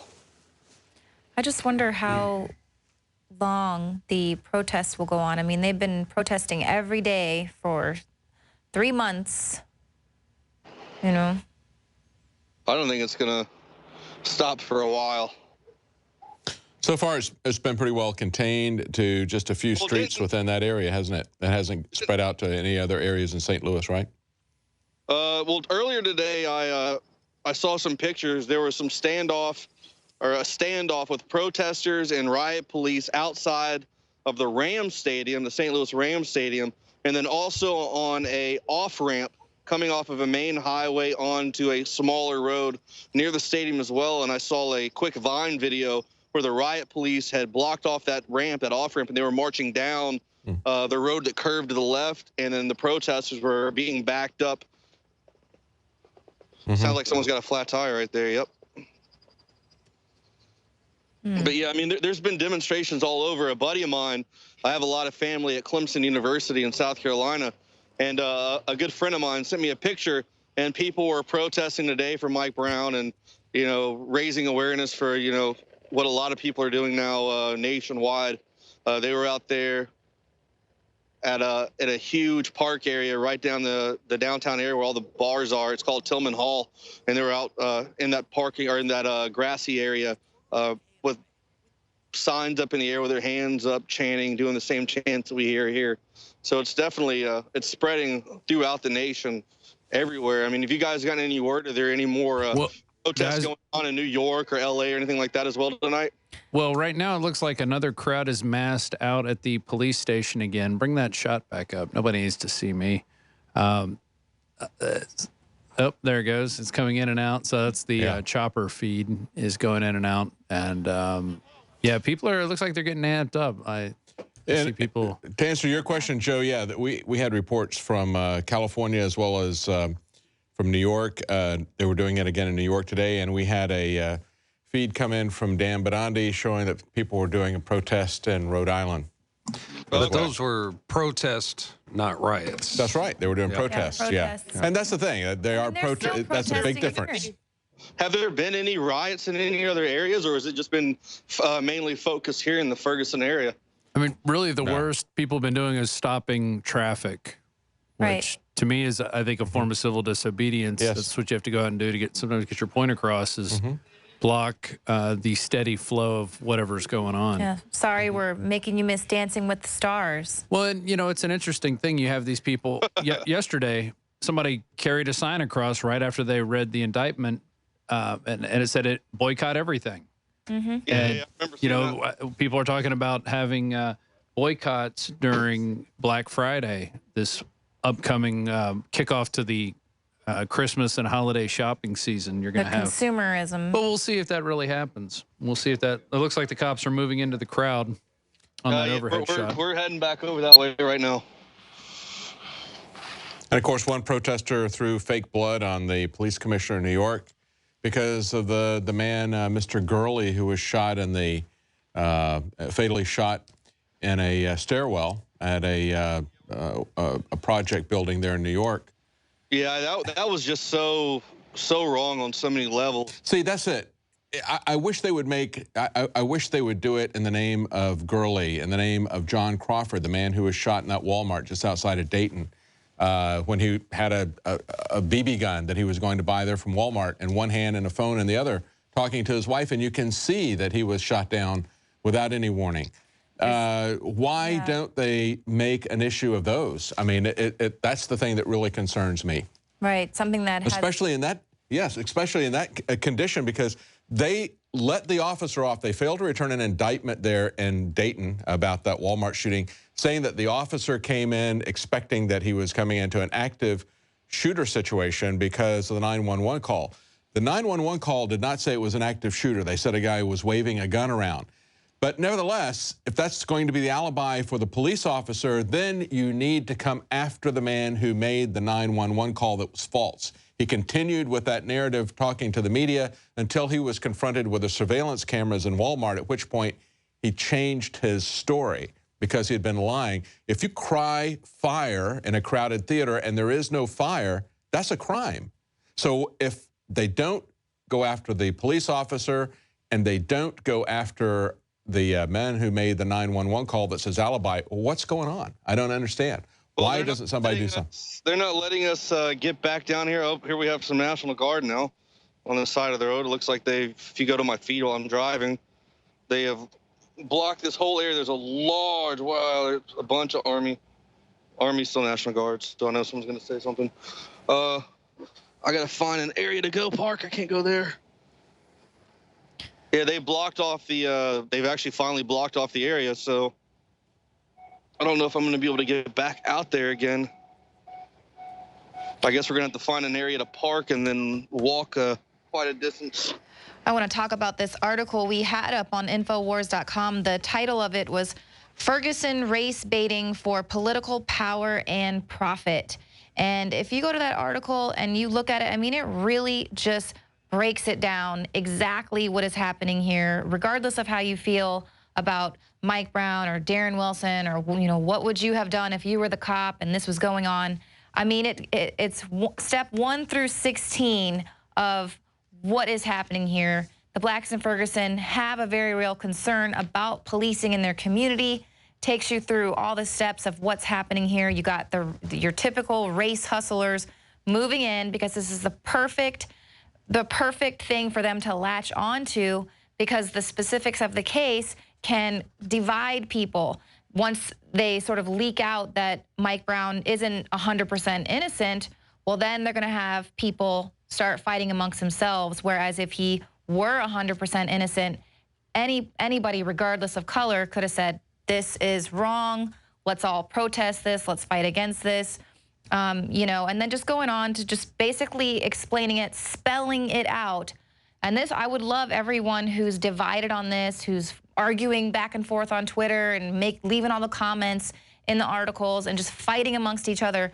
just read this article. Look at this article. It's called Ferguson, Race Baiting for Political Power and Profit. And it spells it out for you. And here we've got this one, troll out there who's trolling Jakari and Joe Biggs out there tonight saying, bring Alex out here. I mean, who does he think is out there on his side? Al Sharpton, the notorious race baiting, race hustler, FBI informant? I mean, is that who he thinks is out there on his side? Come behind the mob building. Yeah, he's not going to get any help from them. No, he's really more trouble.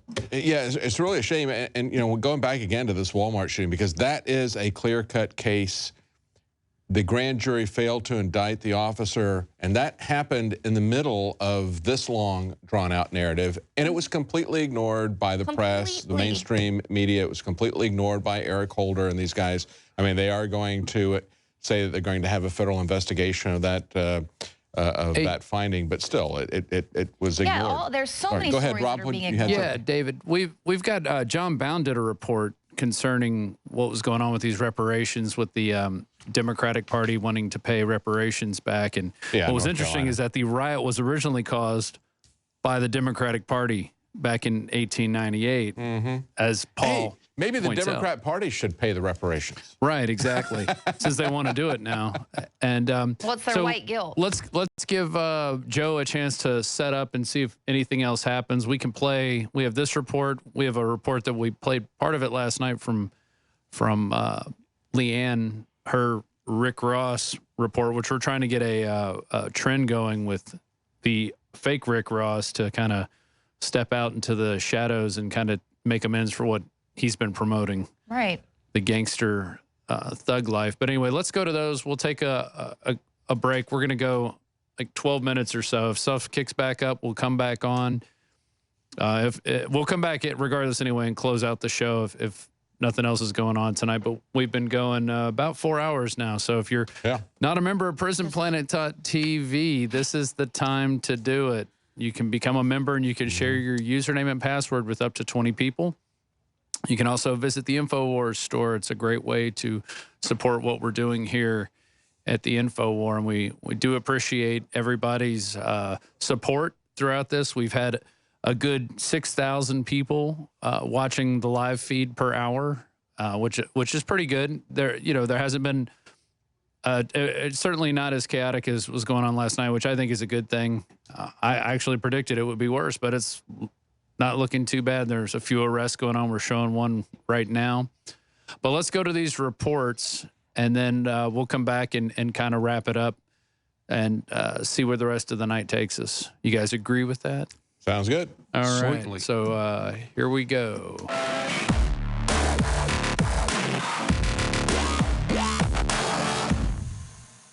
I want to warn you, what you're about to hear may actually break your conditioning. And it may make a lot of you out there incredibly angry. It's understood. As the powder keg in Ferguson convulses with racist anarchy, let's take a deep breath and look into our hidden American history. And with these revelations, unchain ourselves from the mind control manipulating the way we see ourselves and each other. Democrats in North Carolina are calling for the descendants of the 1898 Wilmington insurrection to be compensated, charging that the white-owned businesses in the area profited from the attack. I think it's a disservice to the descendants of the victims of the 1898 to have these monuments put up, have these programs every year, and not provide compensation. Ironically, history reveals that the Ku Klux Klan, founded roughly 30 years after the Democratic Party, served as the terrorist arm of the Democratic Party. The Democrats are essentially suing their own party and their own history. If that turn of events isn't strange enough, as a result of our weak understanding of our own history, take into account the call for reparations that has been a source of angst for African-descended Americans and a source of guilt for European-descended Americans since the U.S. Senate passed the 13th Amendment on April 8, 1864.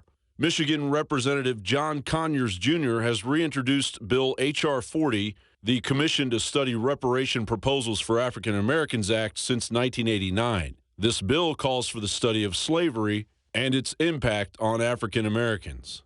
If this bill were actually passed, they would soon discover the revelation that during the 17th century until the 19th century, hundreds of thousands of human cargo of men, women, and children were transported on British ships destined for the Americas. These people were subjected to horrific cruelty. Some burned alive or beheaded to serve as examples. From 1641 to 1652, the British killed 500,000 of them, while selling 300,000 of them into slavery. In the 1650s, more than 100,000 children between the ages of 10 to 14 were ripped from their parents and sold as slaves into the West Indies, Virginia, and Barbados. On one occasion, 1,302 slaves were dumped overboard into the Atlantic Ocean so that the ship's company would have enough food to eat. Once reaching the New World, they were manacled, beaten, and whipped on a regular basis.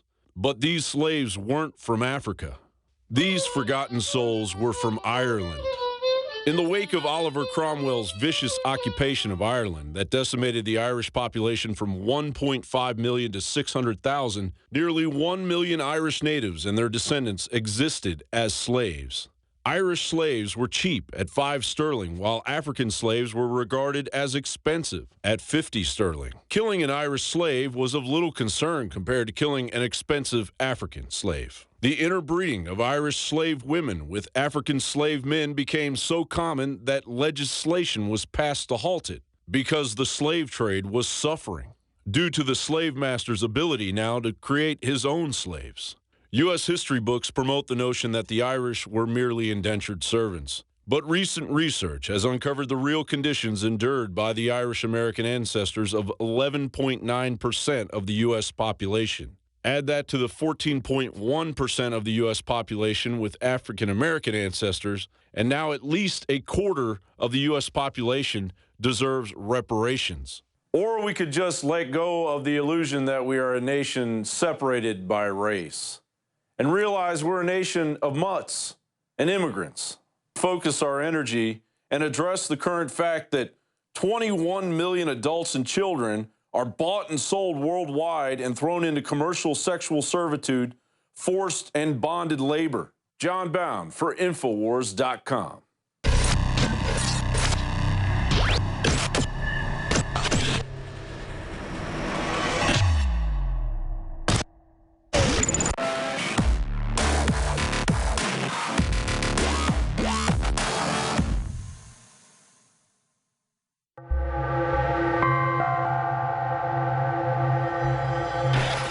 Self-proclaimed hood billionaire Rick Ross dropped his 7th studio album today. I'm your neighborhood drug dealer.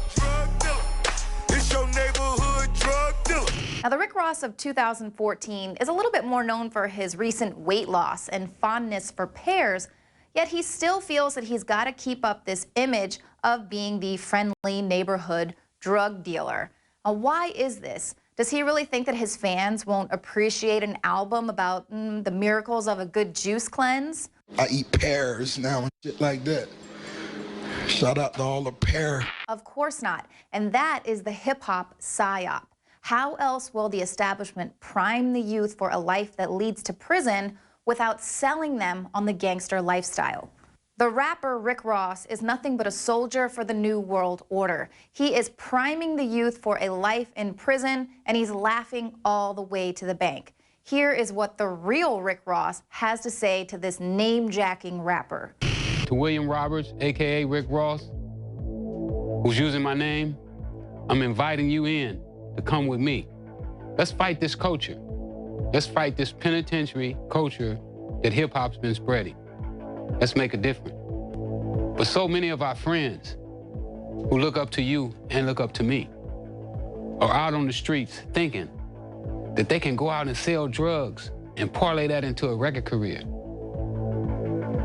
I don't know if you know that they're not gonna make it, but I know that they're gonna wind up in prison with prison sentences 3 and 4 times what they should be, because this war on drugs is no joke. And I think that that's a false message to be given people who feel hopeless. And notice they don't indict the people that are fake and claim all that. No, they want them out there like a lanternfish has that light to get the little fish to swim over so they can eat them. Have you ever thought to yourself, Why is this person so popular? Their music sucks. Well, we all know that the music industry is a machine, a giant machine. 90% of what Americans read, watch, and listen to is controlled by just 6 media corporations. Those media companies own and control all of the channels through which an artist becomes popular. They own the networks, the radio stations, the award shows, the movie studios, the magazines, the cable channels. Without any regard to their actual talent, a person can be launched into superstardom overnight. And here's another shocking truth. The people who own all of the media are the same people who own all of the private prisons. The prison industrial complex is a booming industry, and just like any industry that needs a constant supply of raw materials to keep up with demand, prisons need prisoners. RapRehab.com has done some really great legwork exposing the facts about hip-hop and prison for profit. According to public analysis from Bloomberg, the largest holder in Corrections Corporation of America is Vanguard Group, Inc. Vanguard is the 3rd largest holder in both Viacom and Time Warner. Vanguard is also the 3rd largest holder in the GEO Group, whose correctional, detention, and community reentry services boast 101 facilities, approximately 73,000 beds, and 18,000 employees.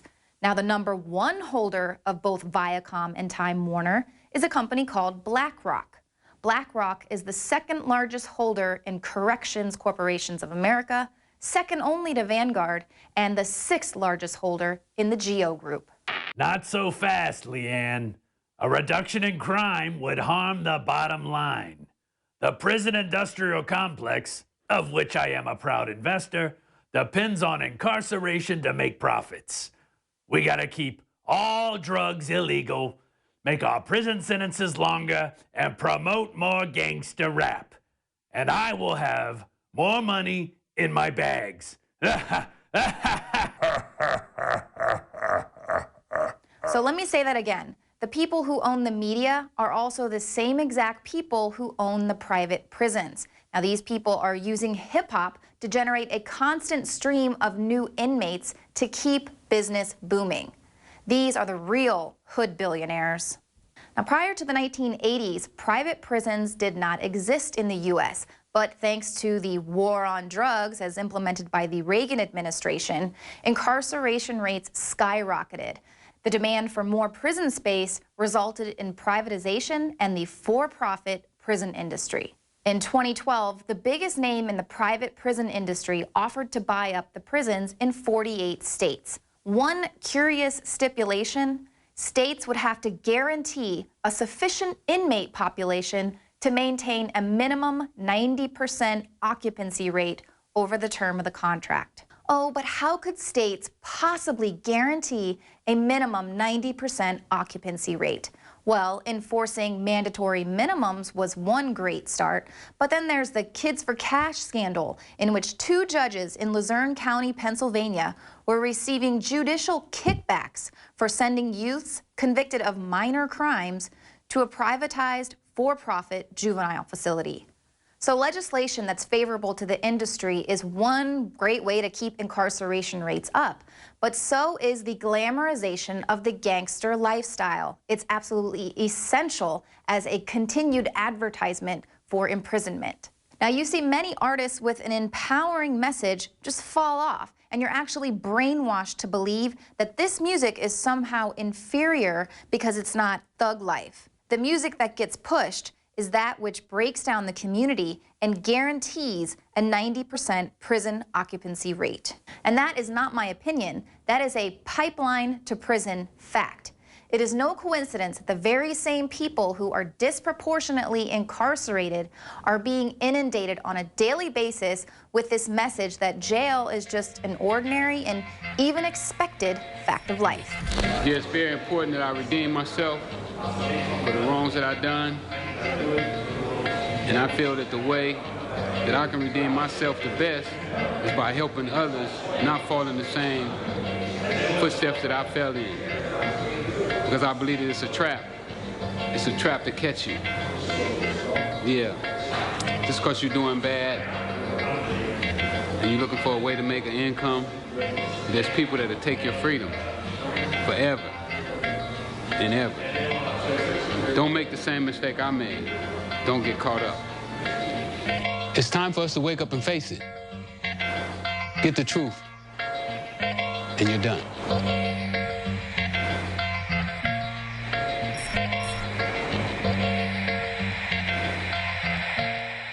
Welcome back to this live edition of the InfoWars Nightly News. Now going on to hour number 4. And things are starting to heat up in Ferguson, Missouri. I'm David Knight with Leanne McAdoo, and we have our reporters, Joe Higgs and Jakari Jackson. It's been 4 hours, folks, and we're here live. And so we're going to go back to see what's happening. They're right outside the area there where they've been protesting close to the police department. Let's go back to Joe Biggs. Joe? Right now, there's some of the more militarized-looking police officers. They are getting out of the back of the vehicle because they're trying to back up. No one's been listening to them, so they're now forced to get out of the vehicle, push the reporters and/or protesters out of the road so they're allowed to back their vehicle up. There's a standoff going on once again with the police officers. They have pushed their line up towards where the protesters are, and it's essentially just another standoff again right now. That's pretty much all we've been seeing tonight.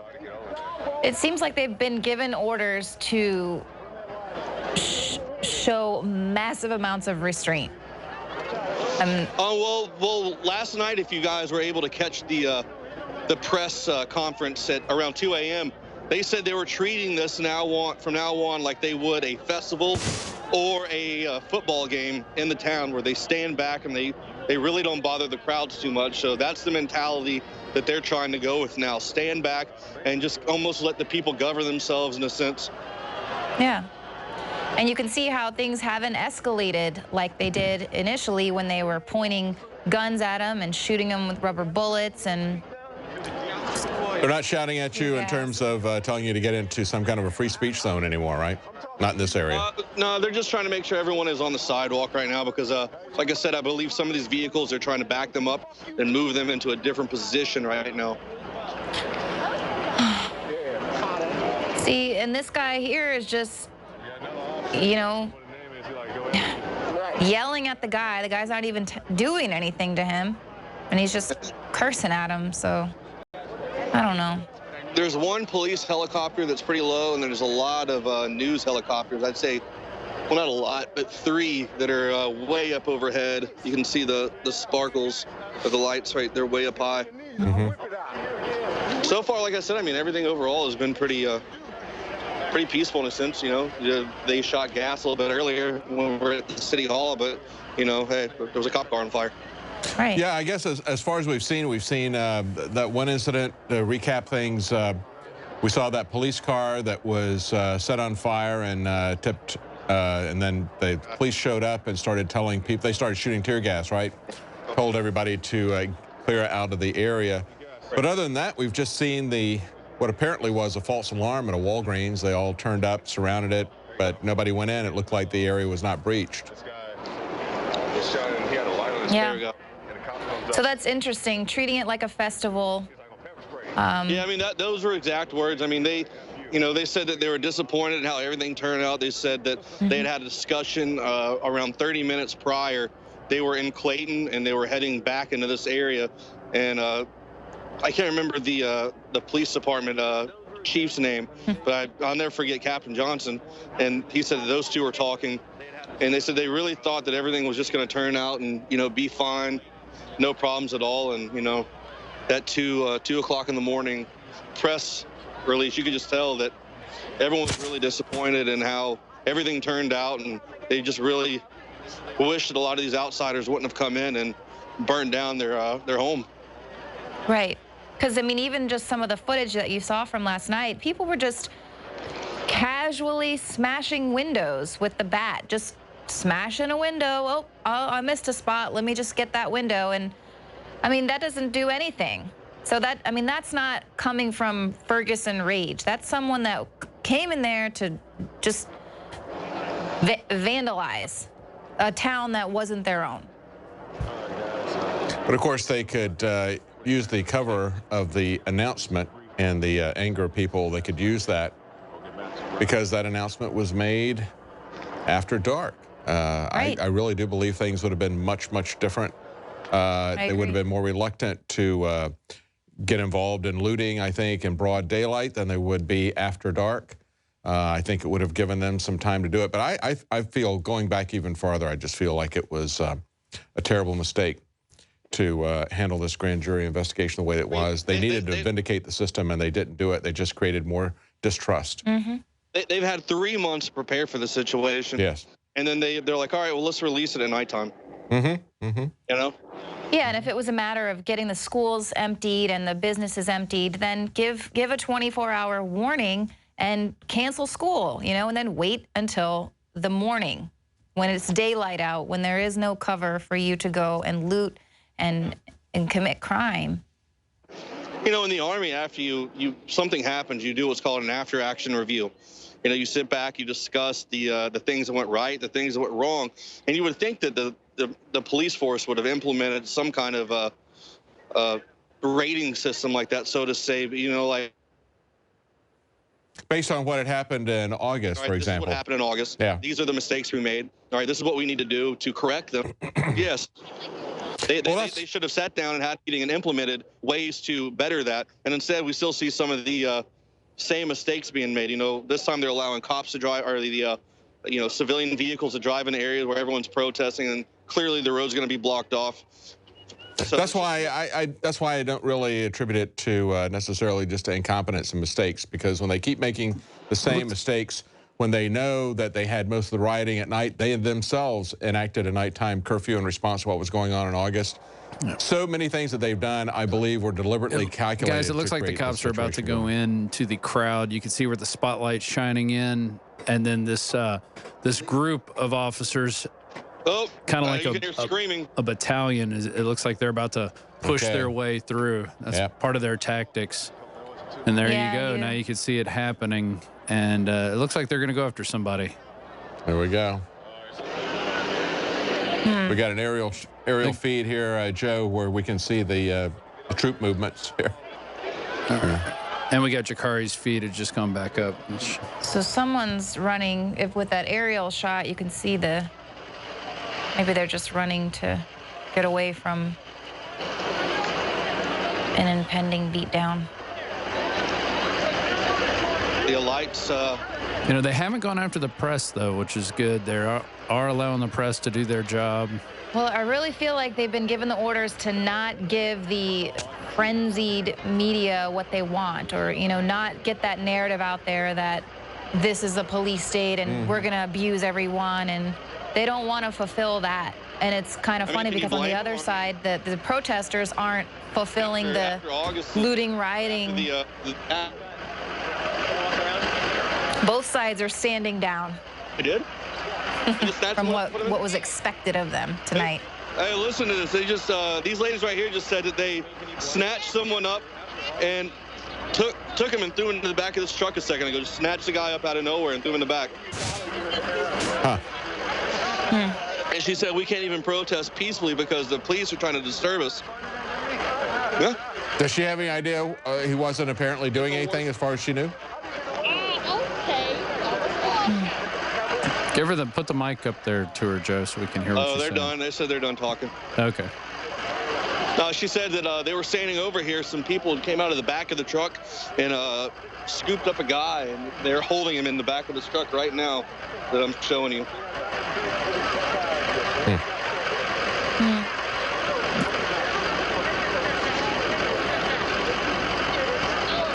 Well, that's what I'm saying, that so far they haven't attacked the entire crowd. They seem to be picking out the, you know, rabble-rousers. Have a selective police state. Right, exactly. Selective enforcement. I mean, it takes some great restraint to be able to hold back when people are screaming and yelling at you in your face.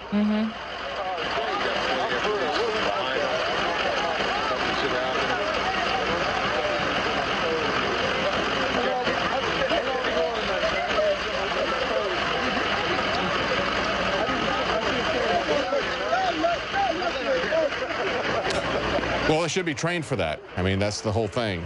If they're going to be used in a situation like that, their training needs to include that. Right. And they need to be held to a higher standard in terms of not being so afraid to engage people. I mean, one of the things that we heard from Darren Wilson was, you know, oh, he was so big and I was so helpless. And it's like, they're the same height. Right. You know, they're both the other giants. guy outweighs him, but, you know, it's... Well, the biggest thing that I thought was pretty crazy from it, I haven't seen the interview.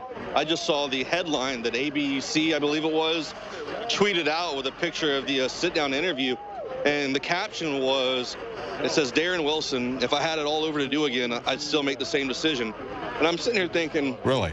Yeah. Well, I mean, that's going to create even more tension the day after. And then you've got to think, you guys, you're ABC, you've got people on the ground. That's going to make you a target, too, because your news company is the one who's sitting down with this guy that everyone here believes, you know, within their heart that this guy is guilty as all get out. And you're going to actually have someone out here on the ground. Oh, and I got to jump in here. I want to say something.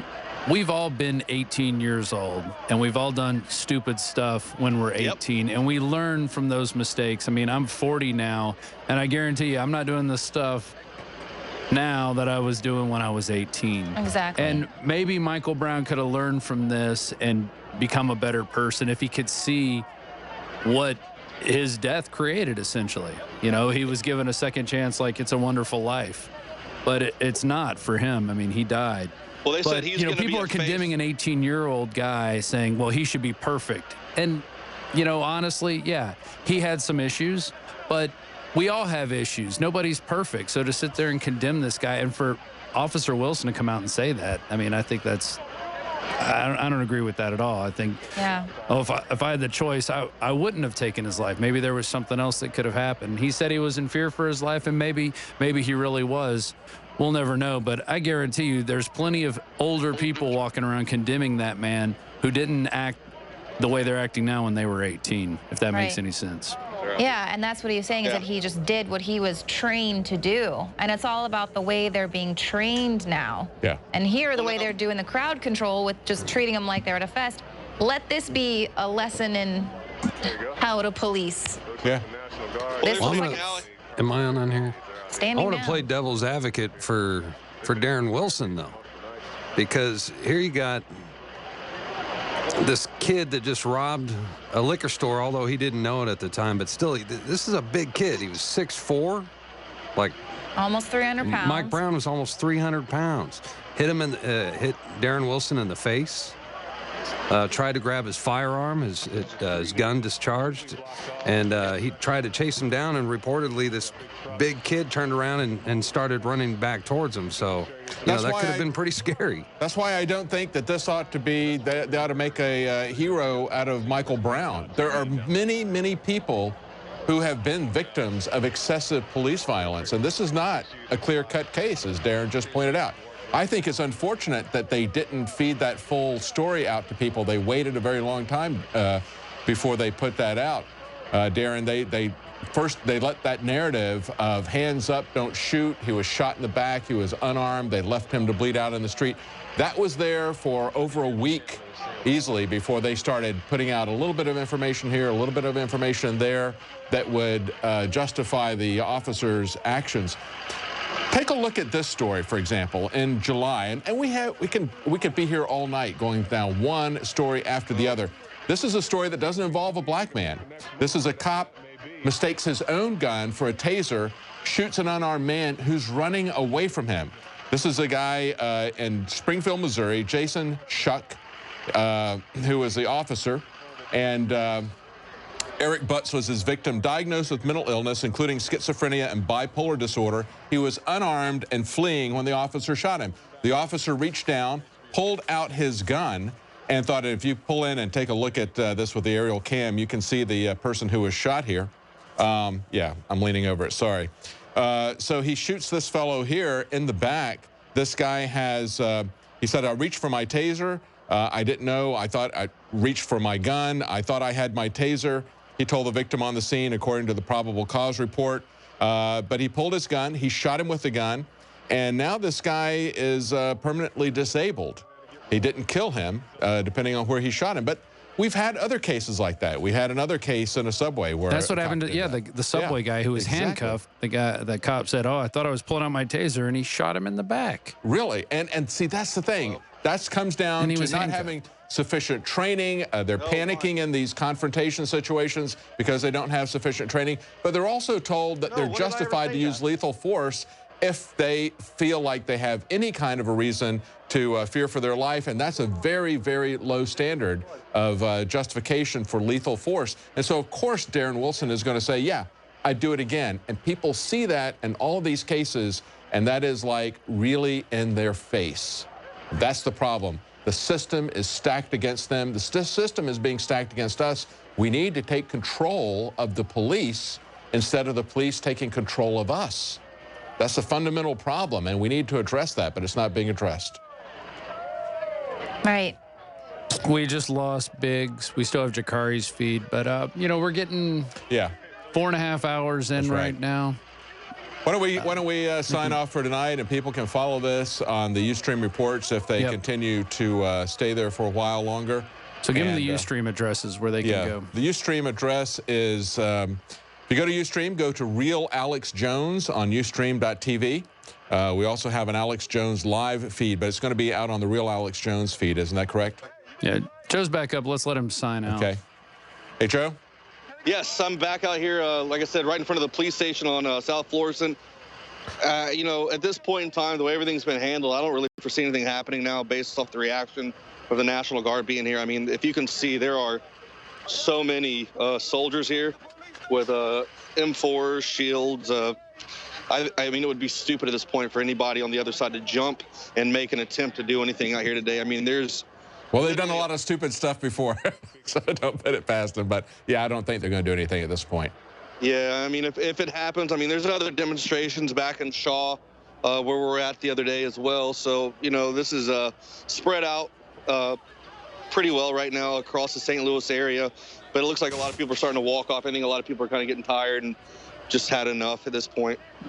All right, let's go ahead and sign off for the night. Of course, we'll be back tomorrow with the Alex Jones radio show at 11 Central, noon Eastern. We'll be back tomorrow night with the nightly news at 7 Central, 8 p.m. Eastern. If you're watching this on YouTube, make sure you subscribe to our channel. And also, we have Prison Planet TV, which normally is where we air our news, and that airs every weeknight at 7 Central. If you subscribe there with a paid subscription, that helps to support our operation, and you can share that with up to 20 friends and family so they can watch our live news well, it's not live every night, but we do have a news broadcast every night at 7 Central. Well, I just got some information. Okay, go ahead. We'll get that before we sign off. There's a Walmart that's in a city called Maplewood or town, whatever you want to define the area as. Because if I don't say city or town right, everyone here gets mad. So the area is called Maplewood, and there's a Walmart, and apparently there is a swarm of people going around it, and I was just told that it's about 15, 20 minutes away. So I'm not sure whether or not Jakari and I have enough juice to do this, but if we are, we'll try to get out there and get you guys a little bit of footage. Okay, so if you do something like that, that will be on the Real Alex Jones feed on Ustream.tv. All YouTube reports. Alex Jones Live and Real Alex Jones. We have two Ustream.tv feeds. Right. Everybody heard that. Almost 500,000. And, yeah, you guys can keep Ustreaming. Try to get at least one YouTube report up before y'all take off. I know you are coming back into Austin. So Jones said, come on back. He said, don't stay any longer, Biggs. I know you're anxious to get back. Well, that's okay. I'm thankful for the fact that Joe and his family have offered to allow me to come over to their home for Thanksgiving. Yeah. And I get to see my little doggy finally. Hey, and I'm thankful you guys didn't run into any big trouble tonight. Yeah. It got a little scary there for a bit, and we'll let you know when we're back in the room. It's not over till we're there yet. Exactly. Y'all be safe till you get back. Keep streaming as long as you can, as long as you feel comfortable. Because people are watching, people are anxious to see this. We still have over 4,000 viewers right now. Jakari's got 5,000 viewers on his Ustream. Okay, people moving up West Florissant right now with Molotov cocktails, police moving in on Julian Avenue, protesters moving up on people's porches. Is that a Twitter, or where are you getting this information? Yes, exactly, from there. Yeah. One of my buddies here that is a streamer just came up and showed me. Wow. So that's where they're all heading. Be safe, and you guys did great work over 10 days of broadcasting, reporting. Even when there wasn't much to report, you guys are still out there asking questions, which is good. And I know the weather hasn't been friendly. I'm surprised I don't have an actual mailing address here yet. You do. We've been sending you stuff. Yeah, it just takes about 2 weeks to get here. All right. So if we sign out here in less than 30 seconds, we're at 4.5 hours, which is, I think, a new record for nightly news. Or did we do? How long did we do for the election? Did we do 6? Yeah, we did 6. That's well. right. Thank you guys. Not thinking too well at this point. Having us on. Thank you for following the coverage out here. I hope everyone back home and around the world, actually, because I have people from New Zealand, Australia, tweeting me and writing me messages saying they're watching the feed. So I just want to thank everyone out there who's stuck with us like this whole time, enjoying the reports. And, we're going to continue doing this as long as we can. So thank you, everybody, for the support back in Austin and all the fans all around the world. Thank you. Great job, Joe. Thank you. Be safe. All right, well, that's it for tonight. And don't let them divide you into tribes. Let's get control of the police. Let's get control of our government. Make it work in our interest. We'll be back tomorrow at 11 a.m. with the Alex Jones Radio Show. Check our YouTube channel for any updates, as well as their live stream on Ustream. Real Alex Jones.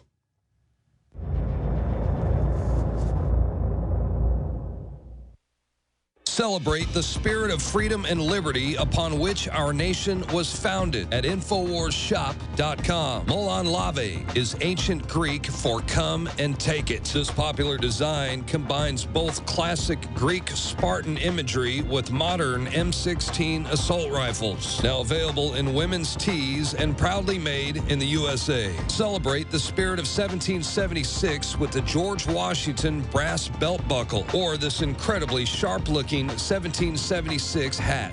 Badass. And be sure to check out the new arrivals at InfoWars Life, where you can prepare your body to perform at peak levels with Survival Shield, Nascent Iodine, Super Male Vitality, and Fluoride Shield. And wake up, America. Immune Support Blend is the healthy choice for the gourmet coffee lover. So get incredibly high-quality, freedom-based products and help fund the revolution at InfoWarsShop.com.